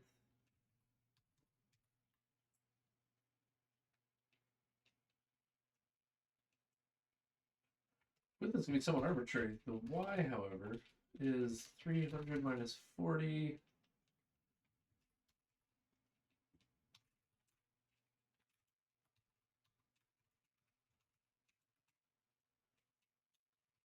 Under scale 260. Height.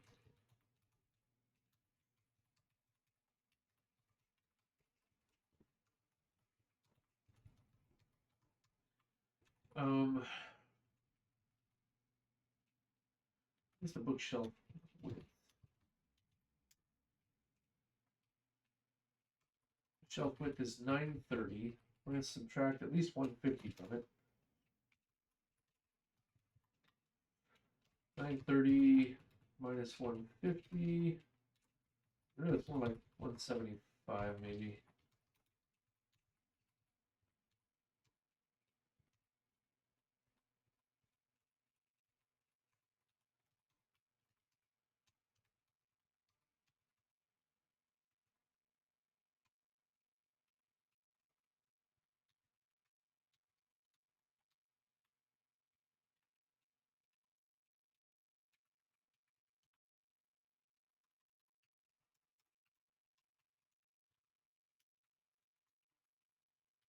Alright, set color to something or other.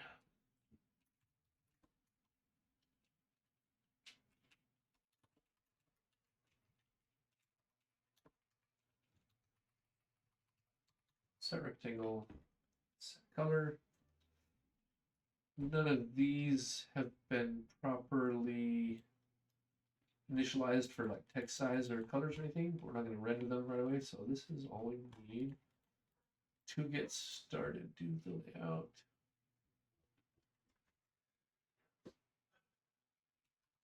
Okay, what we're going to do, we're going to go to make file. We're going to add this panel.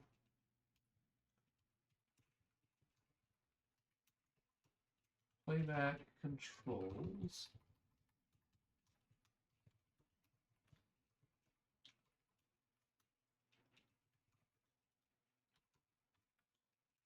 One, two, three, four. GameScene.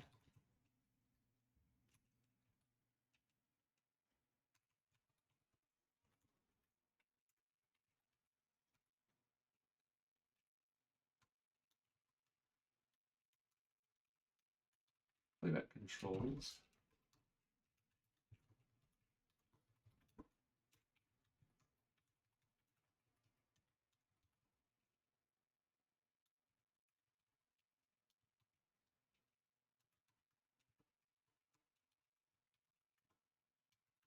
Will be null.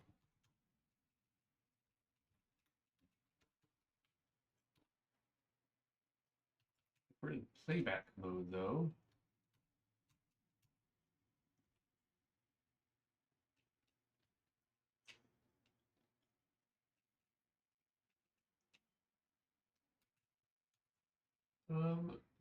This is useful.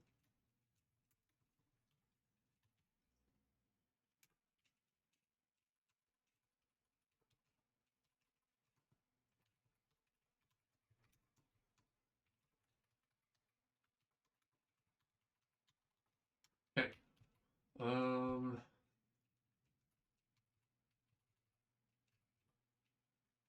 Replay runtime. Replay or playback controls. We'll say new playback controls, which takes replay. That's it.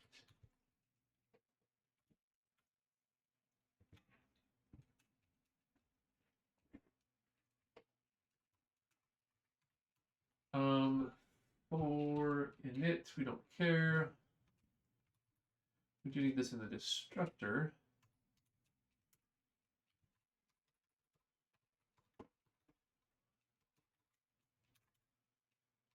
Playback controls is not equal to null. Delete it.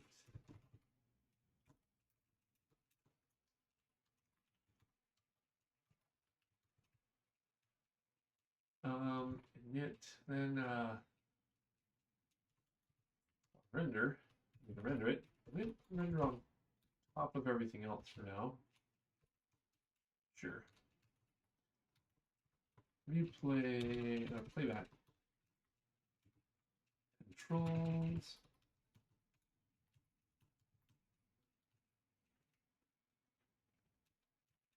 Then game. View layout.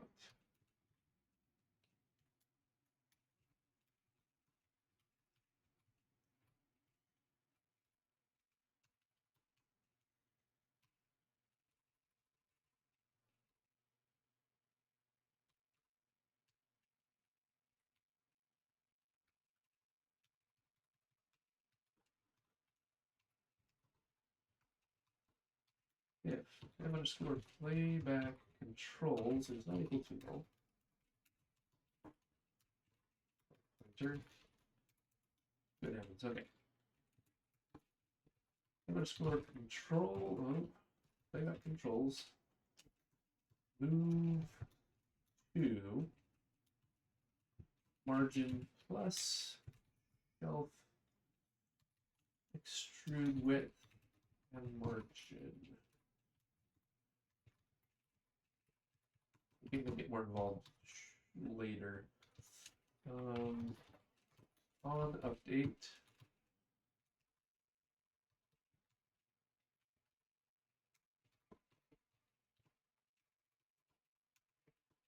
Playback.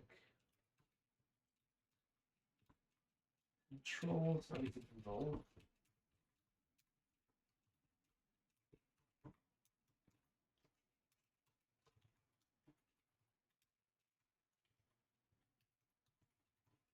Okay. Let's just take this all for a test drive. See what it does. Well, the functionality's been at least stubbed in and should be mostly correct. So hopefully it just builds and it draws a rectangle on the screen.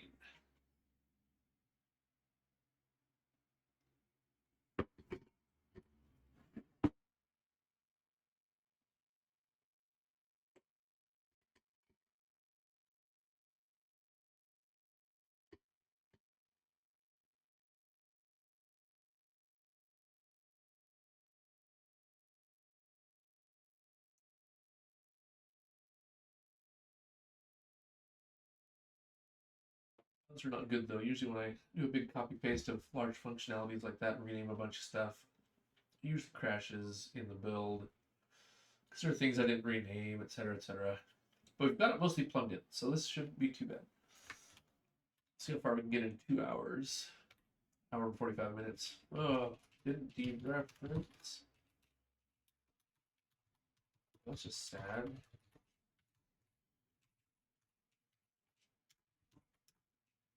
Yep, didn't mean that one. Button. Regular.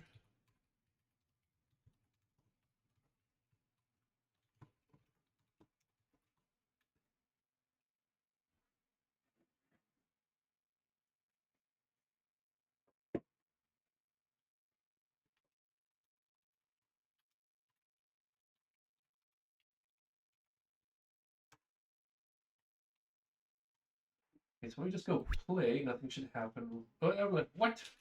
What? Oh. Do play then.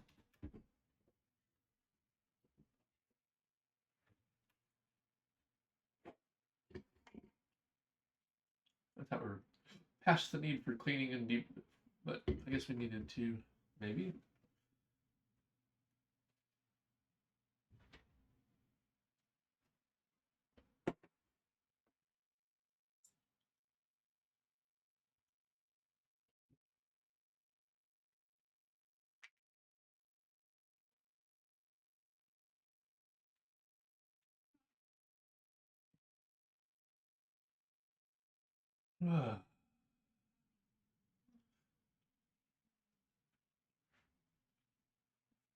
It's probably, okay, so let's take a look.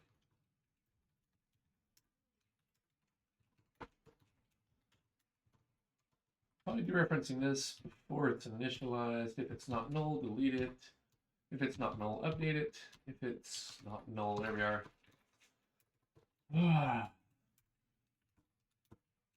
It's not equal to null. Under it.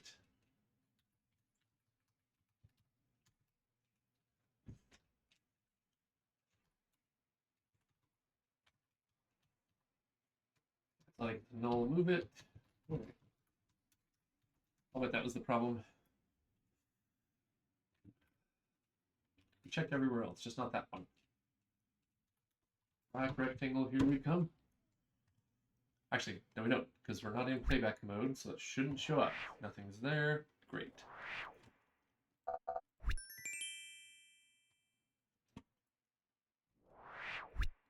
My scores. We'll just hit one up. Rectangle. We got the rectangle, and its positioning is not terrible. It's a little bit wide. Okay, quick restroom break.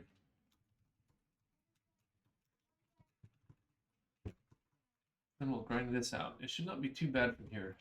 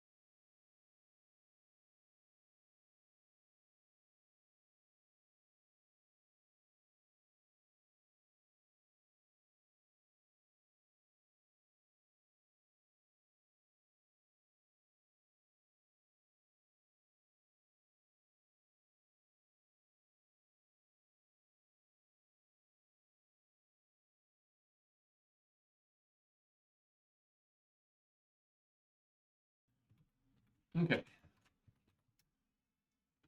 Now,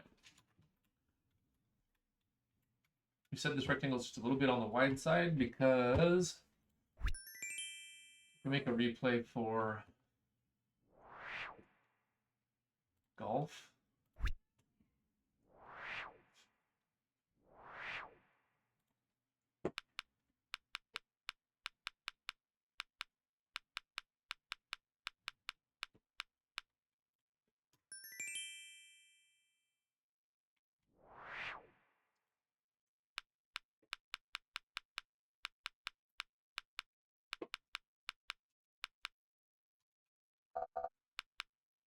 Okay, now we have a new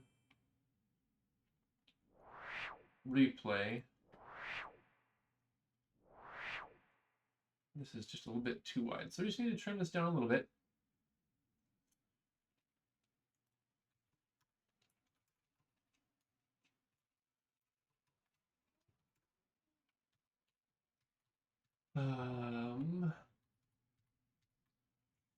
What is that? 830 minus 75. We just make it a straight 100? 730? Let me just go to 725 for our width.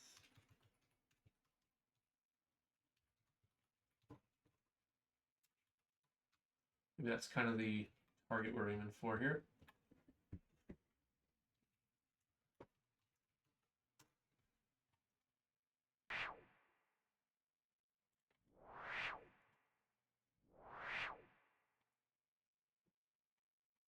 Yeah, maybe we can make it even smaller. We can put, so our controls are 1, 2, and these ones.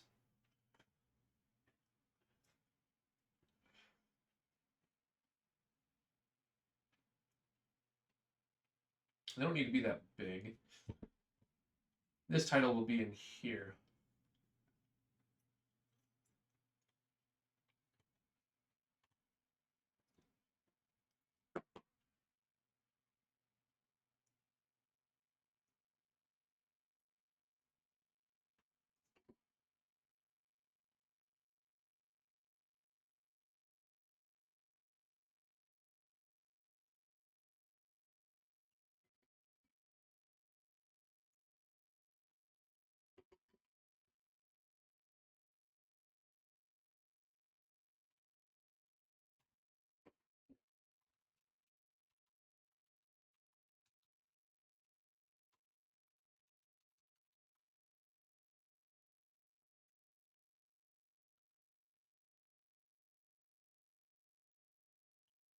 $700 by $260.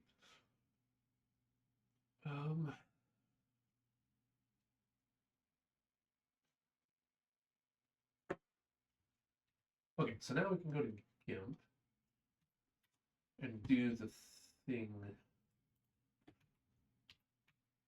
So GIMP, new layer,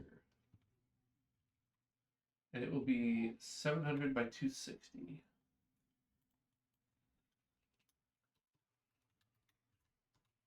Playback controls 700 260.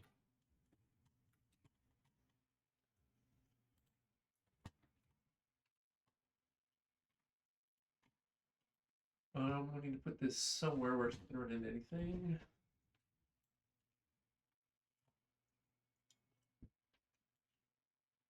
Um, 1500 seems okay.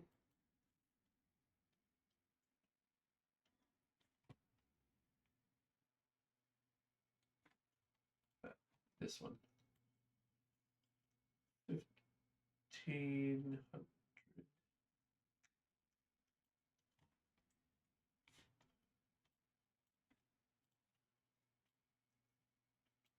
Okay. I want a rectangle. I want a rounded rectangle. 700 260. Let's go with like a 10 pixel rounding. Rounded corners. Let's go 20. 20. Do I want rounded? I can go black.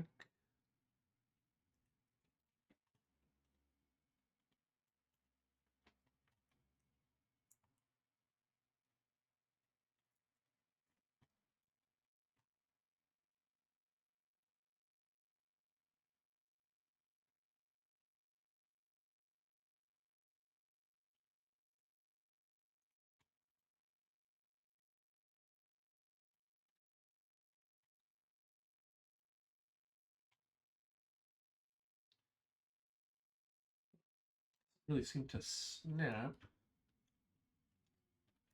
to the edge of the layer. Getting close though.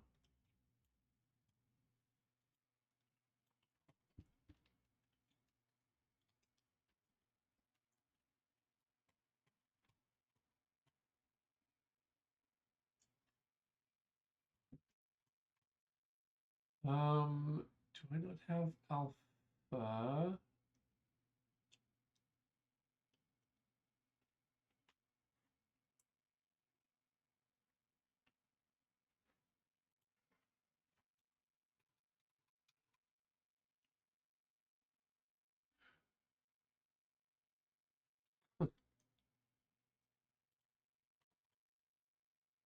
Okay, we take the fill. 75.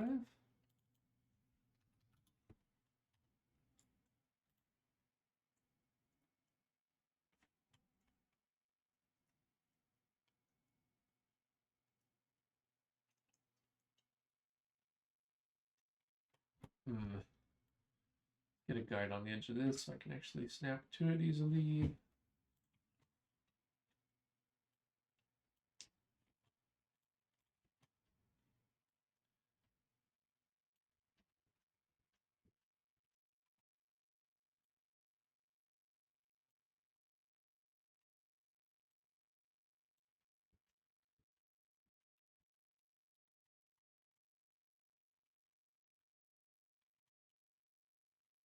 Oh no, we want those. We're just going to delete everything. I'm going to not round the corners.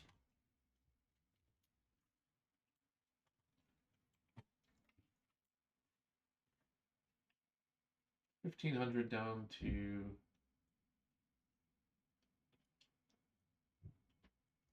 40.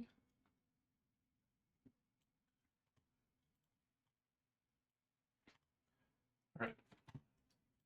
Bucket fill 100%. Then we get the rounded corners.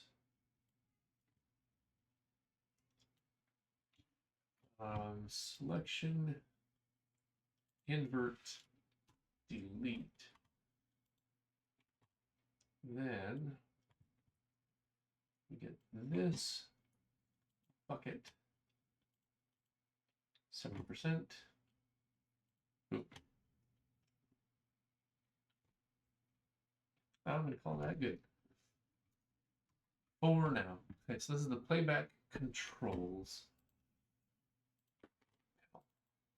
Control panel. Export the UVs.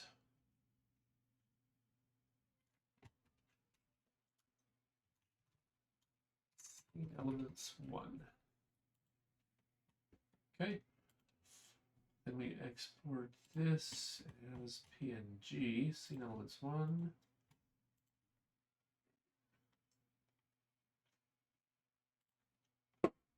All right, it's now figured out the UVs.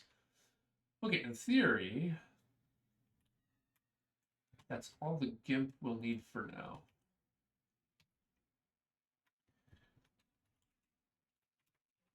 Assets, images, and we need tools UVs. Really, that should be the only one that changed. And okay. Bin, embed, PNGs with our new data in it.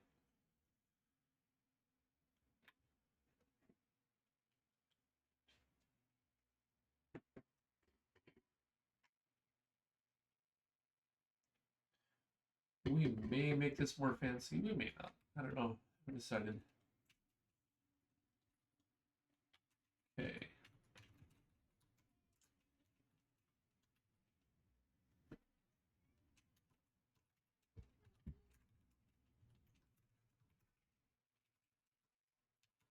Okay, no more color quad. There's now a texture quad.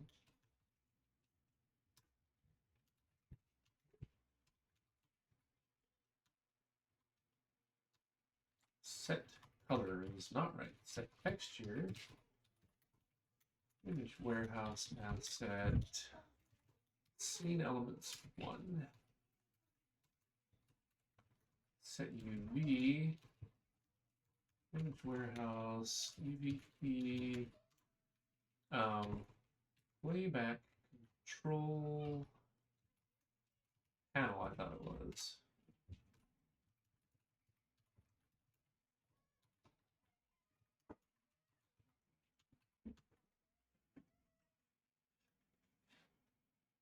Otherwise, everything is the same. I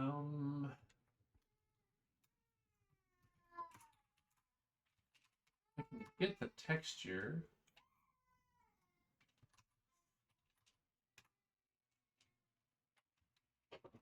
Or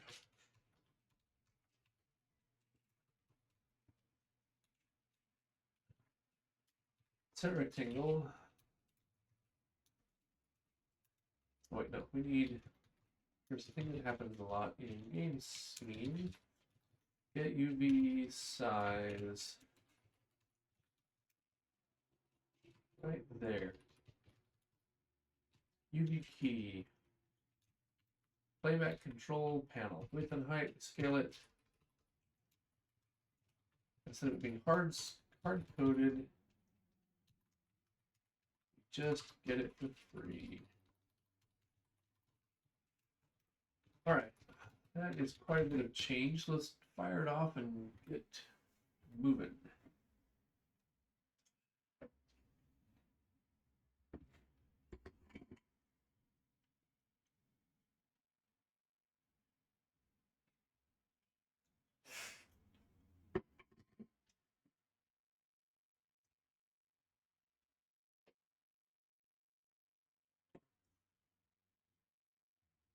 Our image, our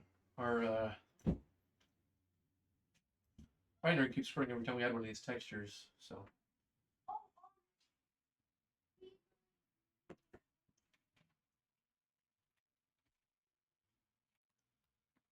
We do also have this other image, which I've not used as much. Layout scene elements 2. I'm just curious. It's actually quite full. Still pretty good.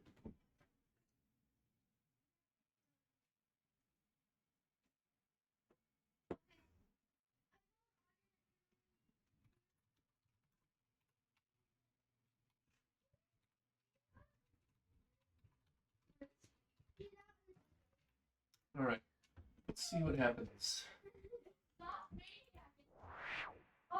Okay. There are replay controls now. We want this text on this title bar. That's step 2.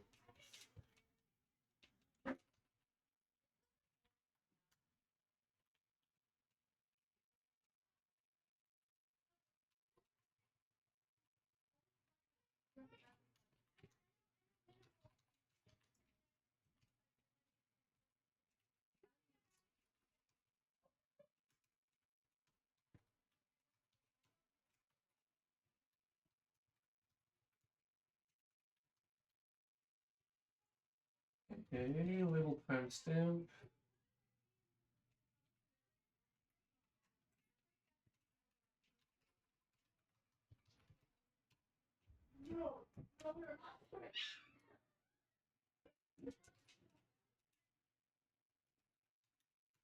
Label timestamp set text color. Like just off white, right? It's like 230.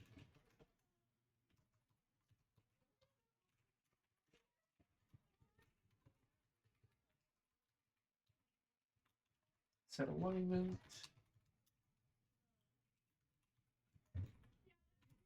Is it vertical first? I don't remember. Center. Center.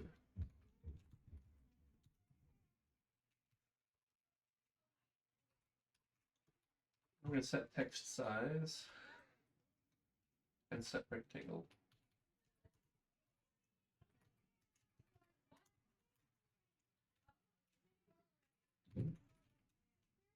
Render scale 35.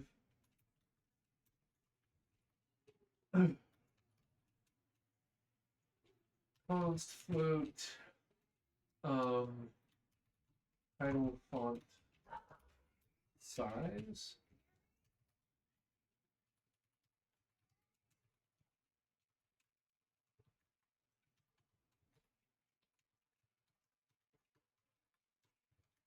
Set rectangle 0, 0. Width and the height is 40. It's initialized moves. Hopefully everything we need.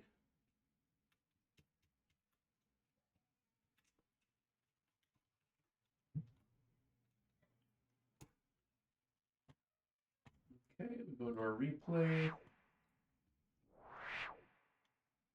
It fits. We could make it a tiny bit smaller. That would be fine. And this label now can go away.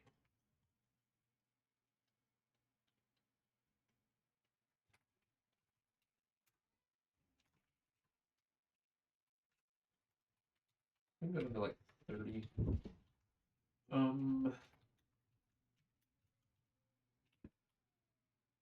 Do we want to get rid of all the controls yet in GameScene? Dude.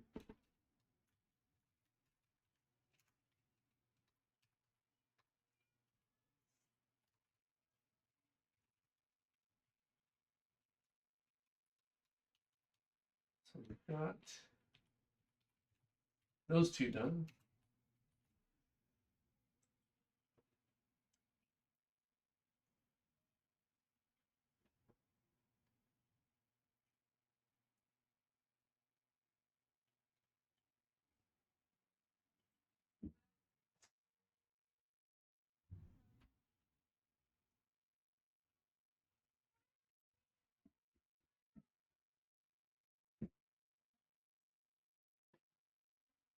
Play, pause, reset is probably the next order of business.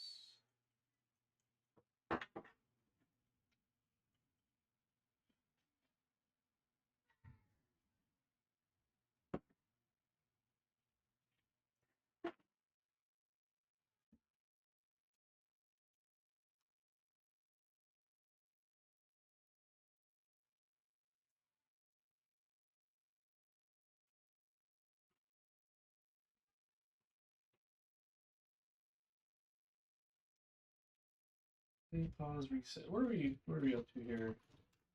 Making sure I'm not losing track of my actual tasks and getting sidetracked too much.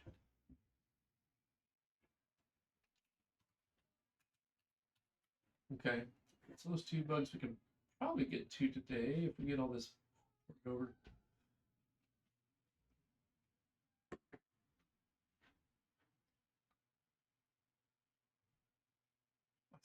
I think button facelift is a higher priority than sprite animation for the notebooks.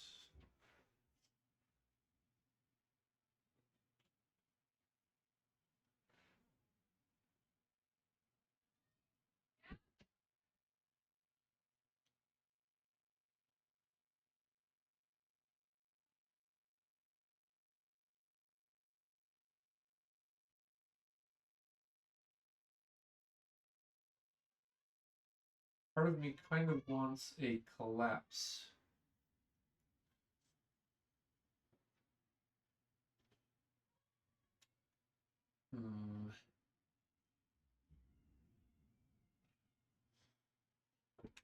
These two are like the last couple of big-ish items. I don't know. Okay, so making sure we're doing the useful things. So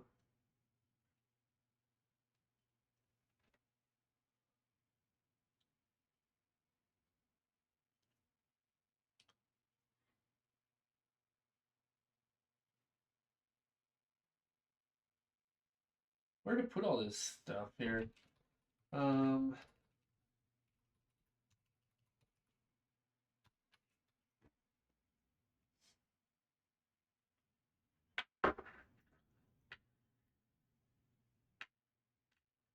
kind of do I want to show hide the panel?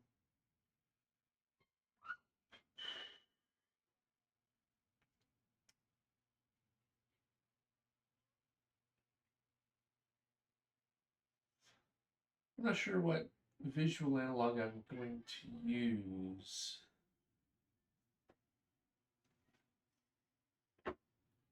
for it anyways.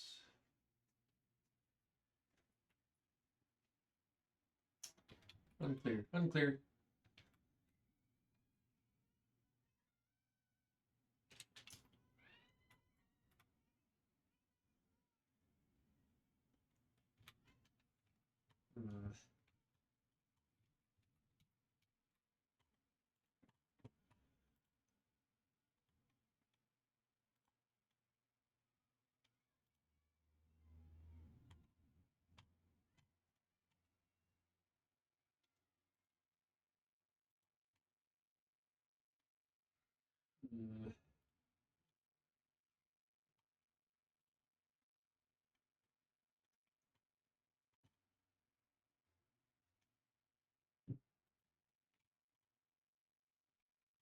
I'm not sure what I want to do. I want show and hide, but I don't know what visual analog I'm using for this playback panel.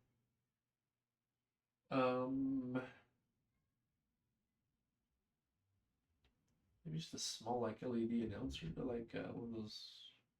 What would be in a classroom? I don't know. Let's just hash this out and get it on the screen.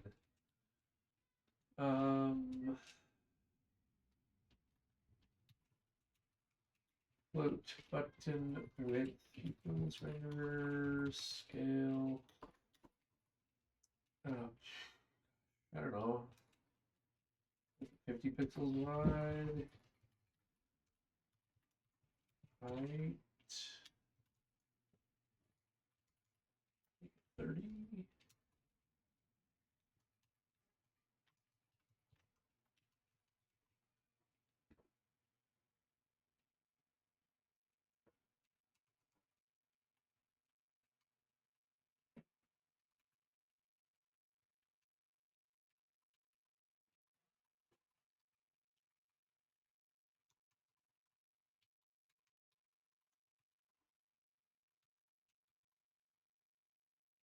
Now it's your top margin or something, right?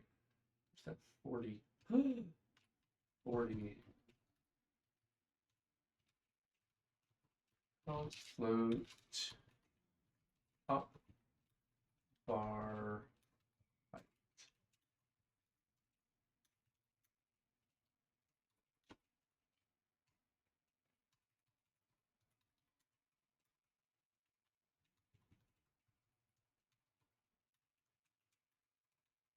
Float x equals top bar height.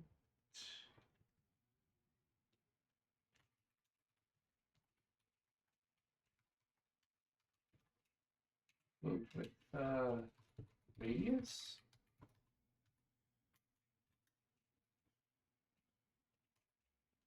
Rounded rectangle radius. We made that 20, if I remember. Yeah, radius of 20. Rounded rectangle radius. Smooth would be that. Not the width. The x.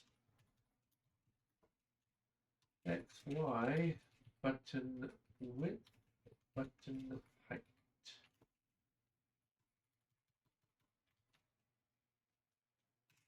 Let's just do x plus equals button width across all of them and call it good for now. Let's just make them all render. It will fit, it will be wrong, and it's okay. So where we render.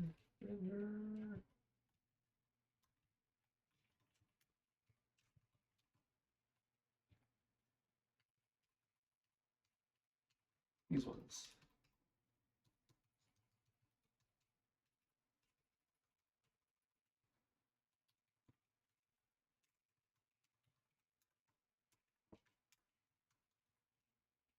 Okay, so it should get laid out and rendered even if it's wrong.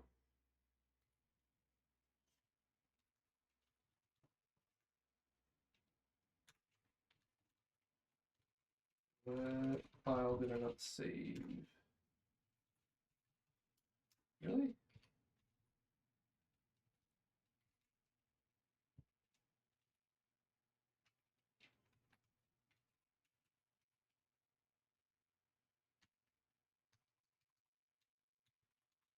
Okay.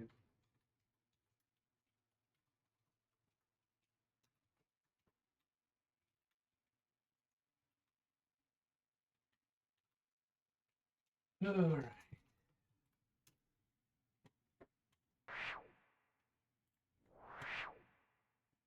Hey, there's a bunch of buttons.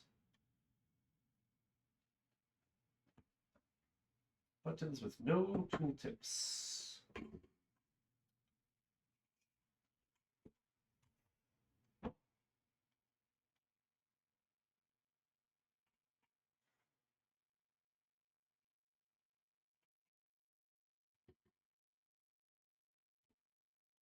Okay. We're going to cheat a bit.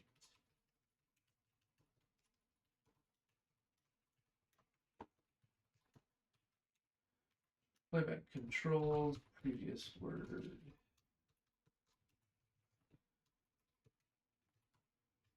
Next word.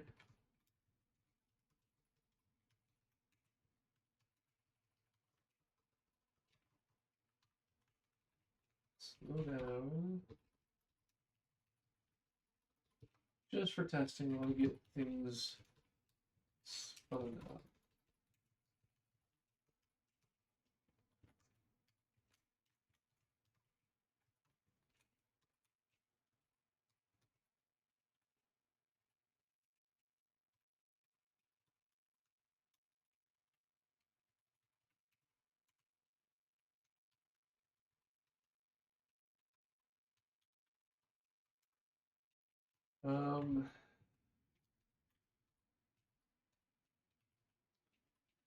We'll call this margin.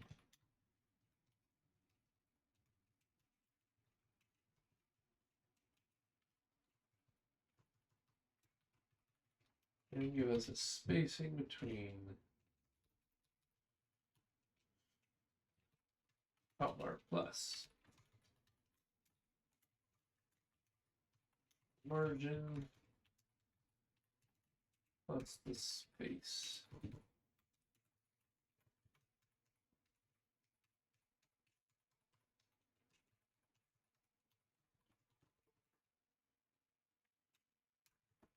Okay, so we should be able to click those buttons and at least see something print out. And they should have a bit more space. We also need to set the font size for those. So they're not quite so... I don't know, the font size seems fine. Okay, so this should be toggle play, pause, speed up, slow up, oops, slow down, reset, next word, previous word. Okay, everything's connected. That font size looks too small for me. These not font size, button width, button height.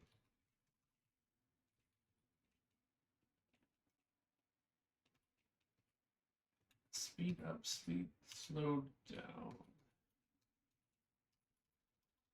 Okay, so I think what I want is play, pause, and reset right next to each other.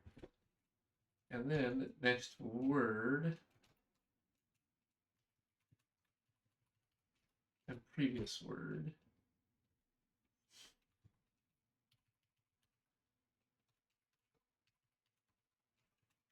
Plus equals button height plus space.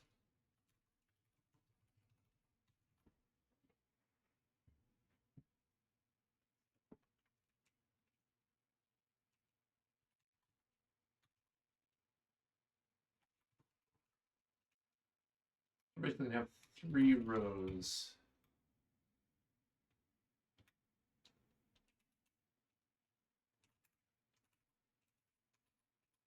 Oh, we did change that order, didn't we?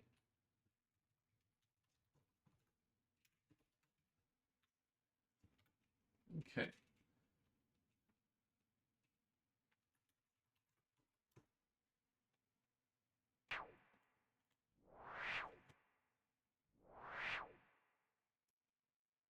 Play, pause, reset. Oops, those are in the wrong order.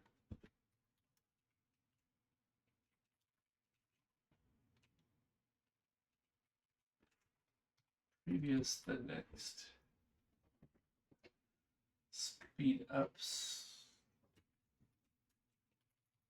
It's down, then up.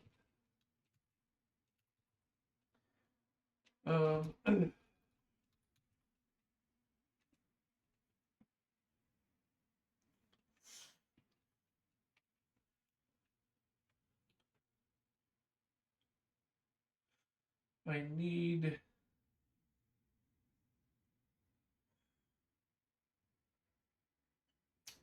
to fit some text somewhere. Maybe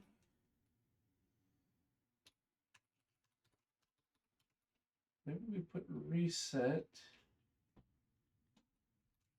on the same row as these guys. Reset. We can even add an extra button width in between.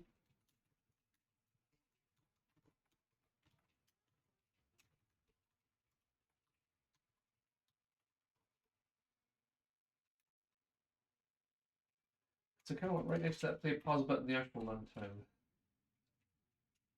think that's what I want.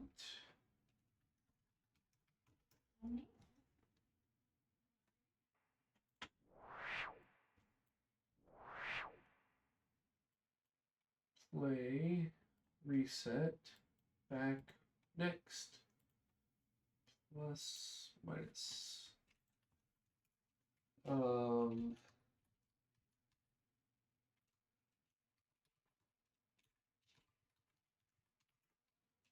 Okay.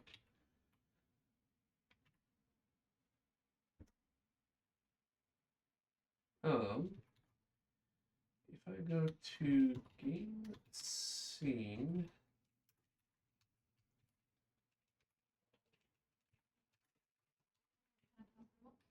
replay inputs block.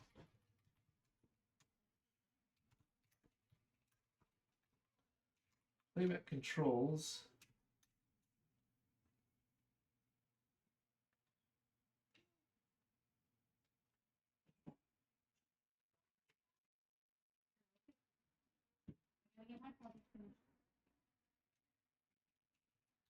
What did I even call it? I don't remember. I called it disable inputs.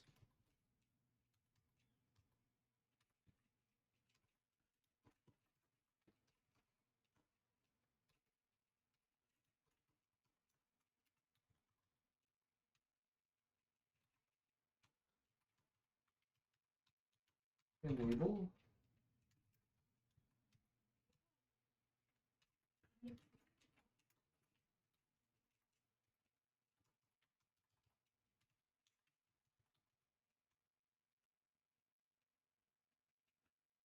Okay,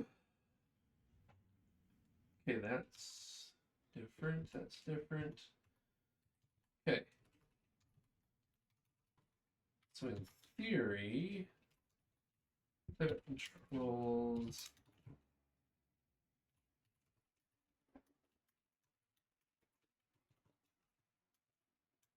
Playback controls.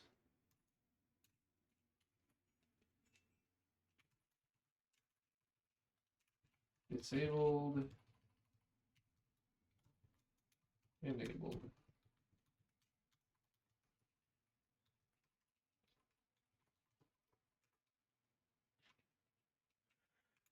Just so we get the flow. Make sure it's at least working as intended.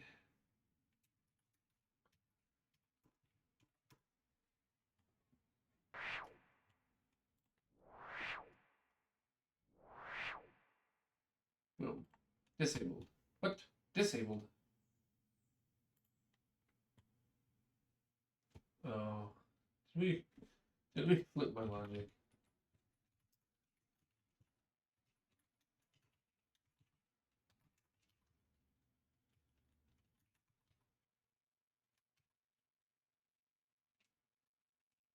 Inputs block. So we enable inputs here. If it's false, we enable. If it's true, we disable.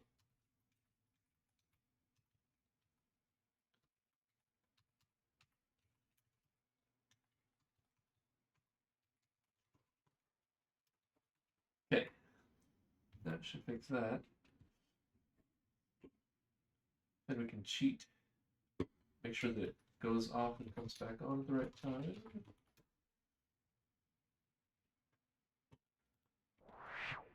Oh, we can't cheat. Hopefully we already cheated. Controls enabled, so I should be able to...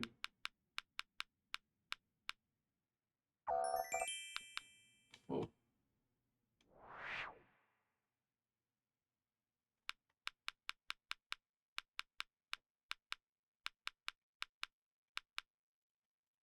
Disabled, enabled.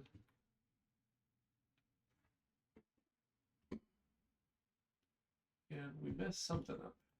Plus, minus. Next word. Reset.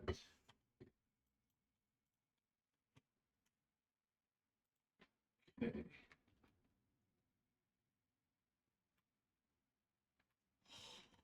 Okay.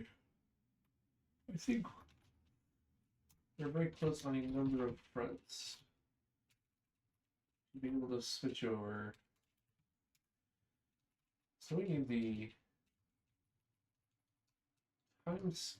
We need the runtime setup.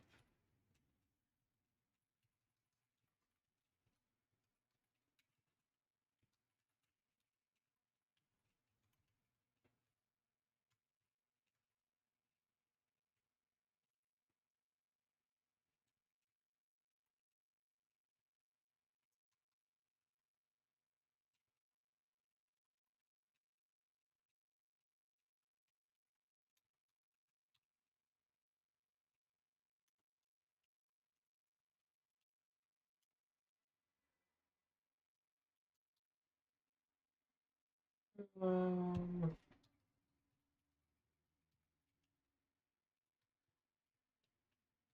I've got a few things to color C.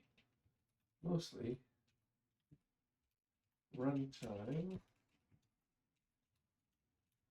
Set text.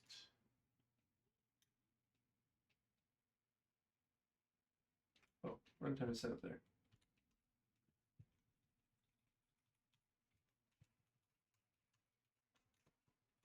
Label runtime dot set. C. Same thing with the time scale.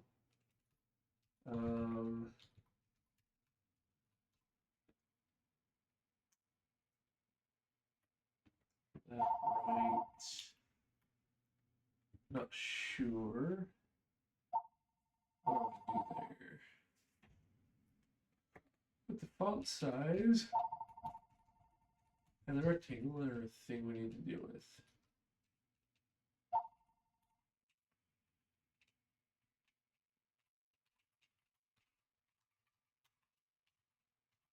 The normal font size, I guess, would be like 20, 25, 35. Maybe we do make that bigger.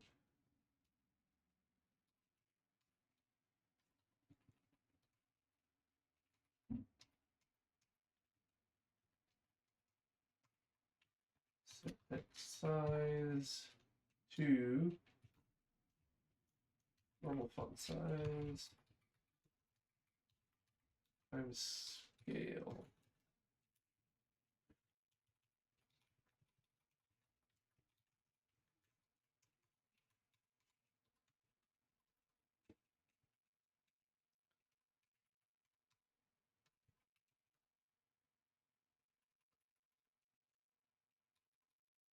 One could argue for that. Set text size. Okay, now after the play button, label runtime, set rectangle to x, y. The width is w minus x.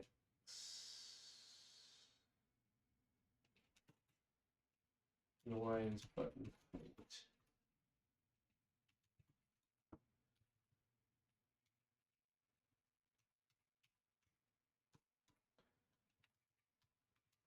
Times scale.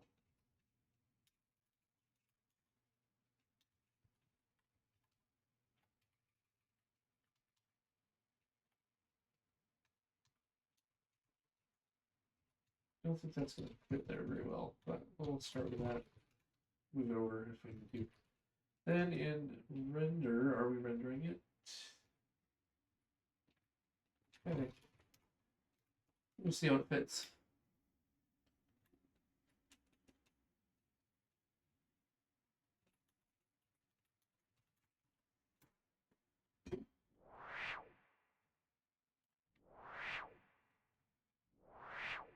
Zero out of 22,523, 1x. We did not set that font size the same as that one. Curious.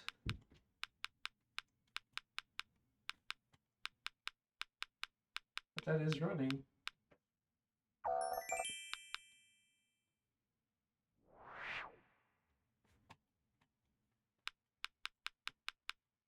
Why is that failing? Huh.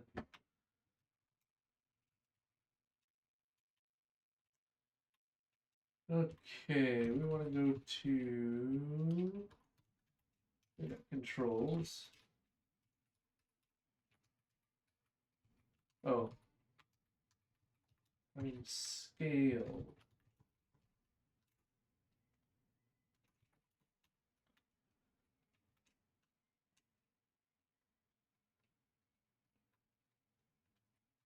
One thing I do want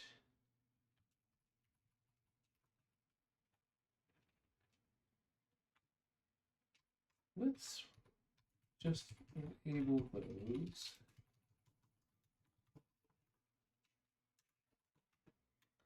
And see what we get.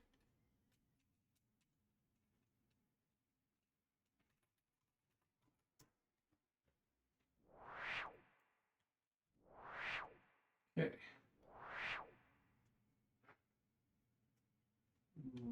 Minus. Whoa. Half quarter. Ooh, that's not right. Okay, well, there are some issues there.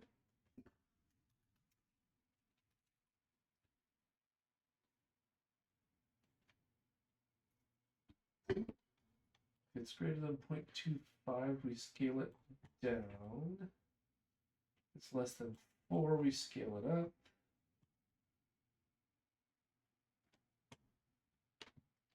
Get the scale quarter. Half. 1, 2, 4.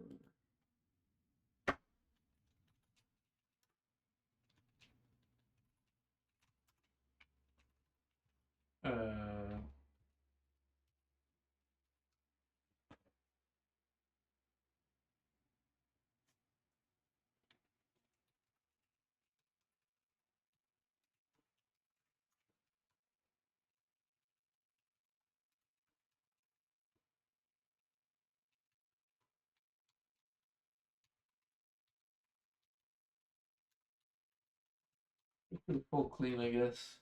See what we get.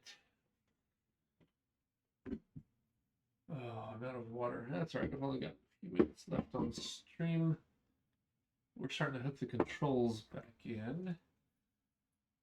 Hopefully we'll have time to remove the crap from GameScene. We probably won't. We're pretty close. We knew we were doing a full rework of replay stuff, so it's not exactly surprising.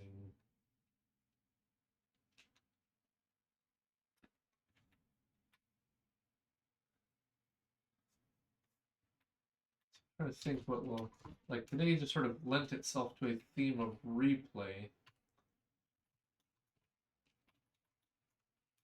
There's enough replay related items. We could do a couple of, well, I like bugs on Monday, like as a warm up. Friday, if we finish, we could start laying the groundwork for that. We need to change the graphics just a little bit, the way we're doing them.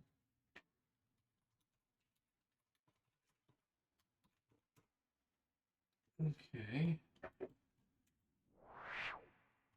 Now, if I hit plus, better go to 2x.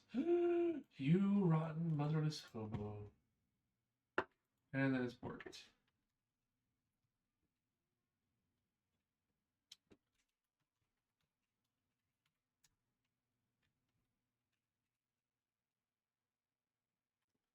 Time scale should be 1.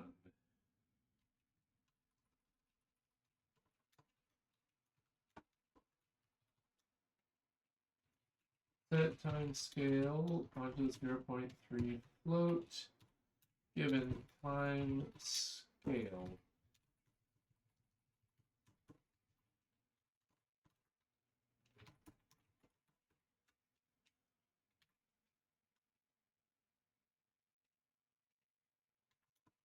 What are levels of confusion here?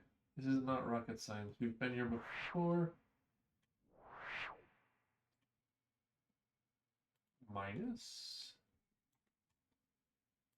Minus. Plus. Plus. Plus. Plus. Just the label is wrong. What is wrong with the label? Why is the label stupid? Oh, not greater than, less than. Ugh.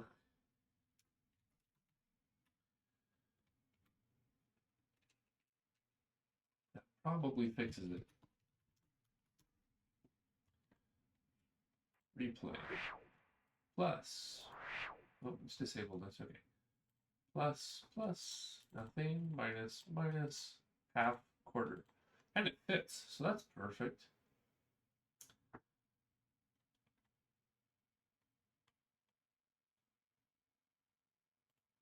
I do wonder.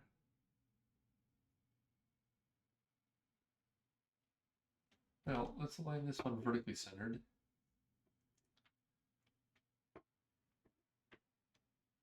These buttons maybe over here.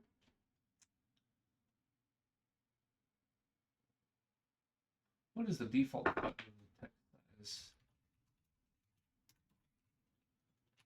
Set text.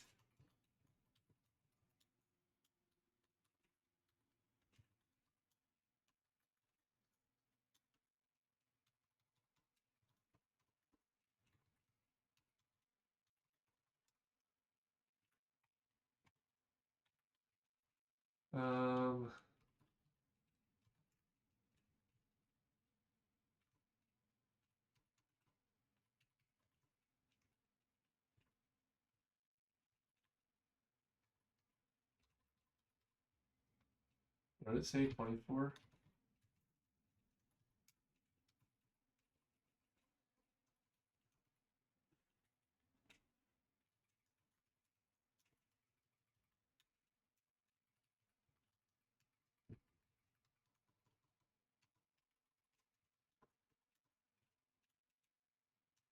Set text size to button font size.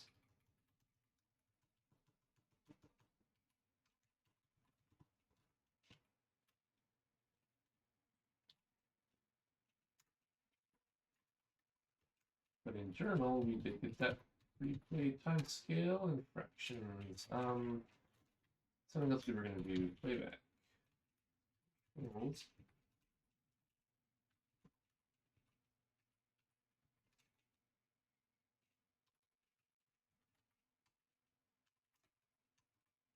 runtime, vertical alignment, and left.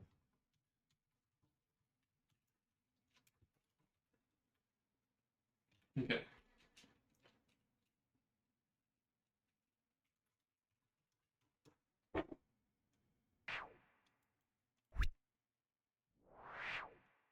Okay.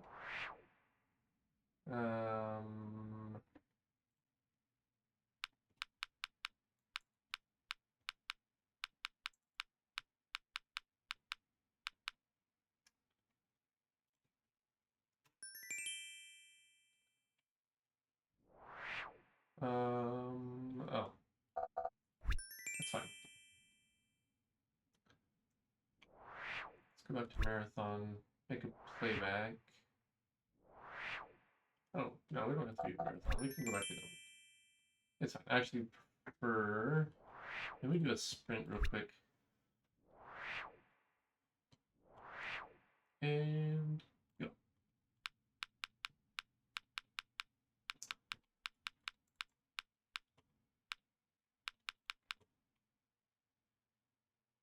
Ooh.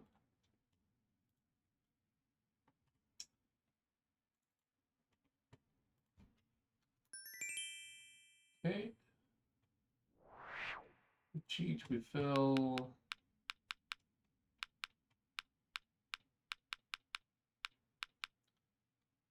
Surrender. Nebra. Like a mule zebra combo. 7 cities.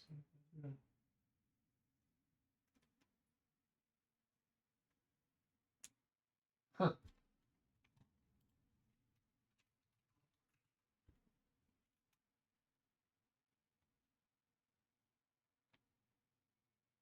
Jeez, I don't know.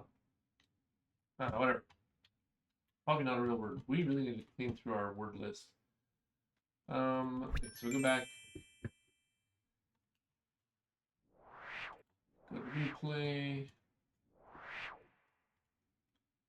Now, in theory, this does control time for us.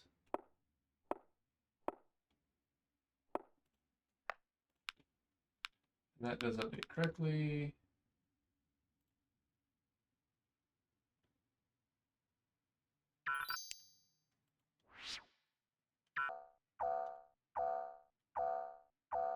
Something's off. Dang nabbit.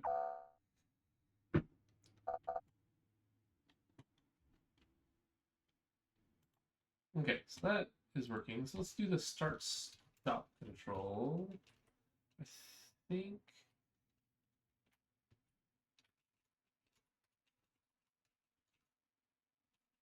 Slow down, speed up doesn't actually affect this game state. Reset does. We need to call back there.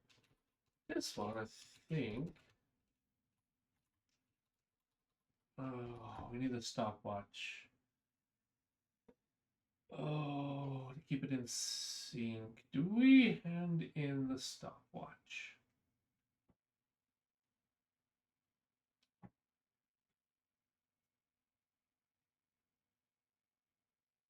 That's probably the easiest thing to do.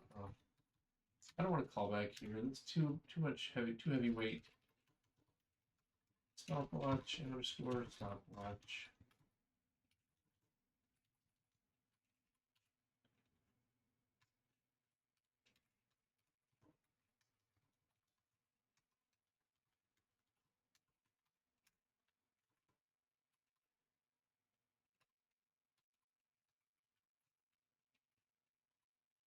You have your replay, you have a stopwatch.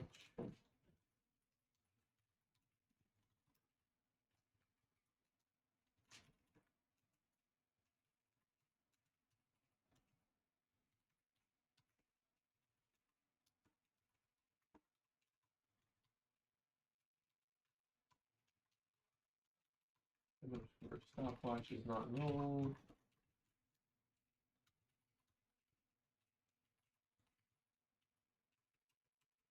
And this just works.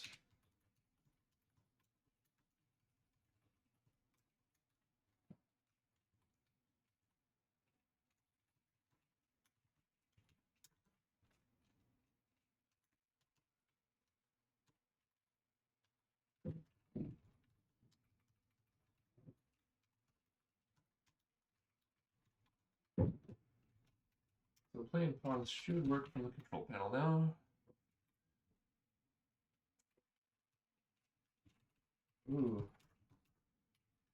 Maybe the comment, but not the comment. Nice.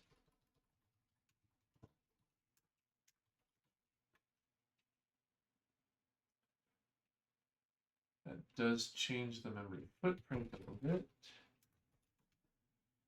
Not that build. Come on. Maybe clean because of the memory footprint change. Oh, we're so close. I think we might actually make it in time to wrap up this task. We may be free tomorrow.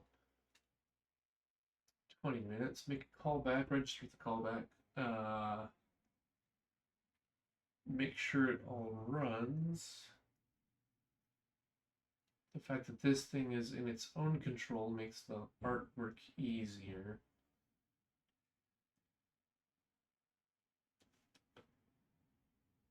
I do need to find a better monowidth font for times. Let's see.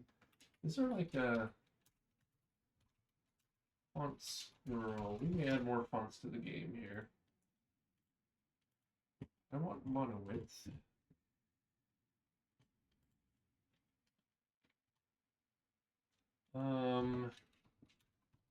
LED.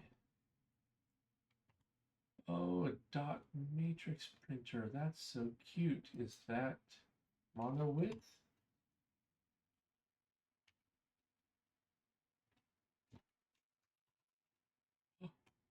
Is it? Oh. This I might be able to work with.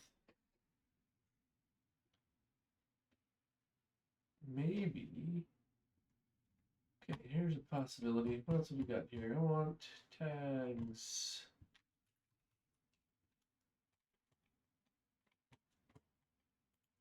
Let's go 2-1. I want monospace.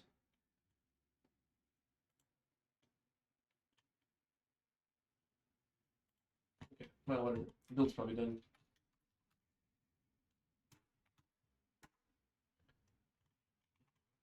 Replace. Now this button should start and stop. And it starts this one. Pause. 2.644 is not the same as 2.394.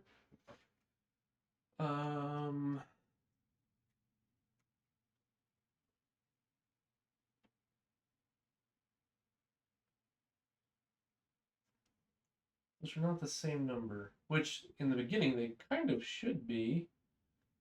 Is that a quarter of a second apart exactly? 3, 4, 5, 4 it is. Because of that quarter second start. That's what's causing it. We have that wait for a quarter of a second. That's fine. Play, pause, play, pause. Good. I really don't know where these controls should go. Maybe over here.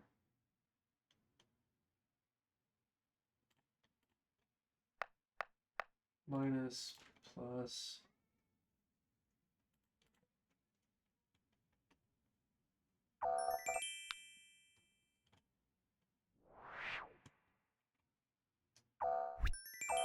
I think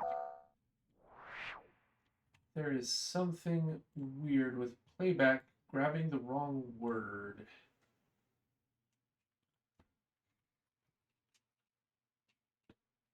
Because Mebra is not a word.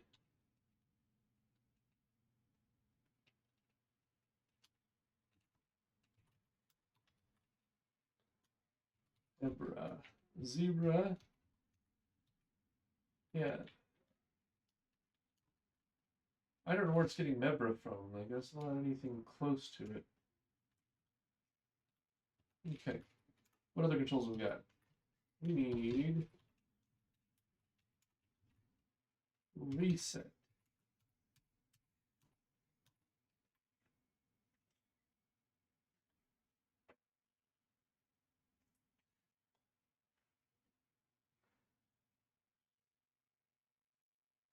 what I have right now in GameScene, I kind of like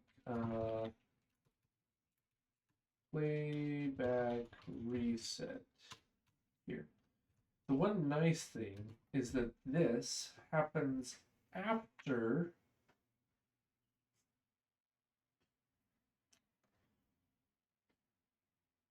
at the end of this sequence.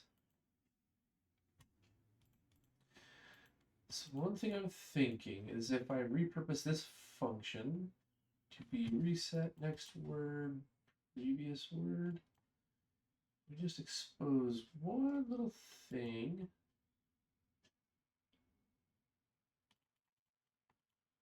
Then this could work. Okay.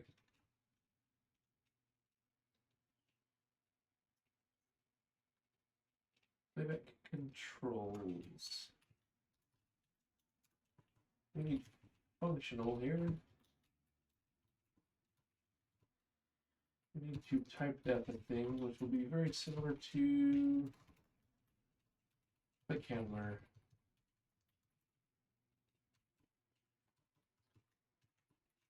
Callback. We need 3 callbacks. One for reset callback. One for next word callback. One for previous word callback. Which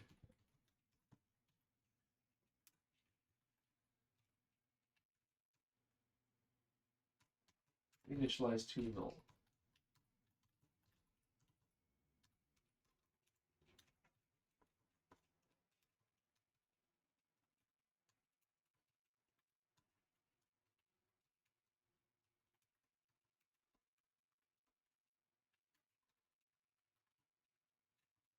We need 3 functions to control those.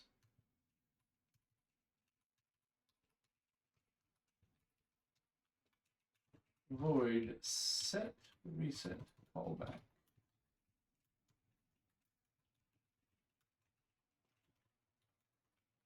Easy.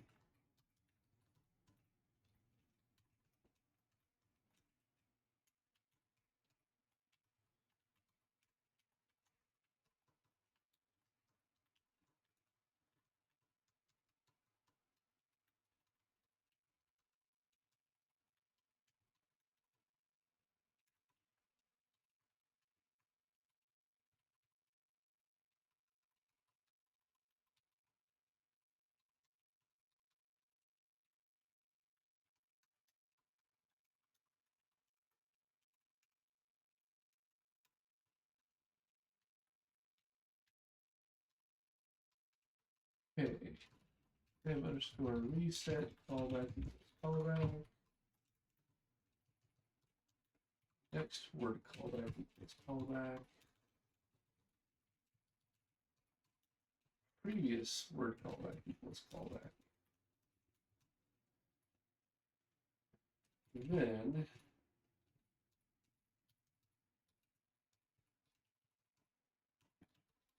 don't do that. Tab underscore reset callback.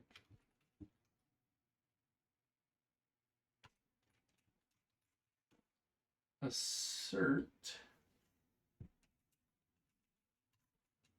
reset callback not equal to null.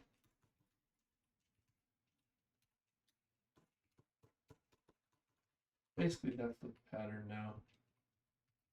Set time scale, we don't need to look at that anymore. We fixed that. Insert and then call it. Here, same song and dance.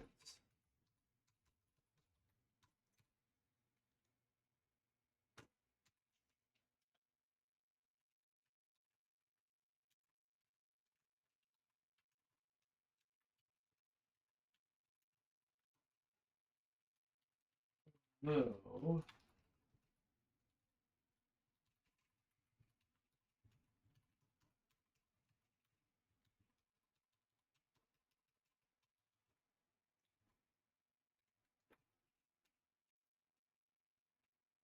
Interestingly,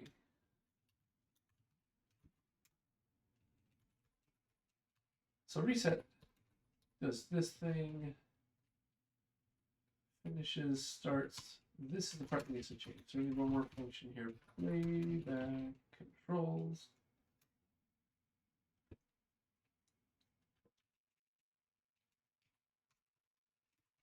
Void clear play state. Clear, let's see here. Stop playing or ooh, I don't know, there's something there. Something there needs to happen.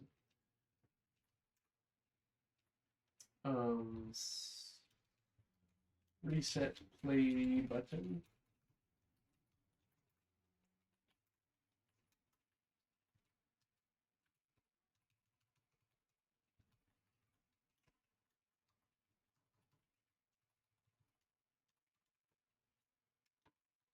Literally all it does is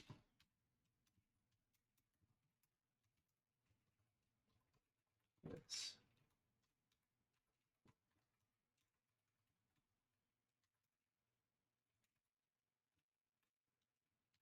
Okay. This thing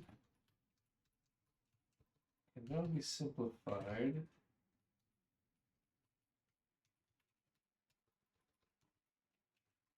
hopefully to this.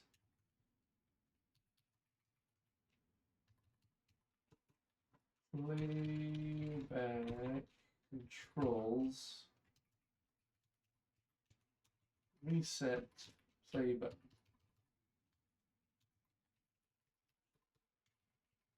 Finish level, move to the next level, etc., etc.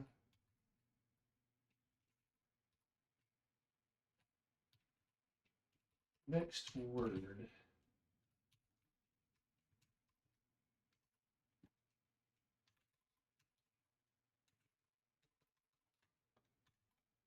Oh.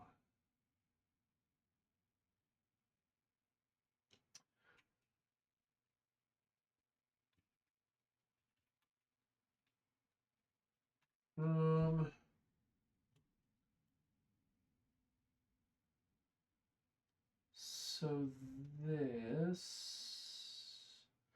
we don't have access to the level number, which I guess is okay. Total guesses, scheduler finish next, sequence on end, the stopwatch, and replay. So this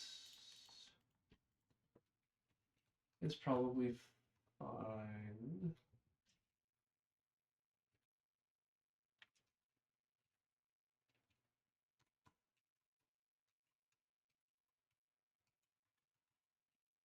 As is.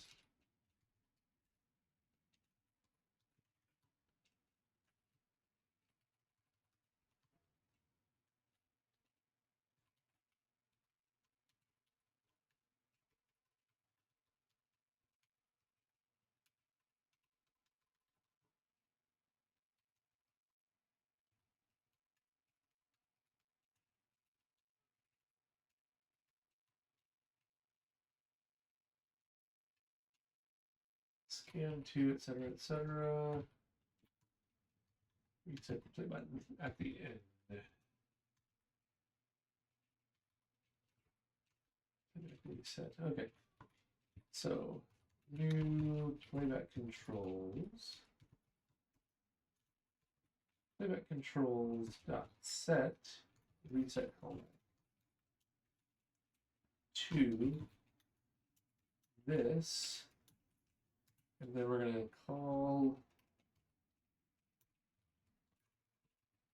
reset playback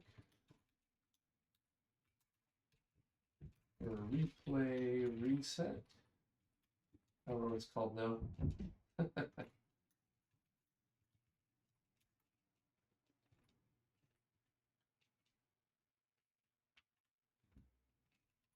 Playback reset.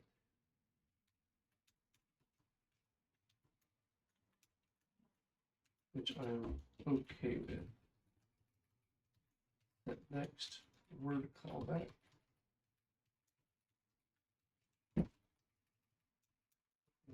previous word callback.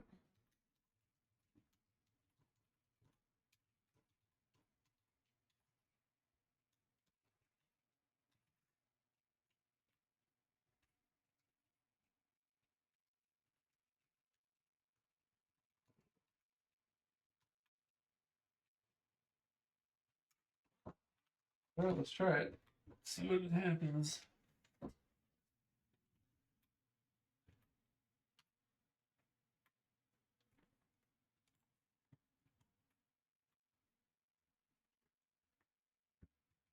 What about a clock font, maybe? Oops.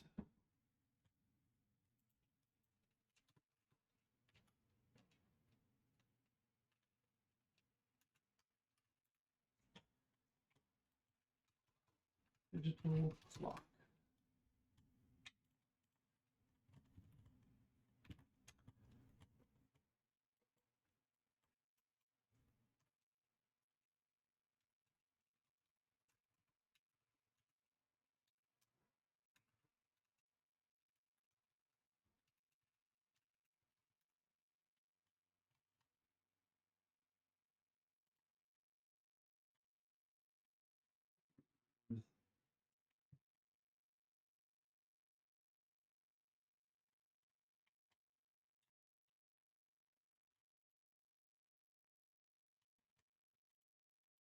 I don't know.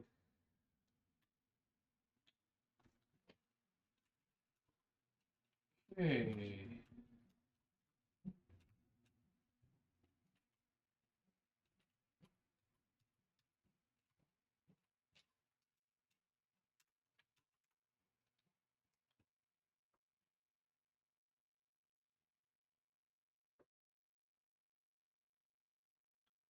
Oh, jeez. Yes, that is exactly what I meant.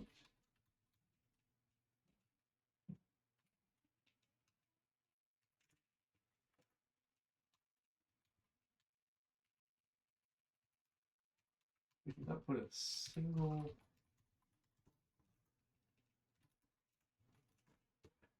All right, that should fix it. All right, now we are this close to deleting the playback stuff we put in before for these controls, even if they're not in. Okay, so we can go to word 2 and it crashes. Shoot. Assertion failed.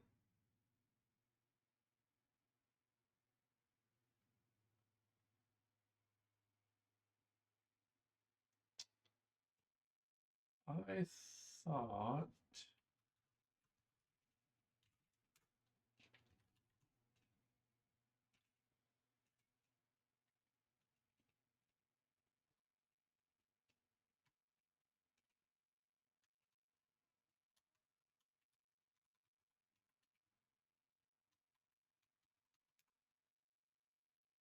Inside of a replay. Well, let's try a slightly less aggressive test of the same. Oh no, don't do this. No. Okay. So we're just re-embedding all of our assets. It's gonna take a minute, but the replay should pause what we're doing, jump to the next word, and then be ready to go. But that's not what happened. There were actions in flight. Sure.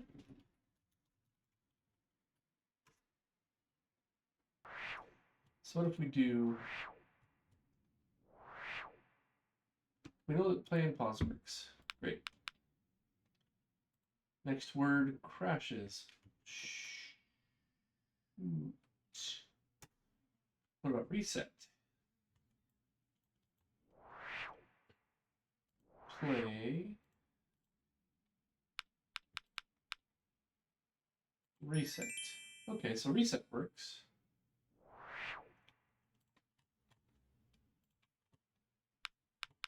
And we can get to the next level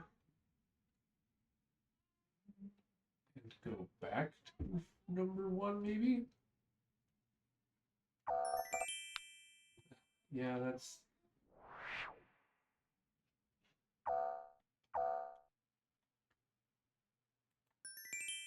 So back does work, except for the thing we already noted, that the books don't go away. So what about... Huh, it just will not go forward. Curious, do I have time to debug that? Not sure that I do. Like, this is the 90% done kind of feeling here. Right at the end. 15 minutes. So, replay, 471.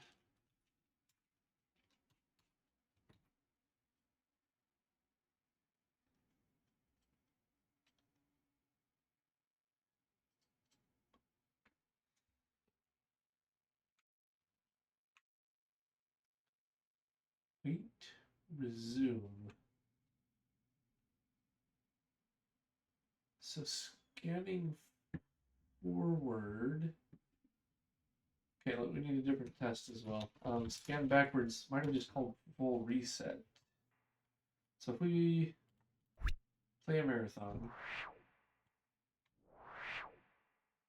we fill the board.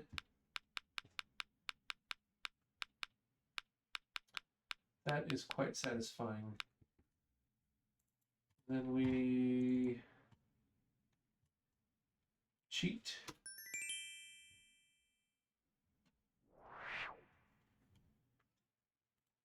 So we need 3 words. We need to be able to, because right now what we do is if we're on word 2 and we check and it goes back to word 1, we just call the reset function. It's just that much more safe and secure. 1, 2, 3, cheat, go. All right, word 3 we're just gonna fill on.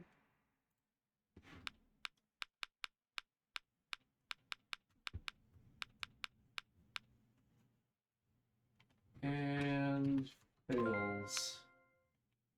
Ori, okay. All right. Whatever. No. We've got 2 words, we go to replay. We're gonna speed through. Oops.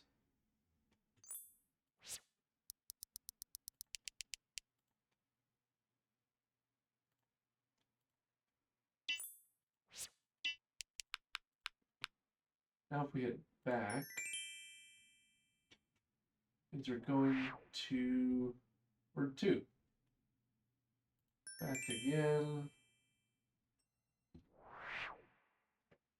Back to word 1.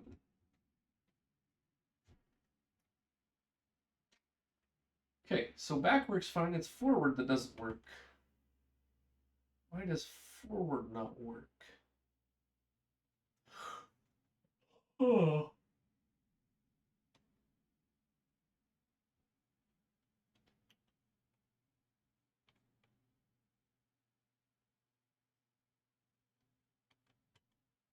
The time didn't reset though.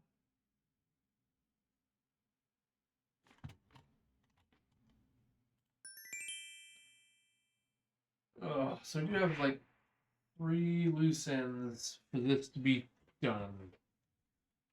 Which we're probably gonna have to tackle tomorrow. I'm just don't have time to debug this stuff now. So that was yesterday. Monday. We're on Wednesday. Layout, replay, controls near the top of the screen. Okay. New replay controls panel is broken out into a new class of its own. It is semi-functional.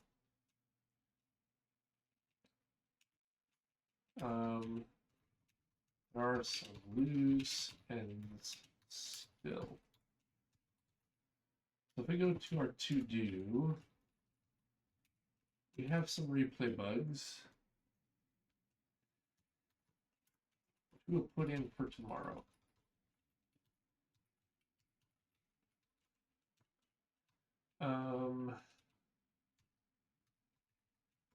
We will need to remove old replay controls from GameScene.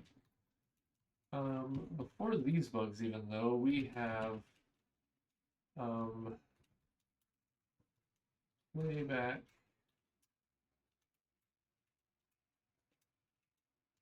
Controls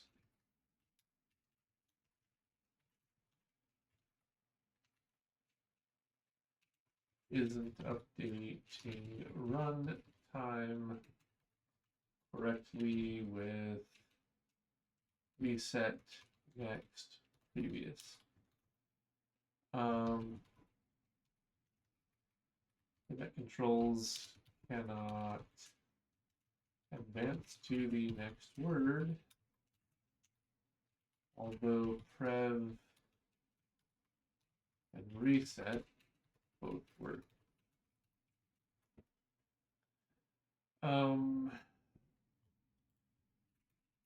See tomorrow's asks for details. Okay, so we're gonna fix the runtime correctly when we advance a word, reset, all that stuff. The world clock, I think.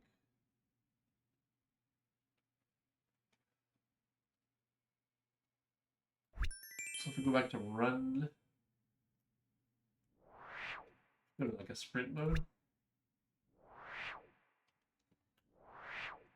This time, I think, is updated. So if we fill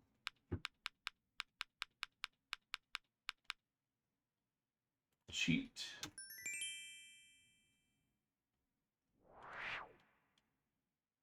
fill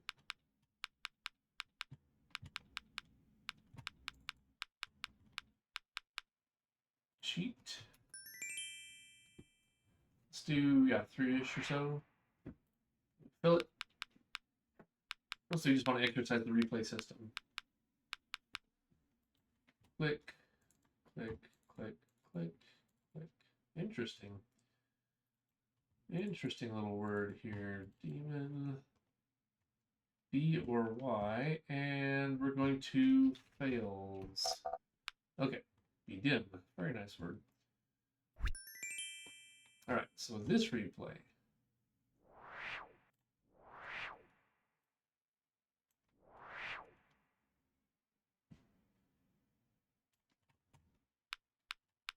So if we rerun, there's word 1, 2, okay, whatever. Reverse brings us back to 10 seconds. If we full reset, is it 0? It is 0. So when we play, ding,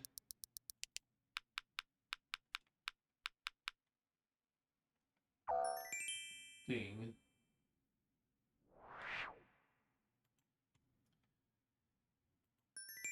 Go back, it should be 10 seconds again. 10:02:07. Full reset. Run. Okay, 4, 5, 6, 7, 8, 9, 10, whatever. Yeah. That was right around. Boom. 10:02:06. Yeah. So this time is being updated correctly. Game clock is updated correctly.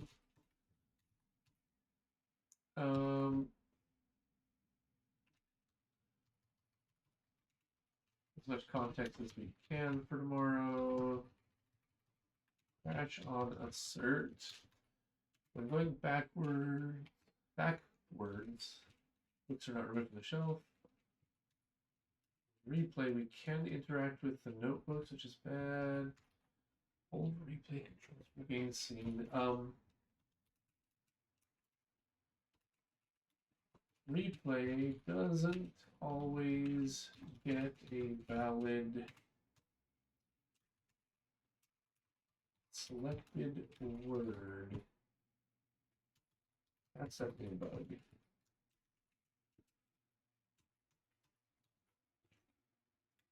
Okay, so I think we're gonna call it there. Anything I start now is going